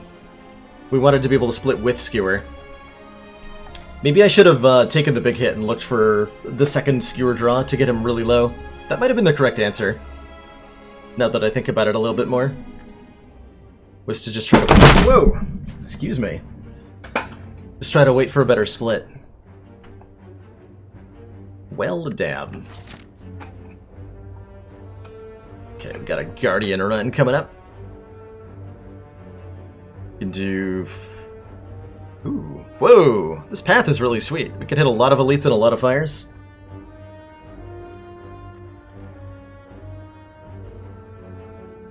I really like... Let's see, that's what? 2, 3, 4 fires, 3 elites.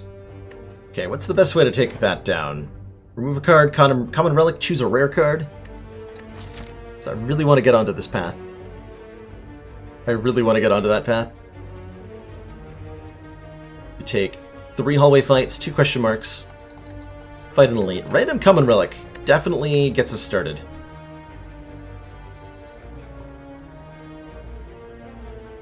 Sorry about that, life rake. I got spooked too. My my chair sometimes sticks, and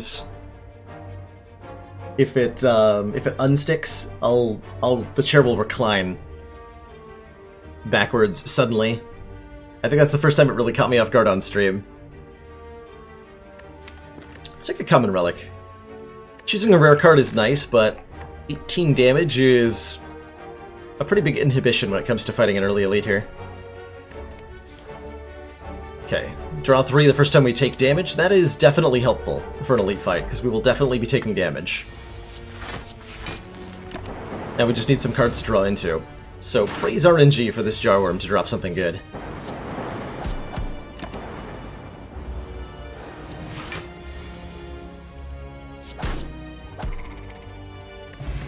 Okay, liquid bronze definitely helps, and...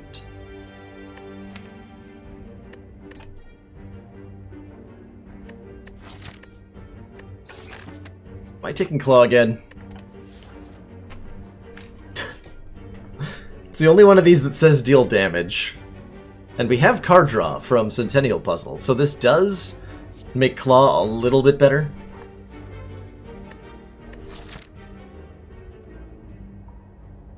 Cool-Headed would definitely be the pick normally. It's good against everybody who's not Gremlin Knob. It's even okay against Gremlin Knob.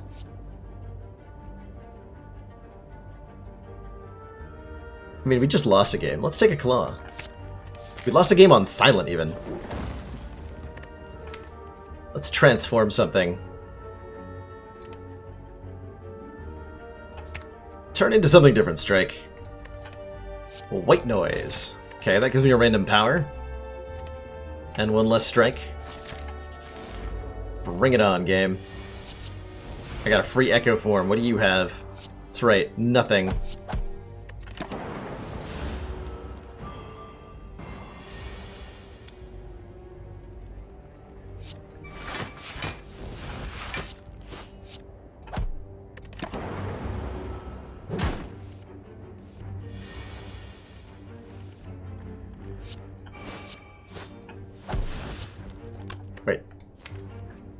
Claw doubling does 5 and 5?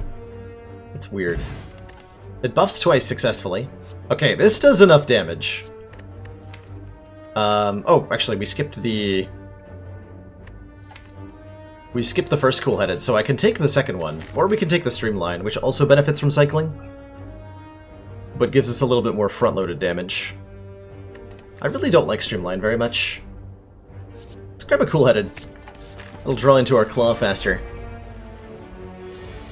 Which is all we need.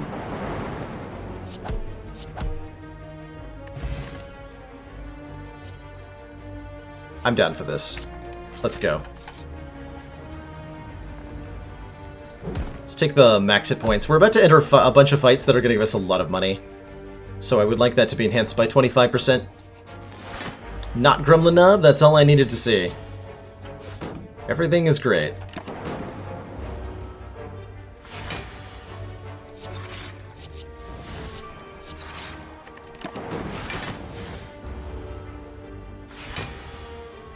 Here, Darcy. Thanks for that. Glad you're enjoying the streams. I'm having a really good time tonight. Although that silent loss was painful.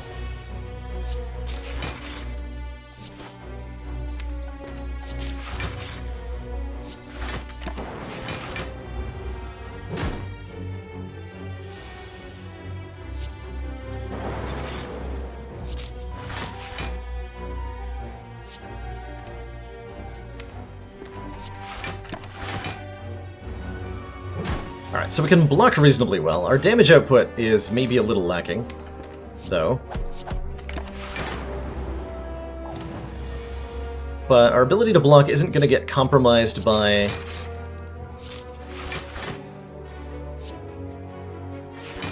this guy's debuffs, because a lot of it comes from these frost orbs.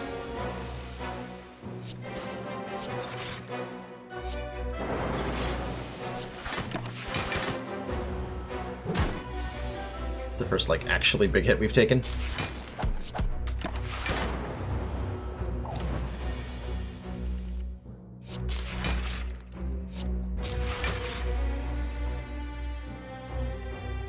Just keep blocking.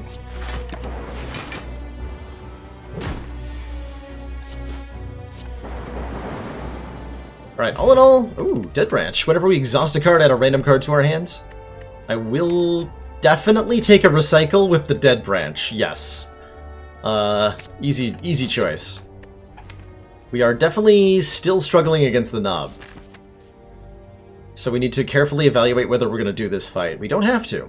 We got past the first elite, we can cut our losses, take our Dead Branch recycle, and do whatever the hell we want. Was it as painful as my A0 silent run? I think it was more painful. Honestly.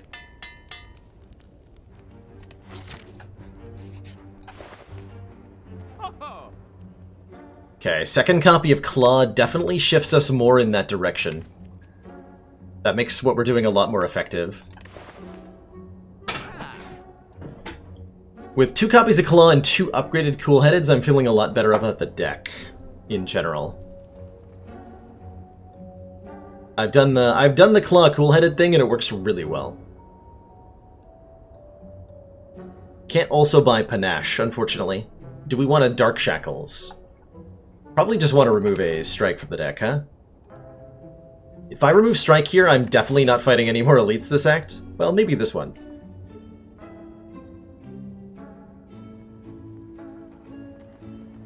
But it's a pretty risky proposition. I'm down.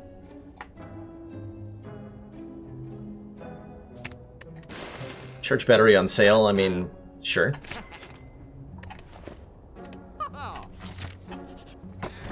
Bottled flame. Easy Sapphire Key, I guess. We don't want that. We are so terrified of Gremlin Knob right now, we have zero intention of fighting him. We just bought the second claw, Tom. We're now looking to upgrade the Cool-Headeds so that we have crazy card draw. And weird things are going to happen.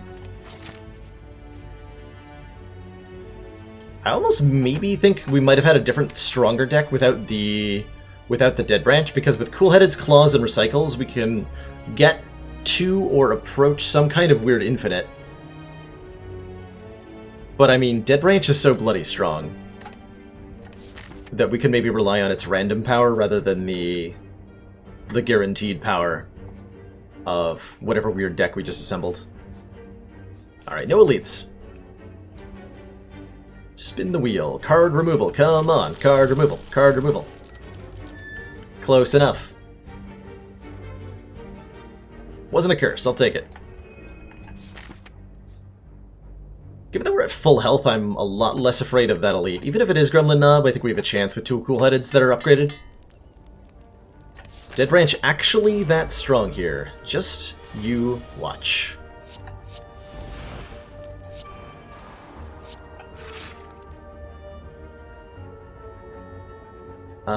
This might be my Liquid Bronze, by the way.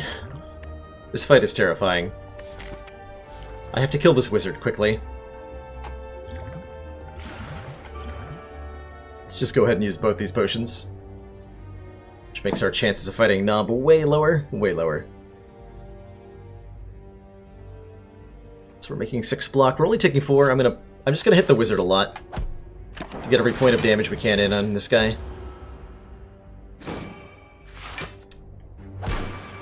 That's not good. That is not good. Oh, that's good, though. Okay, now we're fine. Recycle the Hello World? Yeah. Sure.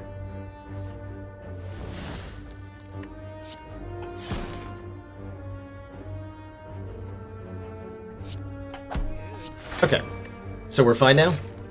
We are so fine now.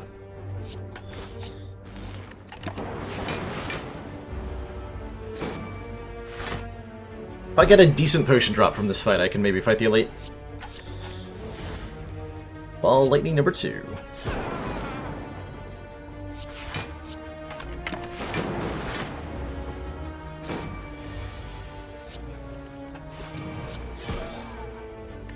Fire Potion, there we go. Okay, that's enough.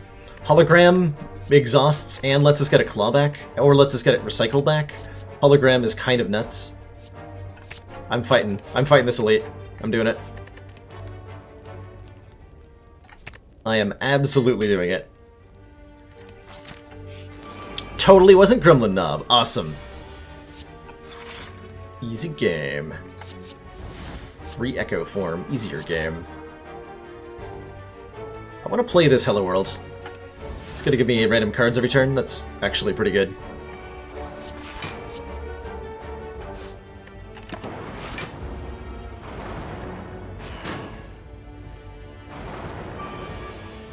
I got a random claw, so now I have 3. Oh, that's right, we're double casting things. Whoops.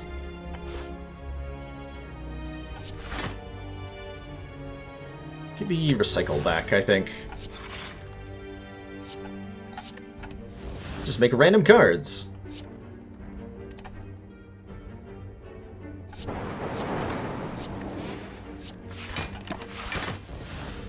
Hopefully this is now showing off why Dead Branch is really good.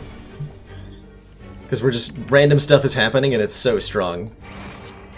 Oh, I did not mean to double cast that. Whoops. Well, I'm losing 2 focus per turn. And you know what?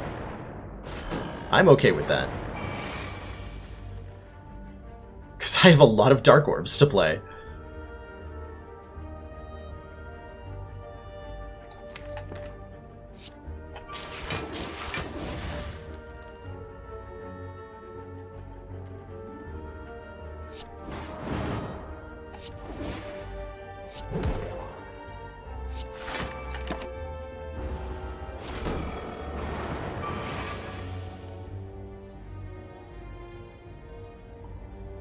Love a damage claw.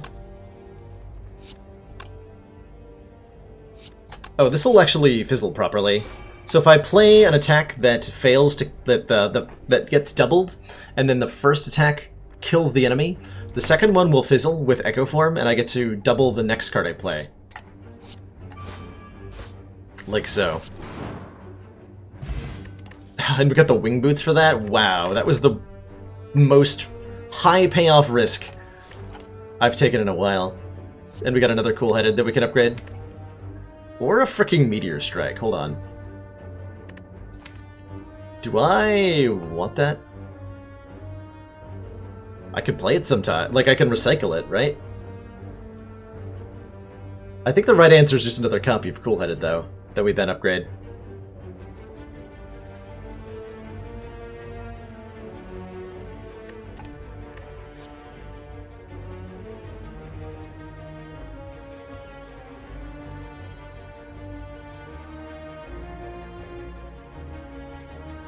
Fast food chain. I think the third Cool Headed is the right pick. Feels like the right pick.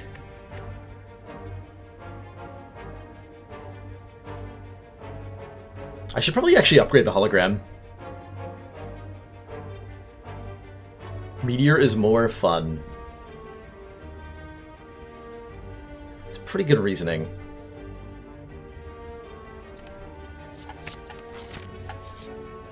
I accept.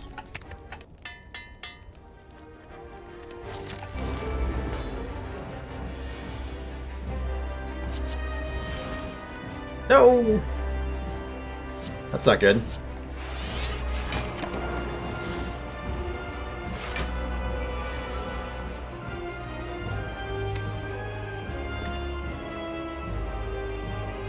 Can hologram sunder? It only does 24 damage, though. I would have to also play the fire potion. Or I could just block. And we can keep our fire potion for next act. I'm down with this blocking idea.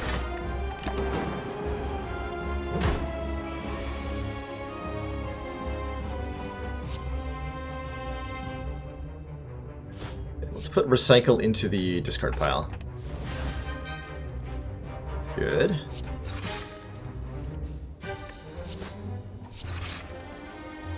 Okay, we can hologram claw and play it again. Get storm down, get zap down.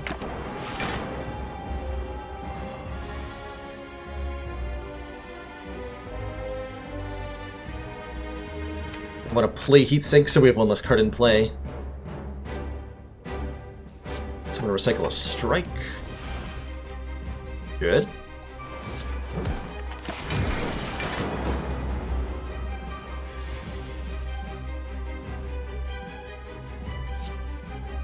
Alright, see you later, Meteor Strike.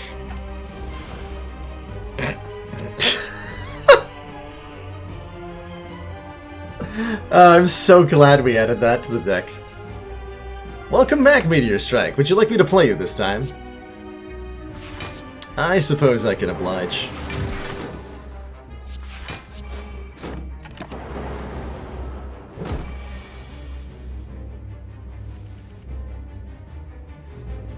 Oh, I can play it again.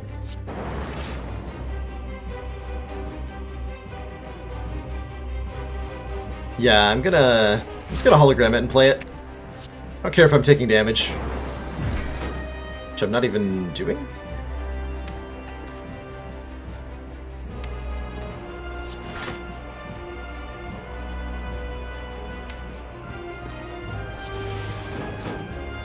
Perfect.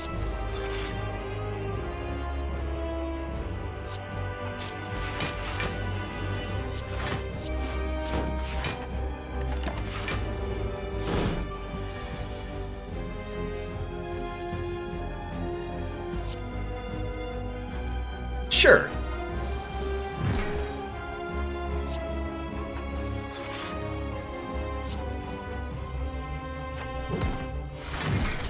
Good fight.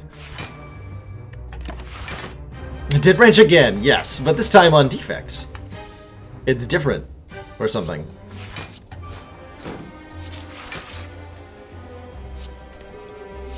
Give me Meteor Strike back.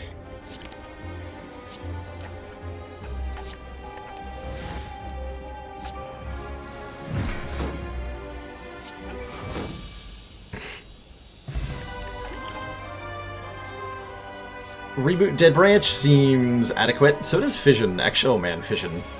Oh my god, Fission. Oh my god, Fission. So this is interesting. We do have to do this on 3 energy. We can take either the Culling Bell, 3 curses and 3 relics, Black Star for extra relics off elites, or the Tiny House for max hit points, gold, potion, etc. I'm kind of thinking Black Star. I'm not sure how many elites we're going to be able to fight in Act 2, but we're going to have to fight elites eventually in Act 3 with an extra boss relic, and we'll get more relics from them when we do. Let's grab it. Also, we have frickin' wing boots, so we could potentially be grabbing a lot of relics. A lot of relics. Potentially. We'll probably fight this elite.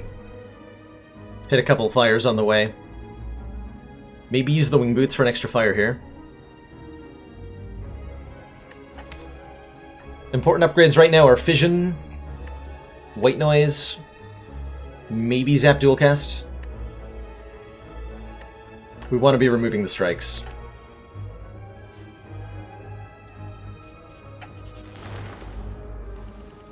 Bring it on, birds. I can knock one out of the air. With Strike, Claw, Strike, Hologram, Claw, that leaves me able to play the White Noise. 3 frickin' Echo Form. How many times is we've gotten Echo Form off White Noise now? The answer is many.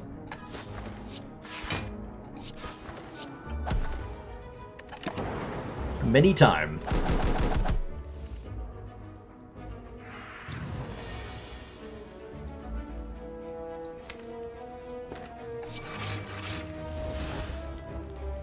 Okay, we have Fission. I can do a lot of things. I can do a lot of things.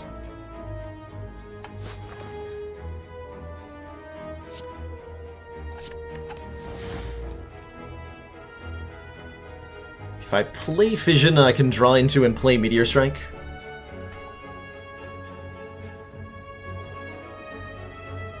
And then keep going, actually. So let's do that.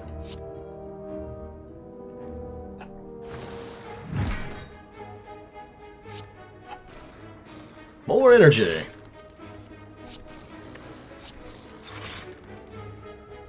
Yeah, you get out of the sky. Actually, just die. Right. Solid turn.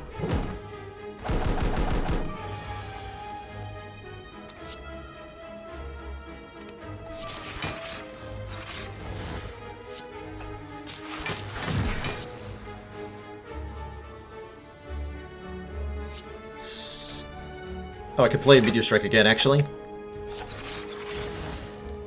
Heck yeah, I can. Getting the same card back again. Alright. Sure, why not?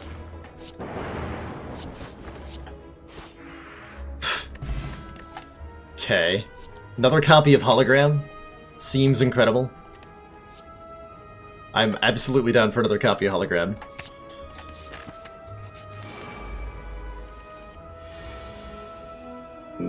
That's not great. As far as opening hands go. Okay, that's much better. Thank you, Dead Branch. Ooh, that is so much better. Kind of. Free Bias Cog with no orbs. Do I want an attack potion here? Sure. Okay, I can't get a kill with Sunder, but Cold Snap with Bias Cog will do a lot of blocking.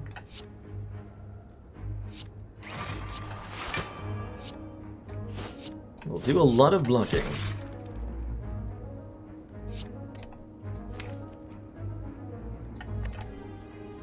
I can fully block, actually, which I think I'm gonna... No, I would like to do the extra card draw. Okay, we're just gonna let him hit us for a little bit here. So we can proc Centennial Puzzle and look at 10 cards! And then everything's amazing.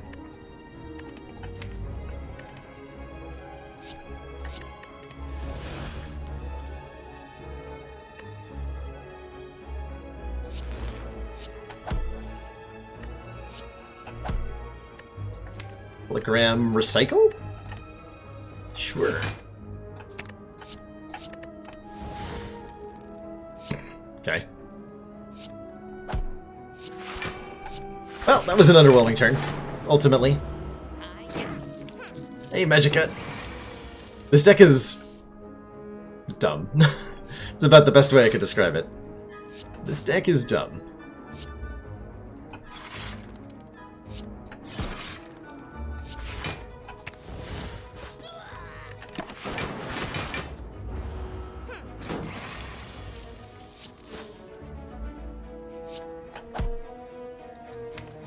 I might not be able to kill next turn, actually.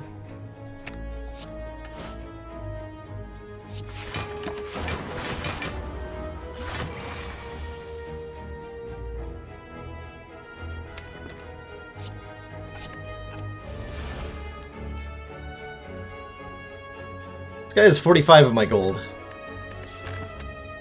We're gonna go to the store. I can just buy another.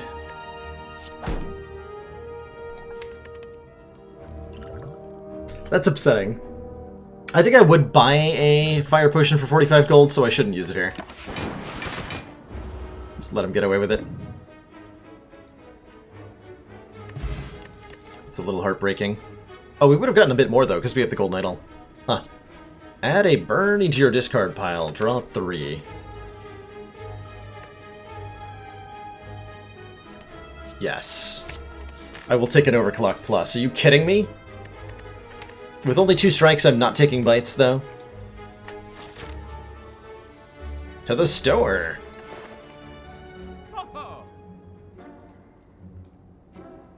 Steroid potion seems good, card removal seems good.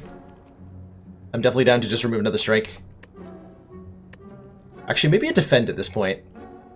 Yeah, a defend at this point.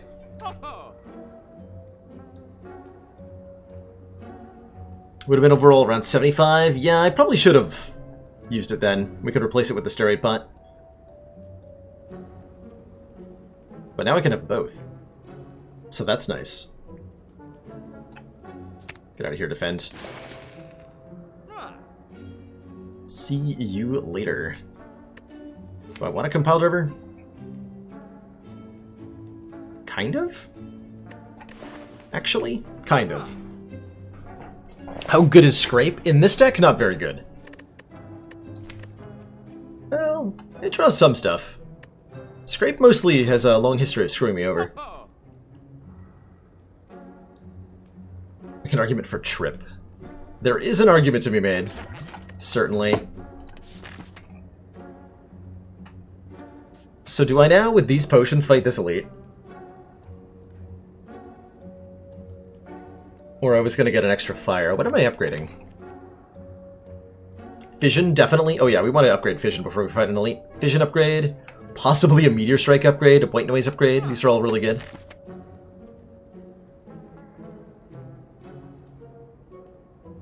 I know we have Black Star. I know we do. Maybe I go like...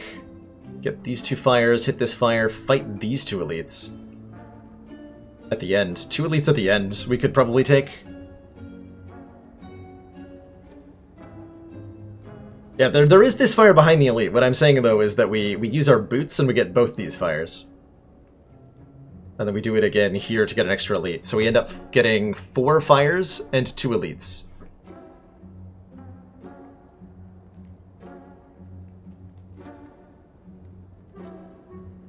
We would kind of like some events, huh? Well, we'll get 1. We're not getting many anyway. And it's a boots to go here anyway. Oh, we have to use boots to fight this elite anyway. Okay, yeah. So we're just gonna go here then.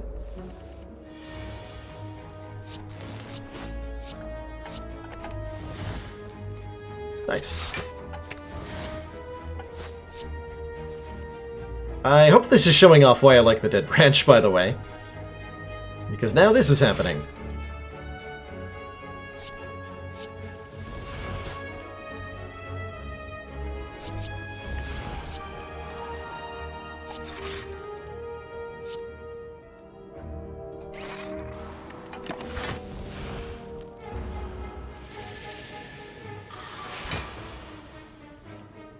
Playable Meteor Strike. Actually not that good right now, though.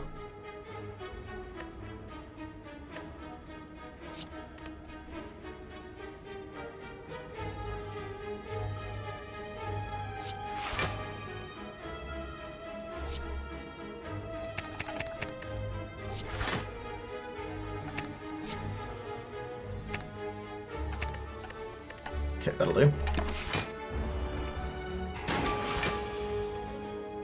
Gorgeous.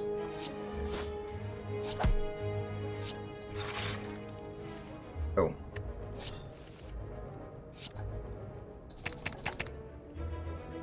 Not quite what I wanted.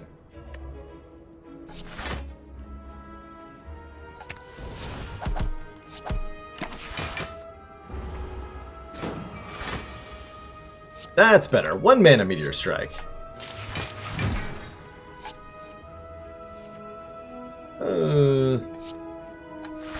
Suddenly it's not better anymore. Damn. Oh.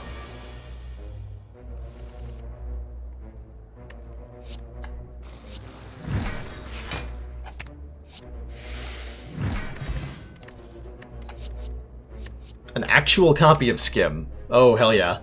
More card draw, please. The more card draw this deck has, the more busted it is. Power Potion is tempting. I think we're okay against Champ, as is. We'd rather have the stuff for the elites. We're gonna upgrade the Fission. We're gonna upgrade the Skim. Maybe the White Noise first, actually. Just make that more playable.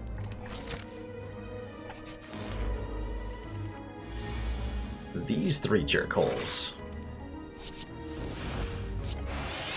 A Doom and Gloom.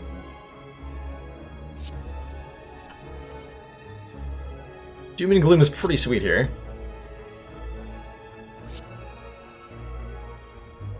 Let's recycle this Strike. Just gonna do weird combo things for a second. Bear with me.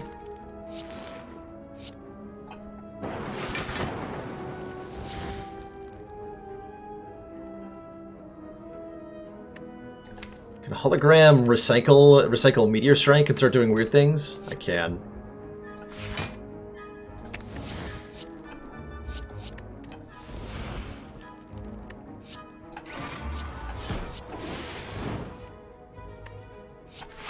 Give me that Doom and Gloom back. Alright, how's that for a turn 1?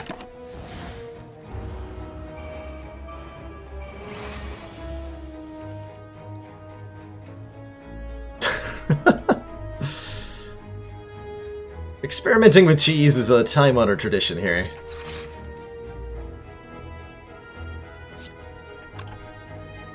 Like everybody's personal cheese preferences should be respected at all times.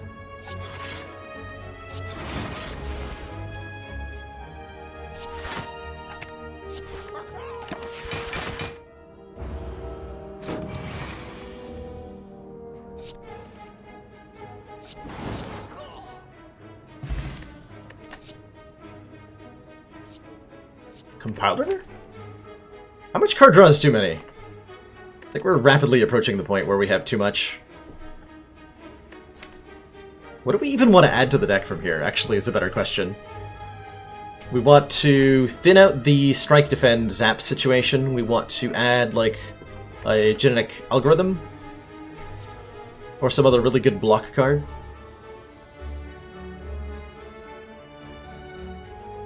We want more energy. Tempest is a good target for recycle. Tempest is good for a lot of reasons, actually. Tempest is good for a lot of reasons. Okay, that makes card removals cheaper. That's great. Oh, hell yes. I will take 3 apparitions. Are you kidding me? You better believe I'll take 3 apparitions. Ethereal, gain 1 intangible, exhaust.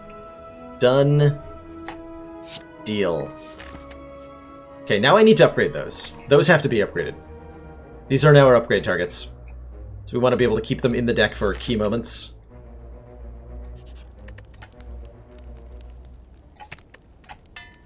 But we're now definitely fighting 2 elites this act. I could fight 3, actually. I could go 1, 2, 3. No, I can't, because I only have 2 charges of the boots. So it doesn't matter.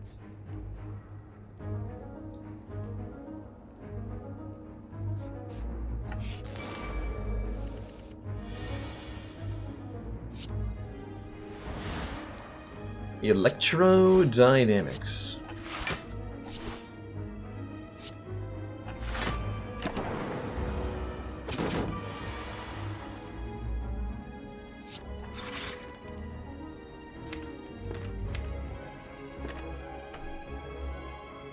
Alright, I'm trying to figure out how we're going to play Meteor Strike multiple times this turn. If I fission, I can... Yeah, if I just fission now, that's probably most of what I need.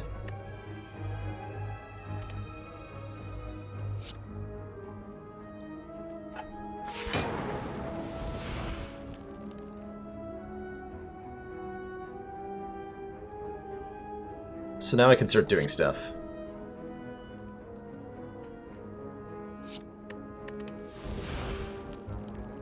Let's play the Meteor Strike.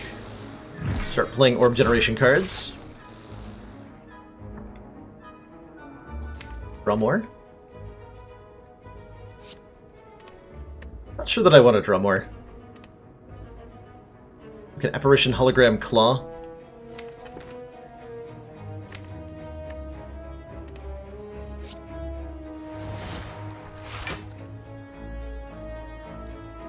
No, Hologram Recycle. That's much better.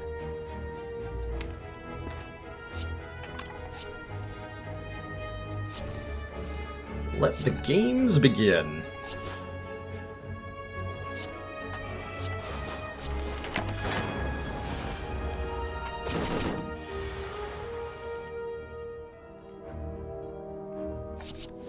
Bias Cognition, okay.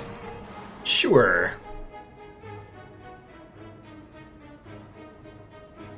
We could just block this with Buffer, play Tempest, and do a ton of damage. Play Core Search first. We have an artifact in play, so that we would actually negate this. And I can play it after the Tempest?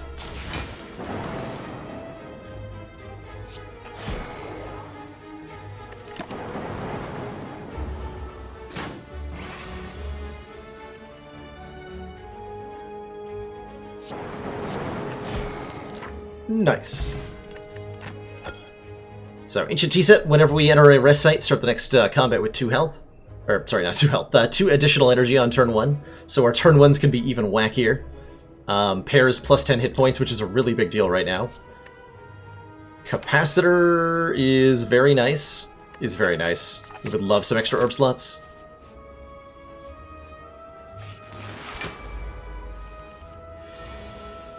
Please no. Thank you. There's a genetic algorithm. I was talking about one of those.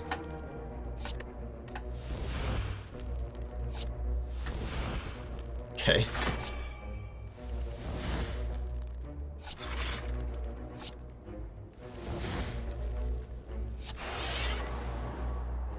Chaos or Church Battery? Church Battery.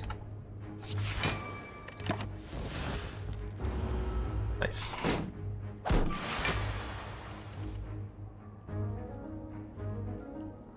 Meeting concluded.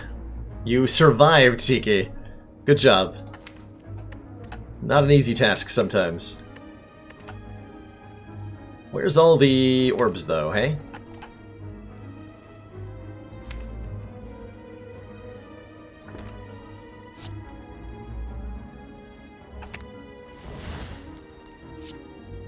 Now we're talking. Wait, hold on. That works really well with fission. Don't recycle that. Recycle this.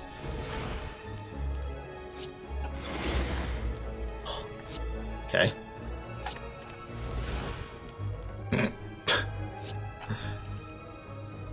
Okay.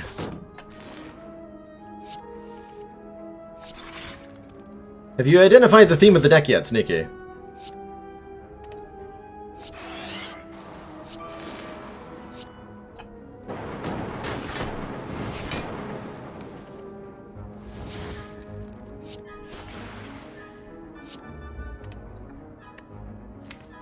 All for one now? What even is this? What even is going on? Oh god.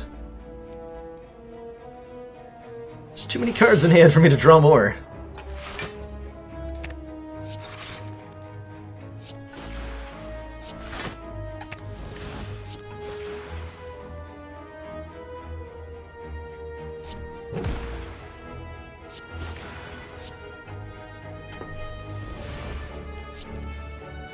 Okay, we were finally brought to the conclusion of that turn.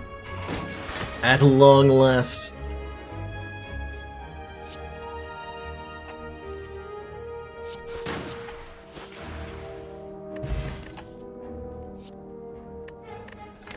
Multicast is an interesting idea. I don't know if it's actually good, but it is kind of interesting, right? Just having another X-Cost card in the deck.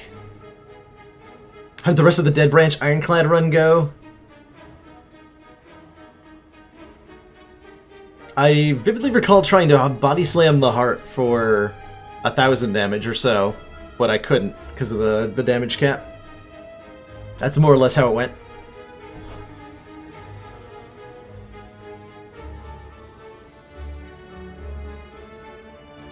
Oh yeah, actually, to better describe how things went, Sneaky Teak, in the Act, I think it was the Act 4 store, we came in with 500 money, and at that store, or maybe it was right before the Act 3 boss, now that I think about it. Anyway, one of the last stores we purchased Bottled Tornado for Corruption and Medical Kit together. And that's approximately how the run went. I think I could just skip here. This deck seems like it's working pretty well.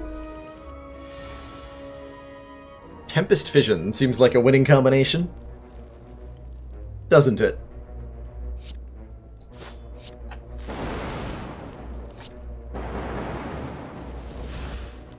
Yes, it does. Dare I get a lot of energy this turn with Creative AI? I think I do.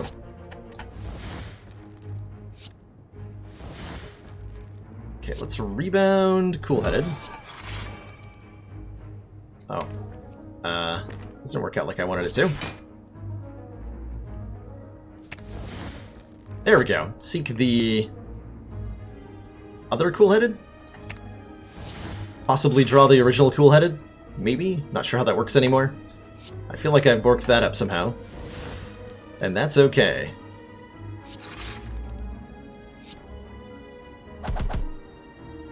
More energy and cards.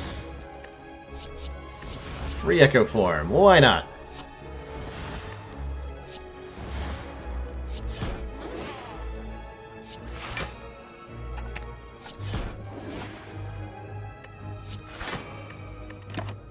Sure.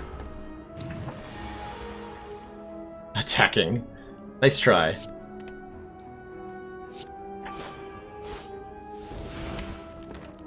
Maybe we wanted to double Apparition. It's okay, we can keep that for a future turn. I should have double charged Battery, actually, so that I could play the Meteor Strike twice. I should have thought about that. That would have been way better.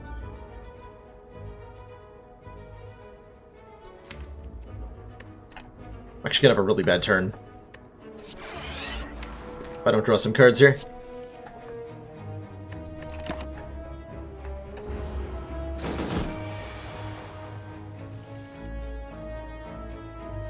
See, now we're talking.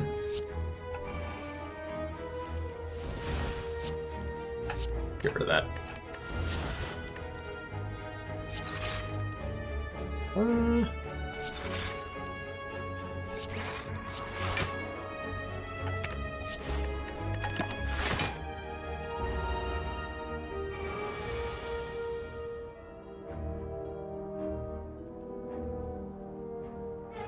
This is the full block? Guess I might as well, huh?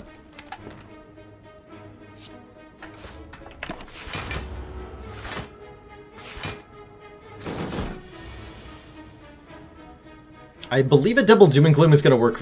Well, no, this guy's gonna live, huh?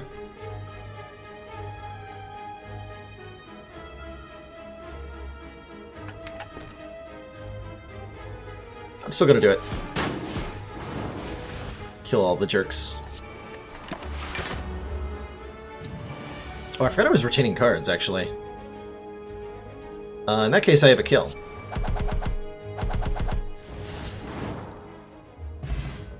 Two more relics. We get the Shuriken. Every time we play 3 attacks in a single turn, gain a strength. Happy Flower. Every 3 turns, gain an energy. Third copy of Claw. Second copy of Tempest. I'm down for one more Claw. This deck has a lot of card draw. I think 3 is probably the correct number. And then we probably want to be upgrading our card draw. Let's make our hologram not exhaust. It's kind of weird to not want it to exhaust with Dead Branch, but the weird cycling things this deck does, it's definitely the case. Double recycle already. Well, this looks like it's going to go well for us. If I had to guess.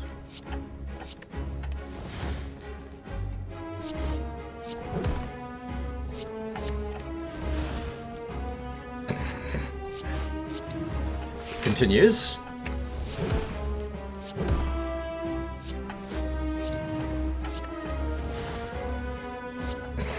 Okay, good turn 1. We got 2 defragments that weren't even in our deck to get played that turn.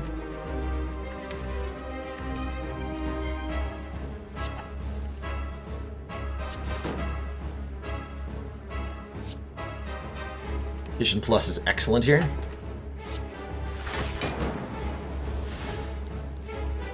Where's that Meteor Strike?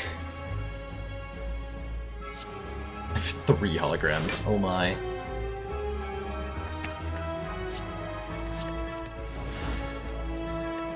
Okay, I really want the Meteor Strike now. There it is. There it is.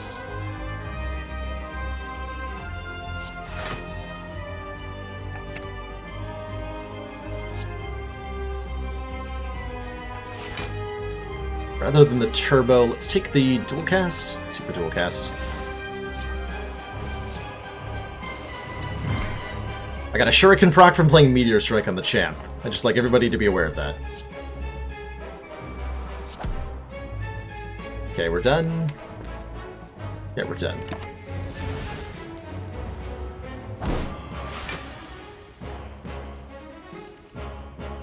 Tempest. Oh, Tempest. We don't have Echo Form in play, okay.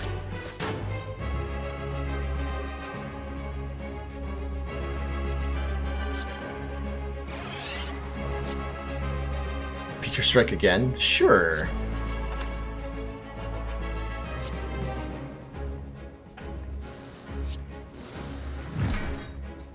So all for one will get back Overclock and Claw when I play it?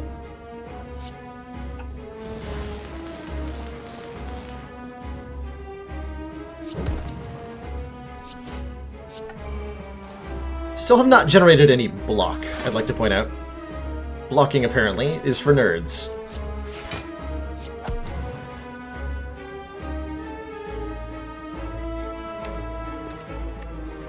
Huh. Am I gonna die? I feel like I might.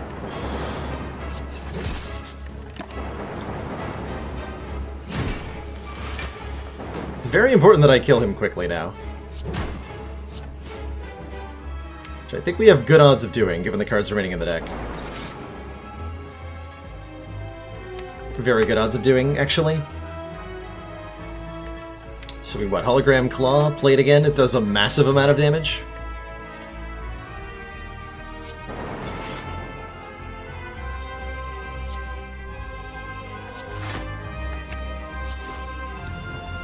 Sure does. And I'm actually drawing an Apparition next turn for the Execute, so I'm not going to draw any more cards here. We are totally okay.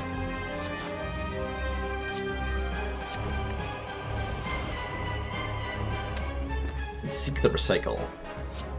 Sure.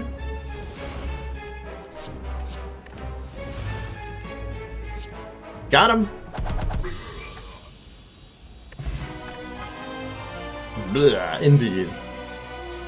So buffer is a kind of like having more apparitions in the deck. Lets us absorb hits. We're very happy to add one. I think we're very happy to add one. It's also a pretty good recycle target, being a 2-mana card. Still have these 2 potions that I was keeping for the elites this act. Machine learning for even more card draw. Not a bad idea either.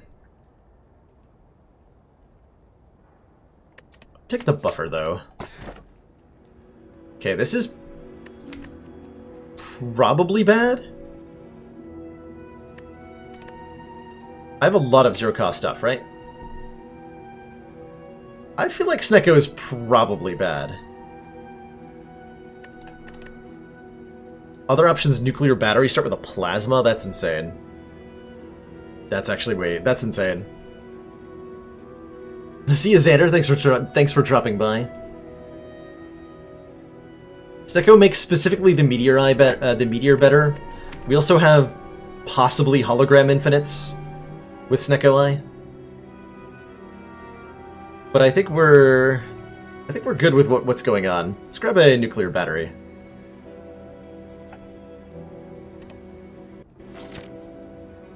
Poor Awakened One is gonna have no idea what's gonna hit him. Okay, here's our Forced Elite. We have to do this really early. Gross. And after that we can jump once if we feel the need to grab one more Elite. So we can get up to 3 elites this act for a total of 6 additional relics. I think I like events quite a bit. This is definitely a deck where I could see Madness being a thing that I take from the event. I could definitely see Madness being a thing I take from the event.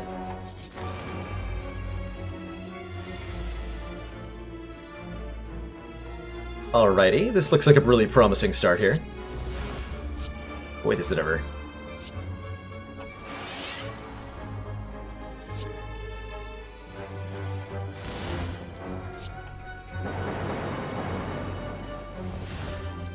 Yeah.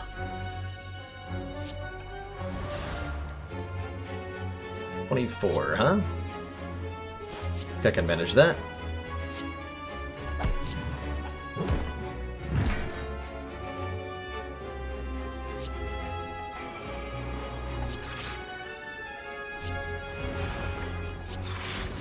Okay, seek for... what are we seeking for? Recycle, obviously.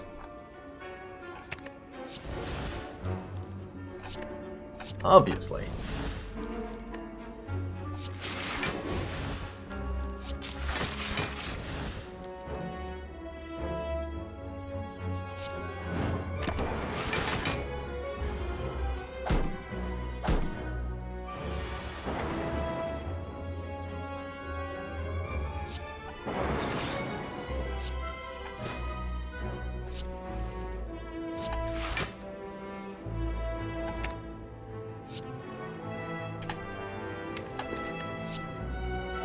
Just recycle a defense. Ah. Should recycle the Meteor Storm. Double aggregate? Sure. I mean, they're gonna generate me energy this turn, so whatever. Works for me. Not that I can actually use the energy.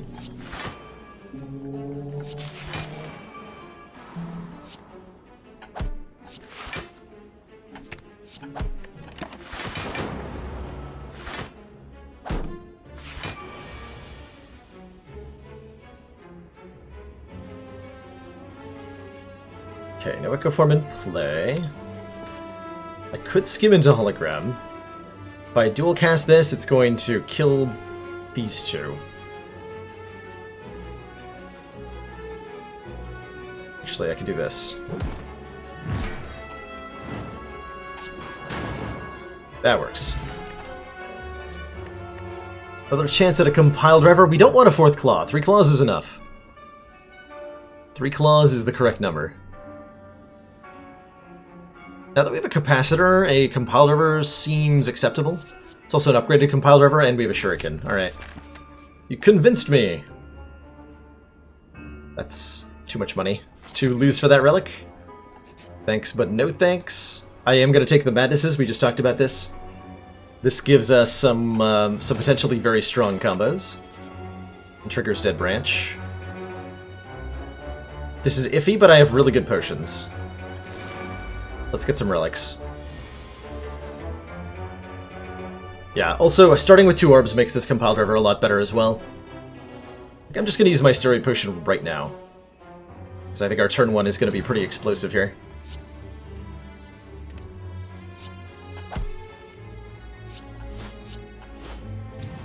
I'd say that seems reasonably likely.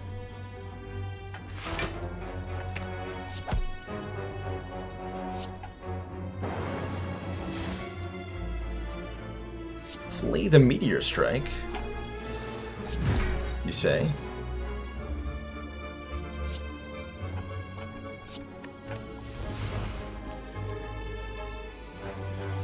Okay, we can block with Apparition, play Charge Battery. We don't need the extra energy. Apparition Capacitor? Sure. Okay. What kind of robot uses steroid? It's an illegal program or something. I don't know. How does a robot feel love? How does a robot fail miserably? How does a robot kill all humans?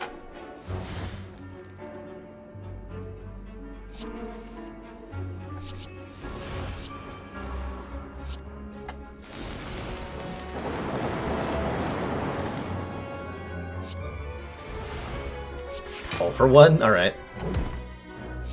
Get him, got him, good.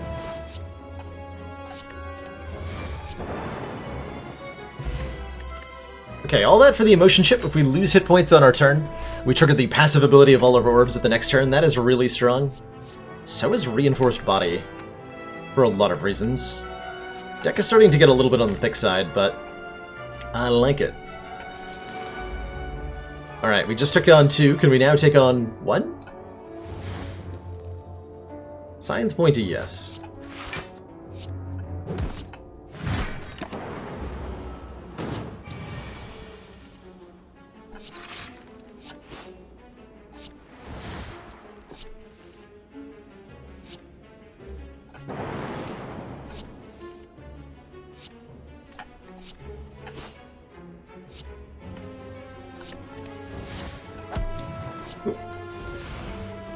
Order.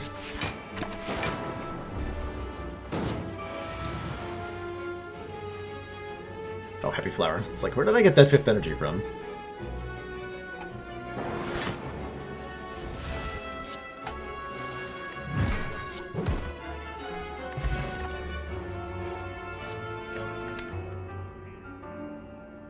Deck's starting to get too thick, is my current opinion on it. Too many cards. We would like to have less cards now. Okay, she's only regenerating. It's not that bad. We get to play Meteor Strike on turn 1, thanks to Happy Flower. And we get to keep playing afterwards, which is really nice.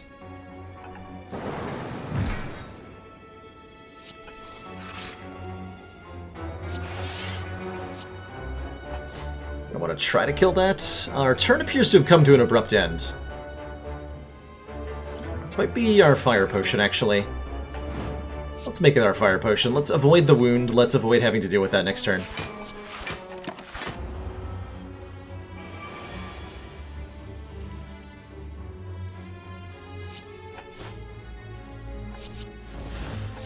Beat 6. Seeking for fission sounds ideal. Also, we can hologram our Meteor Strike. I'm gonna hit her. Now let's hit this one. It's got like 24 health.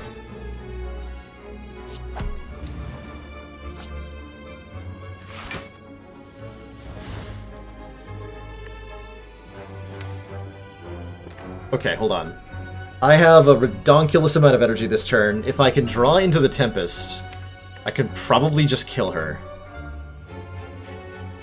Because Recycle and Reinforced Body brings us from 14 to 28. I have a lot of card draw. I just have to make some space here.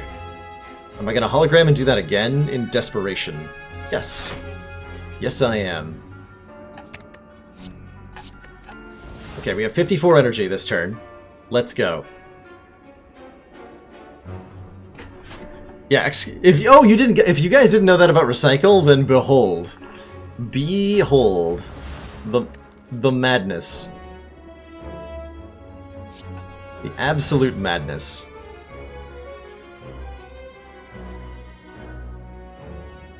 Six, 7, 8. We got it! Ah, we got it!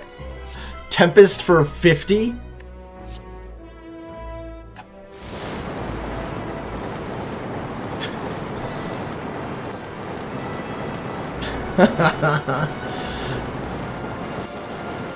They keep going! Yes! Yes! Yes.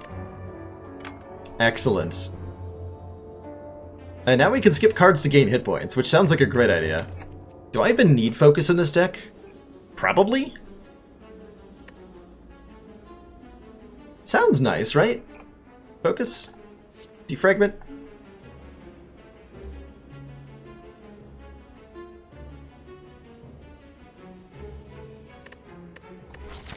I can upgrade it immediately.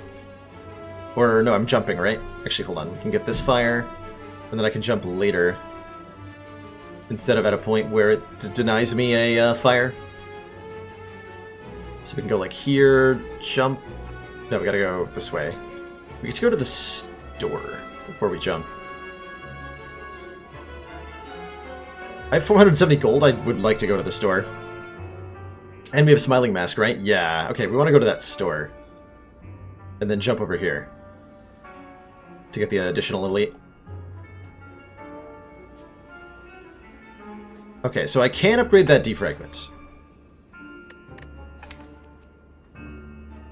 Totally achievable. Seems pretty reasonable, too. Like, focus would help a lot. We have emotion chips, so our orbs are better.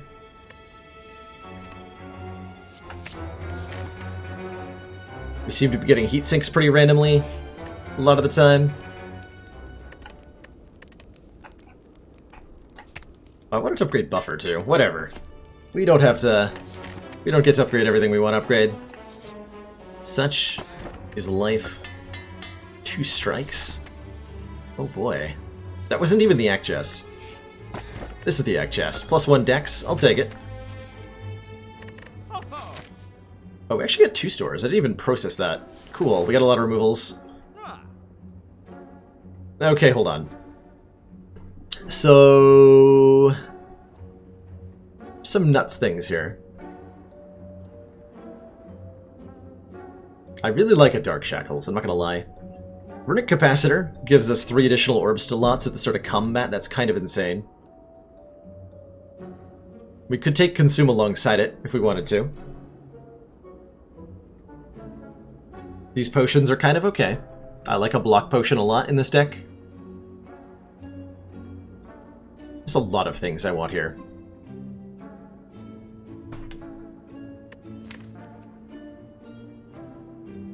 Yeah, Runic Capacitor seems fairly excellent most of the time. Pick that up. We're definitely removing a card. Which at this point might be Zap. Nah, it's still Strike. Right? Or is it Defend? It's a Defend.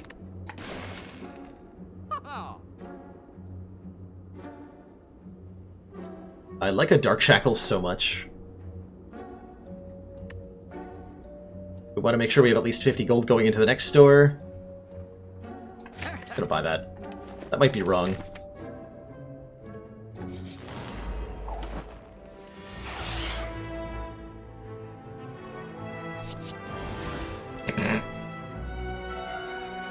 Double capacitor from that? I like it. I like it. Okay, we have a permanently free hologram. That's half of a very silly combo. I actually don't have a way to not take damage here, unfortunately.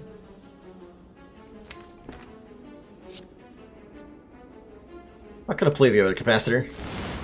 It's gonna fill those slots. Take our 7.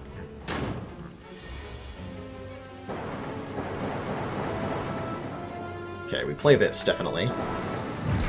Maybe should have waited for later in the turn, but I think I needed too early. Yeah, I did.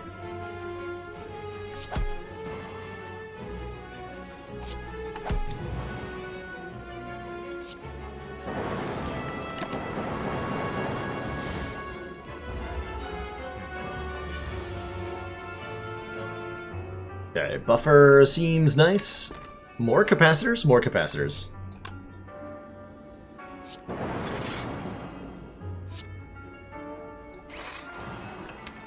Okay, we really don't want to draw too heavily into more apparitions, but it might happen.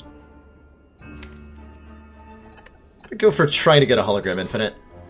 Kind of.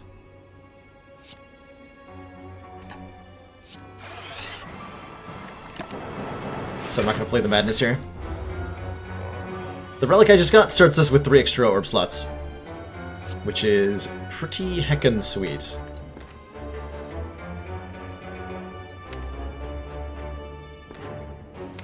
Let's hologram for some card draw.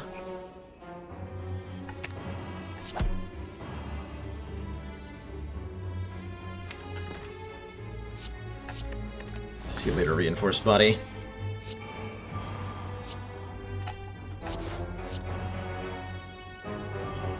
Okay, fission. Fission means I can do a lot of weird crap this turn. A lot of weird crap this turn.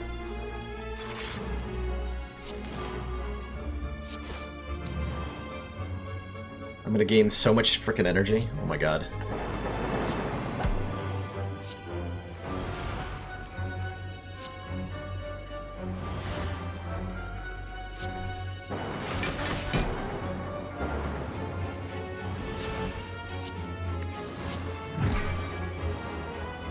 Okay. Get that into play. We can hologram the Meteor Strike and play it again. Sure. Another Shuriken proc from Meteor, because why not? Why the hell not?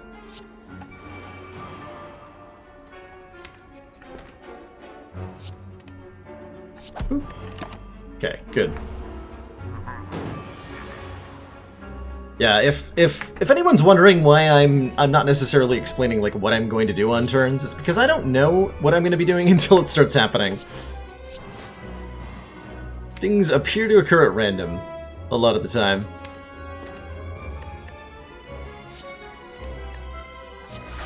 Pretty sure I just have a kill here.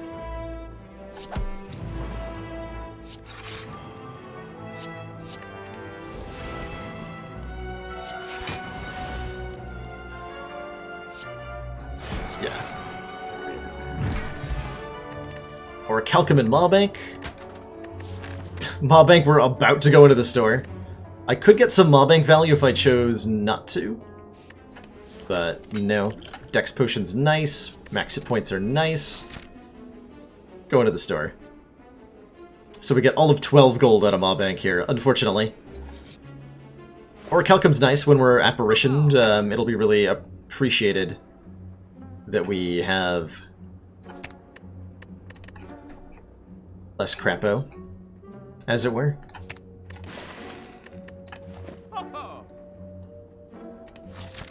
So now I think we're teleporting to this elite and getting 2 more relics. That feels right. Reptomancer Mark II. This time I can't play Meteor Strike on turn 1. That's not good.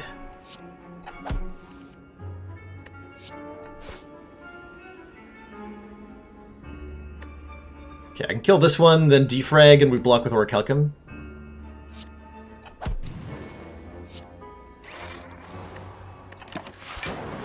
Not my dream turn 1 against Ripto here. Hopefully I draw an Apparition this turn.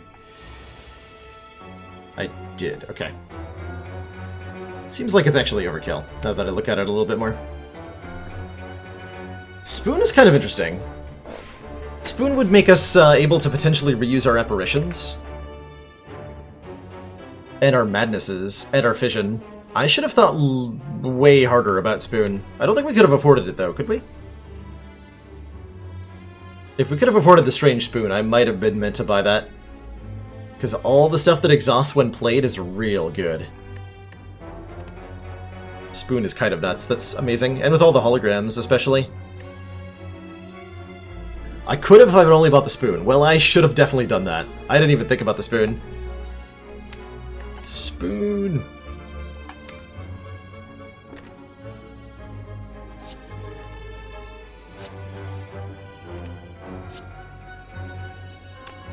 Am I actually playing this apparition? I mean, I have no real reason not to. So there's that, I suppose.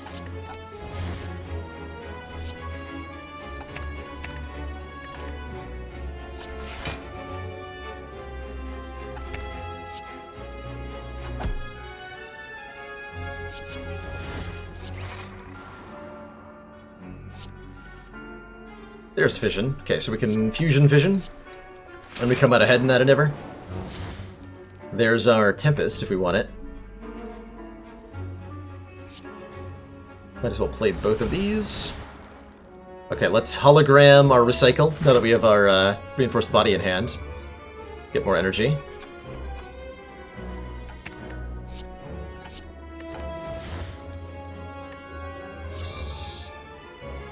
Can I do that again? Not really.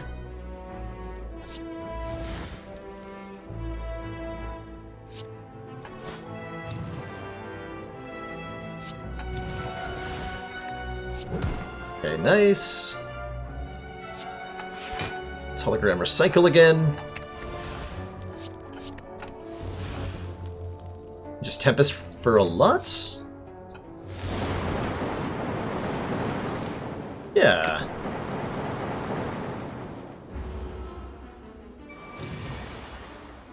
And we're still intangible, because that's fair.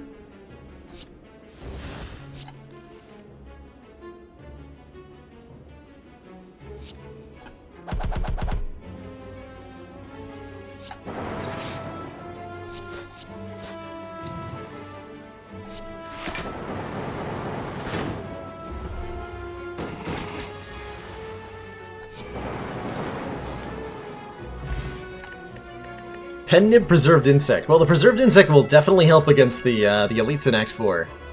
Little late genetic algorithm. Just a little bit late there. Just a little bit too late.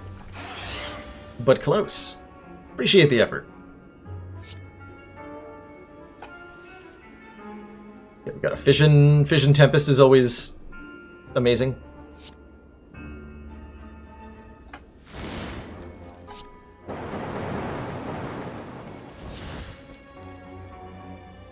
Yeah, pretty much always amazing.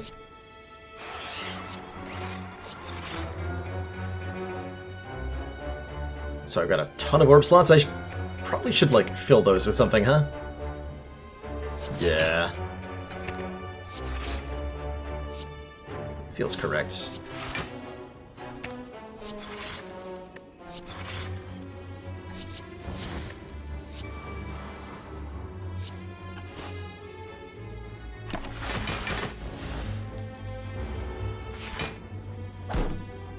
Already got 2 recycles added to the deck this fight.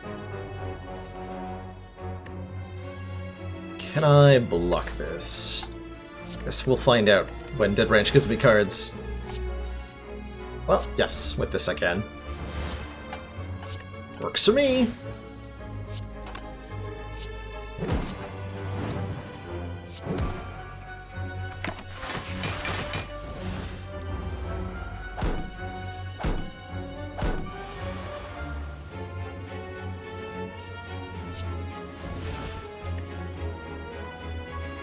Okay, you just die to a strike.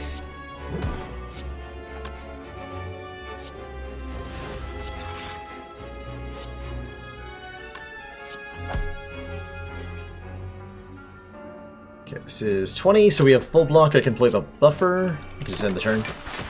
Also Orichalcum.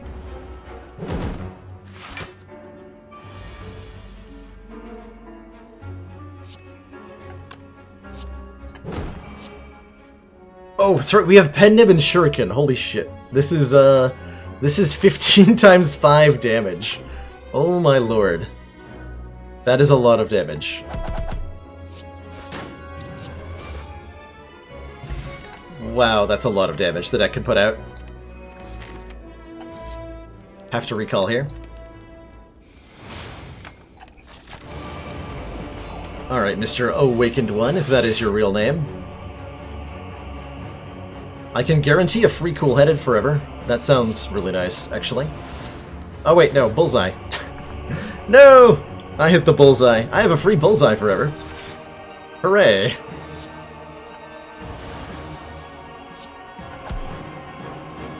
It's just what I wanted.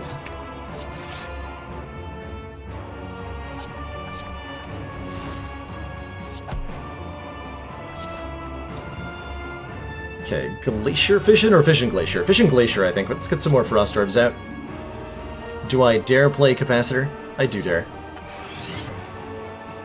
We're only giving him 1 strength per card we play after all. Or per power, excuse me. Oh yeah, that wasn't my real Fission either.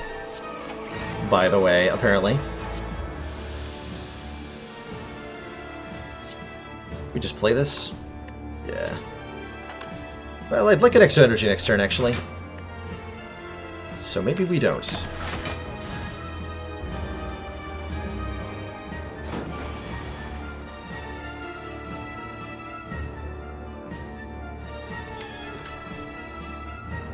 Okay, Madness hitting anything other than defend is fine, so we play defend, then play Madness.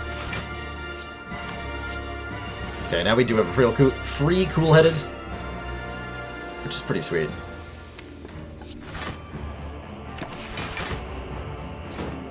This turn could be iffy. Awakened One's multi-tacking for 10 times 4. We can hologram our last intangible and play it, and that would work reasonably well. We also have a Dark Shackles this turn, so we can just kind of shut down the Awakened One here. Yeah, 1 strength per card, yeah, that's thankfully not a thing that's happening.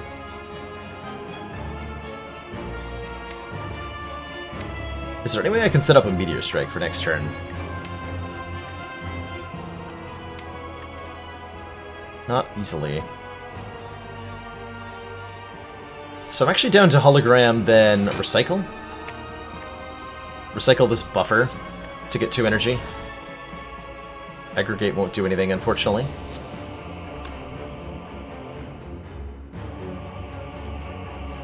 Melter Strike Claw won't quite kill you, huh? Okay, stack is a lot of block. That's all the block I need. That's a relief, at least.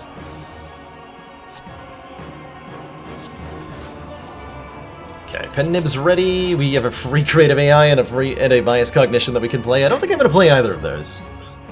Just a guess that I'm hazarding. Yeah, we could overclock to reset the deck, and then aggregate is actually gaining more energy if we want to keep going here.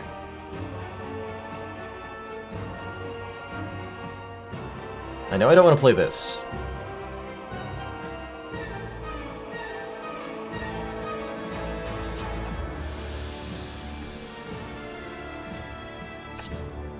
Okay, 3 energy. Free Pen-Nibbed Bullseye? How can you say no?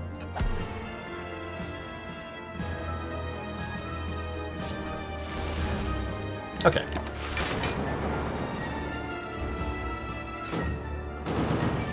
So we still have our 1 apparition, we just need to kill this guy now. Which is looking a lot more likely by the minute. Oh, I'm so down to play that Fission. I have no idea how down to play that Fission I am right now.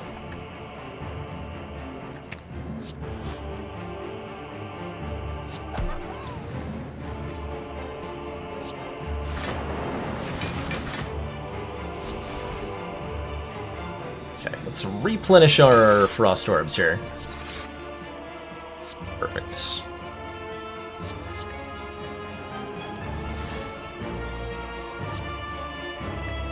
Those are fine. I appreciate those cards, actually. Get my cool-headed back, then.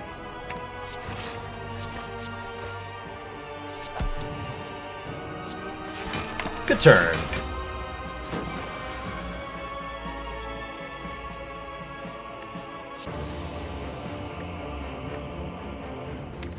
All I can do is hologram that. I can't really do anything meaningful here. It's unfortunate.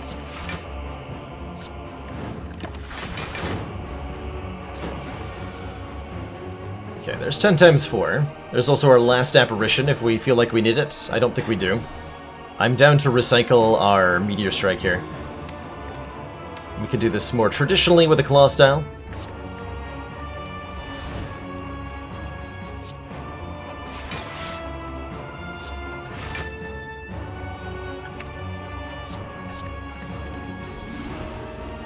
Stop offering me these, please.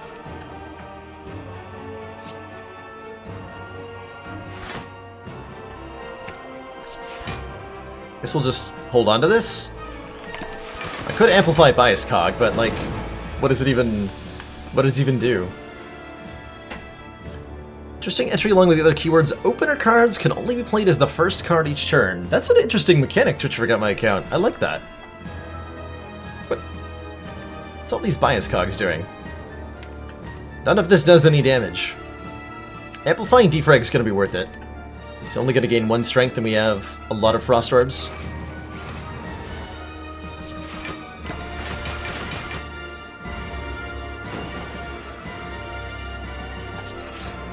I think I can probably play that creative AI now. How much block is this? 24, 24, that's exactly enough.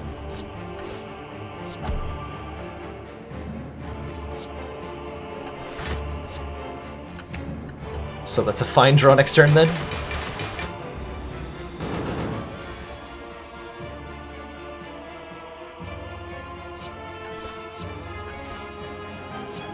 I could have amplified this. Whatever, we'll play 1 copy of Creative AI here.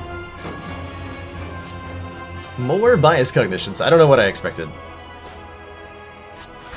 Truly do not know.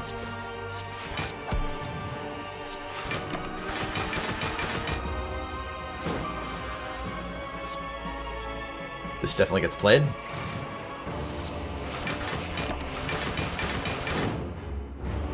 Oh god, pellets would be... Pellets would be incredible here. There can be no doubt.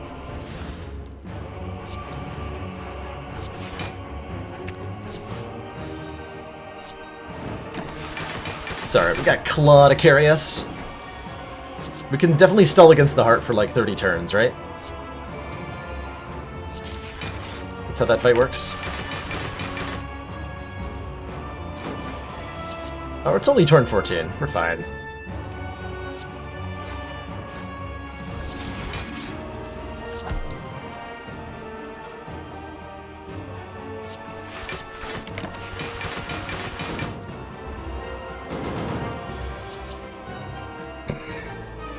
$78 damage from Claw.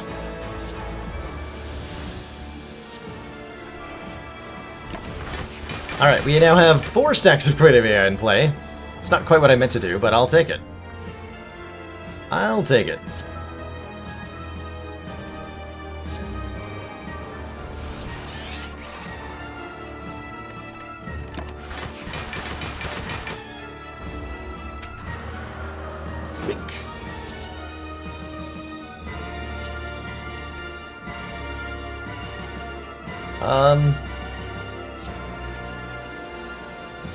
Sure.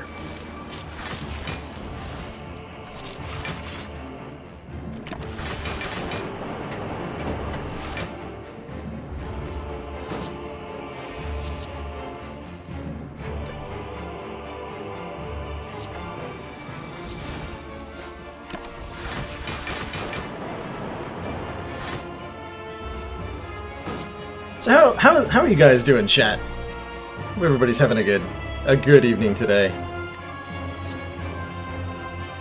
This is a scary turn.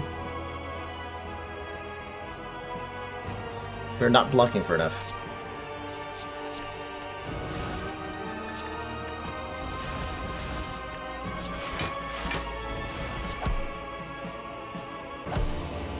There we are.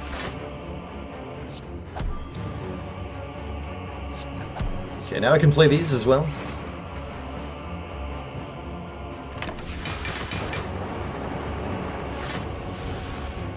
Hey, mechanics.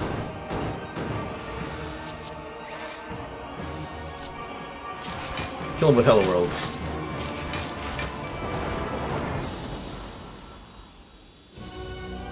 Got him. How many creative AI is that? Too many. Way too many. It's the ultimate answer to that question.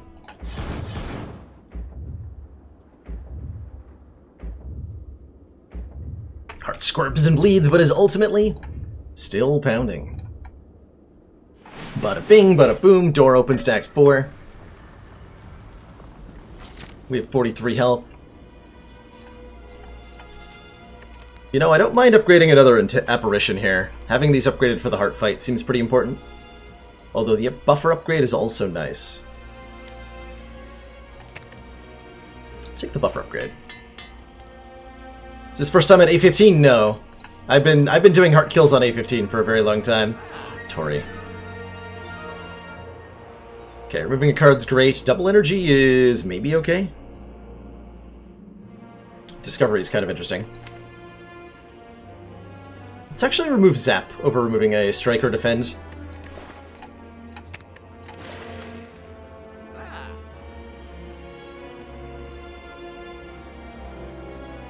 Do I want a double energy?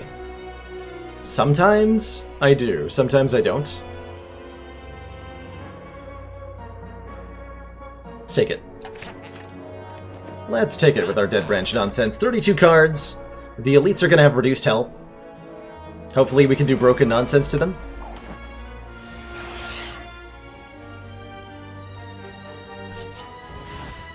Oh boy. Oh boy, it begins. So is that enough block? Let's see, we have 11 plus another 20. 31. We're taking a little bit more than that, which means we'll draw off Centennial Puzzle, so I'm actually okay taking a little bit of damage here. I am okay with that. Can actually stack Vulnerable on the Spire Spear. Might as well play the Creative AI, right? Can also hologram the Charge Battery instead but I really want to draw the extra cards. So let's stack some Vulnerable on Mr. Spire Spear here.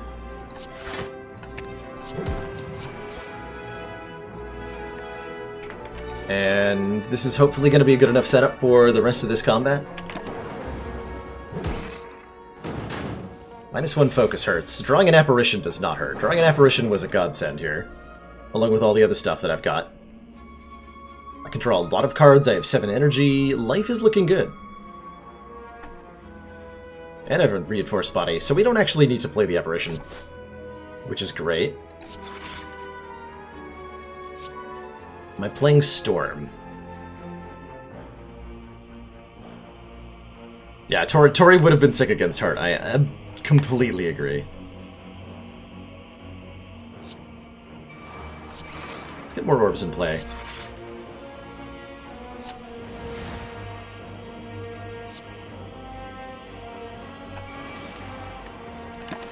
Okay, now we're fairly safe. We got a lot of orbs, we got a lot of focus, we got 2 stacks of buffer in play, so we can block this with buffer. Or this apparition, might as well, right?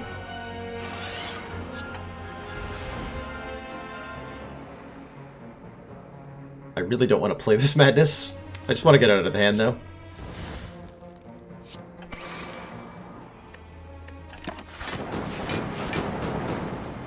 Easy buffer. Oh, I was intangible. That's right. I was intangible the whole time.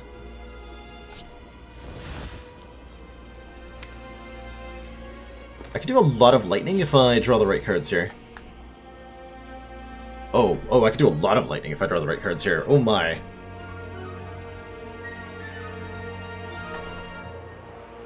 So, Fission is going to draw Tempest. And that's a good thing. Do I play the Meteor Strike? Or recycle the Meteor Strike? Dead Branch cannot give upgraded cards, no. Not at all. Yeah, we're going wild here. I think I play the Meteor Strike.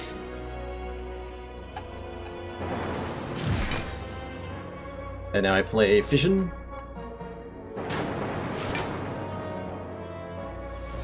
So now we have 17 energy.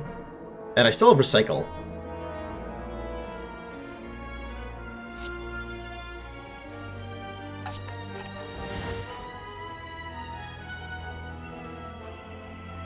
So this would be 18 additional lightning orbs. I think this just kills them.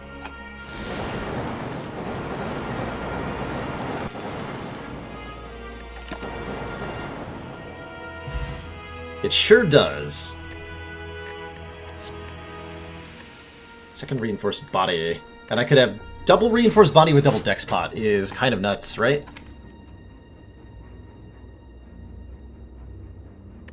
I like that. Okay, Blood Vial's gonna heal me too at the start of the next fight. Whatever.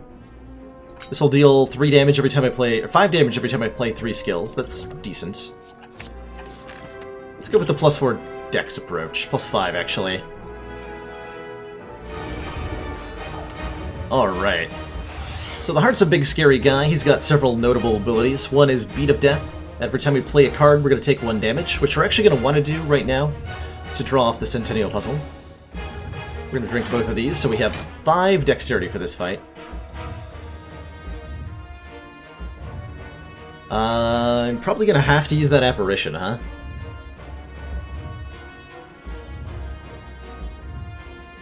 If I play Apparition, I can guarantee Madness on Cool-Headed, and then we have an eternally free Cool-Headed. No, because after I play the Apparition, I'll take damage and draw cards. So never mind. Let's just play the Cool-Headed and draw some cards. Okay, I get to play Meteor Strike off of Fission here. That's pretty exciting. Can I make it free with Madness somehow? Is a better question.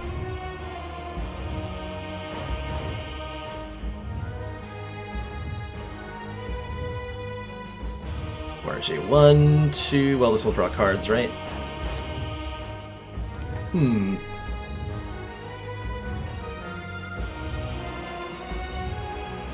Possibly just better to play it the old-fashioned way. You could just gamble on it. Play the Charge Battery, play the Apparition, play the Madness.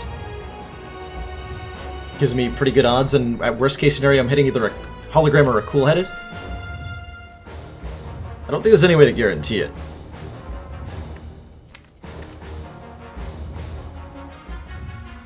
And the worst case scenario is actually just really good.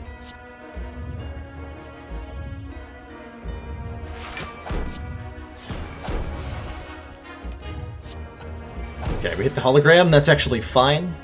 That actually makes an if we get at the other hologram to 0 cost, we have an infinite that deals damage with letter opener. So that's hilarious.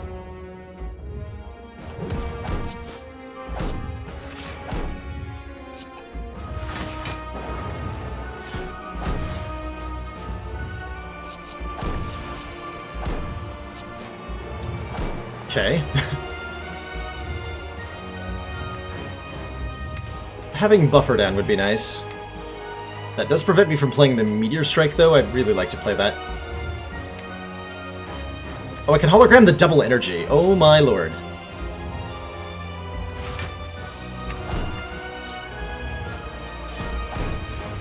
Best of both worlds.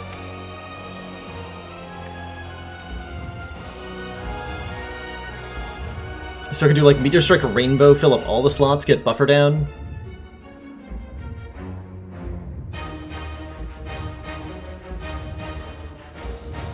It's pretty insane.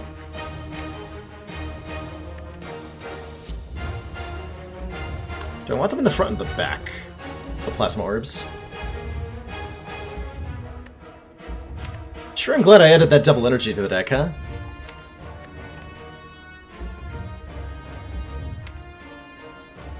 I think I want them in the back.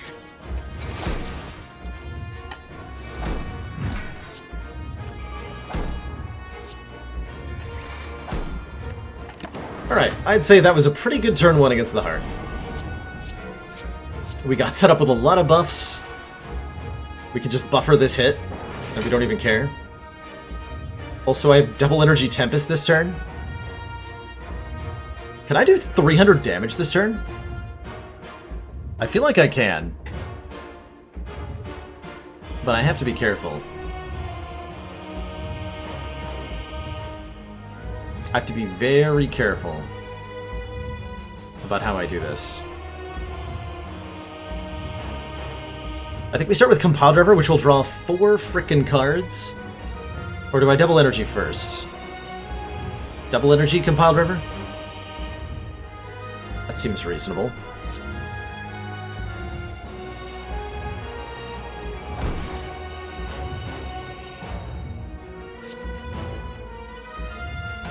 Only 1 block left. There's a defend, though, so we can block more reasonably here. I could also just play the Tempest. I'll get 6 energy back. And 6 block back.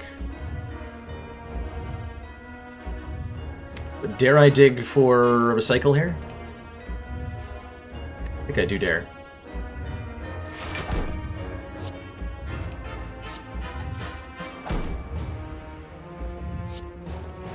Oh, nailed it.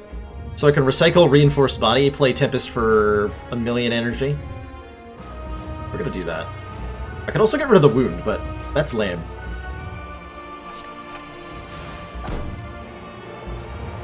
Soon.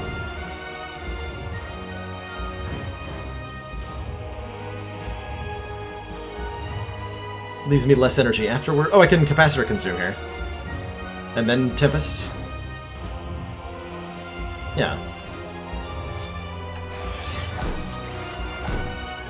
What's our answer next turn, by the way? We have an Apparition? Okay, we'll be fine. So, like, we're being attacked for 45 next turn with a 42 health character. And we drew our Dark Shackles.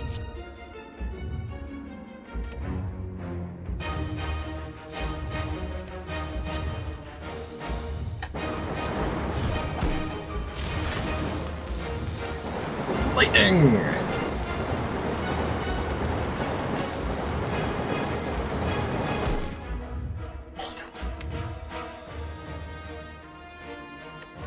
Oh, hold on, I'm not done. All for 1? Are you kidding me? That gets me back Hologram, Claw, Recycle, Overclock.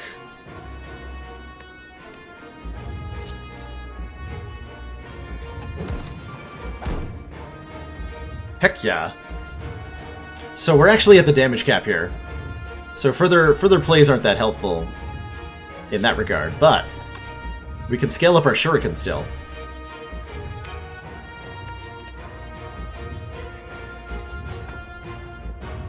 If you're wondering what I'm talking about when I refer to the damage cap in Automati, the Corrupt Heart has a buff called Invincible, which means it can only take 300 damage per turn. On Ascension 19 and higher, that becomes 200 instead. Yeah, makes the claws stronger. We do lose our whatchamacallit, and that's fine. Is there any way for me to hologram and set up a... Oh, hold on. We can continue to do that.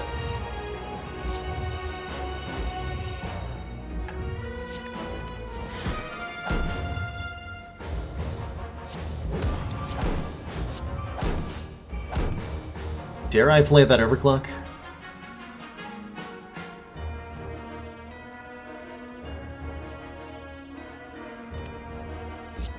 Don't think so. We stop here with 5 points of strength.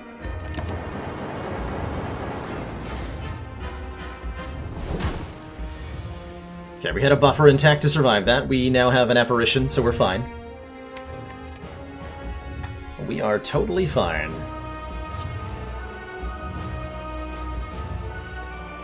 Do I just defend apparition defragments?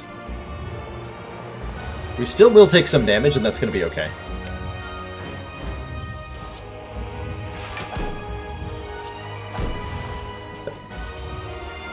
Yeah, let's just get this down. And I would like to discard that burn, which I can do with reprogram here. Let's actually lose all of these. I don't want to draw them. Alright, we're going to take a 9. Well, no, we're going to lose our buffer, and we're going to take 8. Excuse me.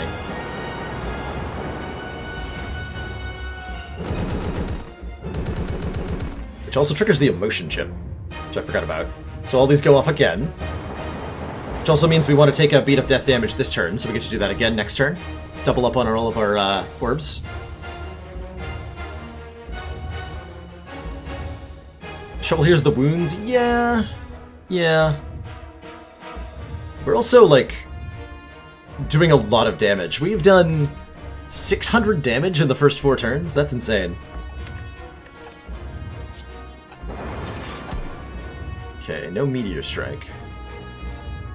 Let's see what I'm drawing here.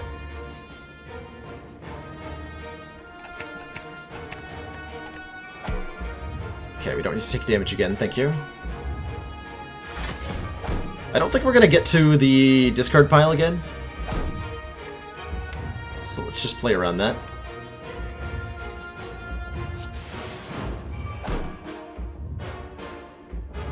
Where's a claw when you need one?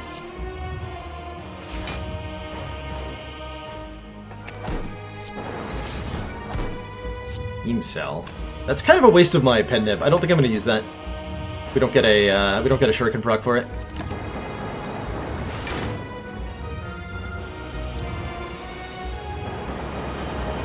See, now that's better. Now that is much better. So that's a pen-nibbed claw for 48, followed by a claw. All for one will get back Beam Cell, both claws, the Dark Shackles. Do I dare Compile Driver? Try to draw 2 here. No, because we're going to get back Overclock as well. Okay, so this is a really good all-for-one turn. I think we actually have a kill lined up. At least I sure hope we do.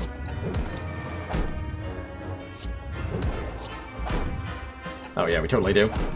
Well, there you go. Claw versus the Heart. GG. What a ridiculous damage output deck, all off the back, to some extent, of the Dead Branch. Although I have to say we had a pretty ridiculous deck even without the Dead Branch. GG. That was a really wild defect run. I liked that. I liked that a lot.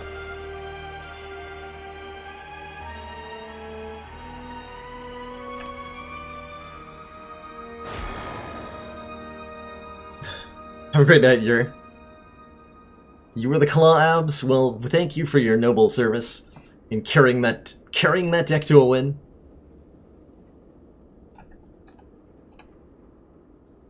What a wild, chaotic run. That Shuriken was way better than I thought it was going to be. That added up huge. Cool run.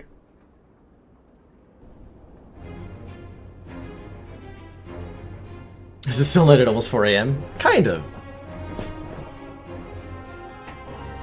Gotta tell me where I'm buying your trees. I'm stealing them from you, Sneaky, actually. I meant to bring this up, but I've been sneaking out behind your house and taking them from you.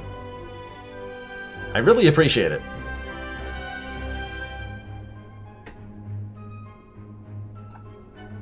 Alrighty, well that is gonna wind things down. If you're looking for more Slay the Spire content, let me remind you that I published a guide focused explicitly at newbies. So if you're a Spire newbie and are looking for ways to get better, then check out that guide linked in chat. I'm gonna be signing off here tonight. We've been live for nearly 6 hours. That is too many hours.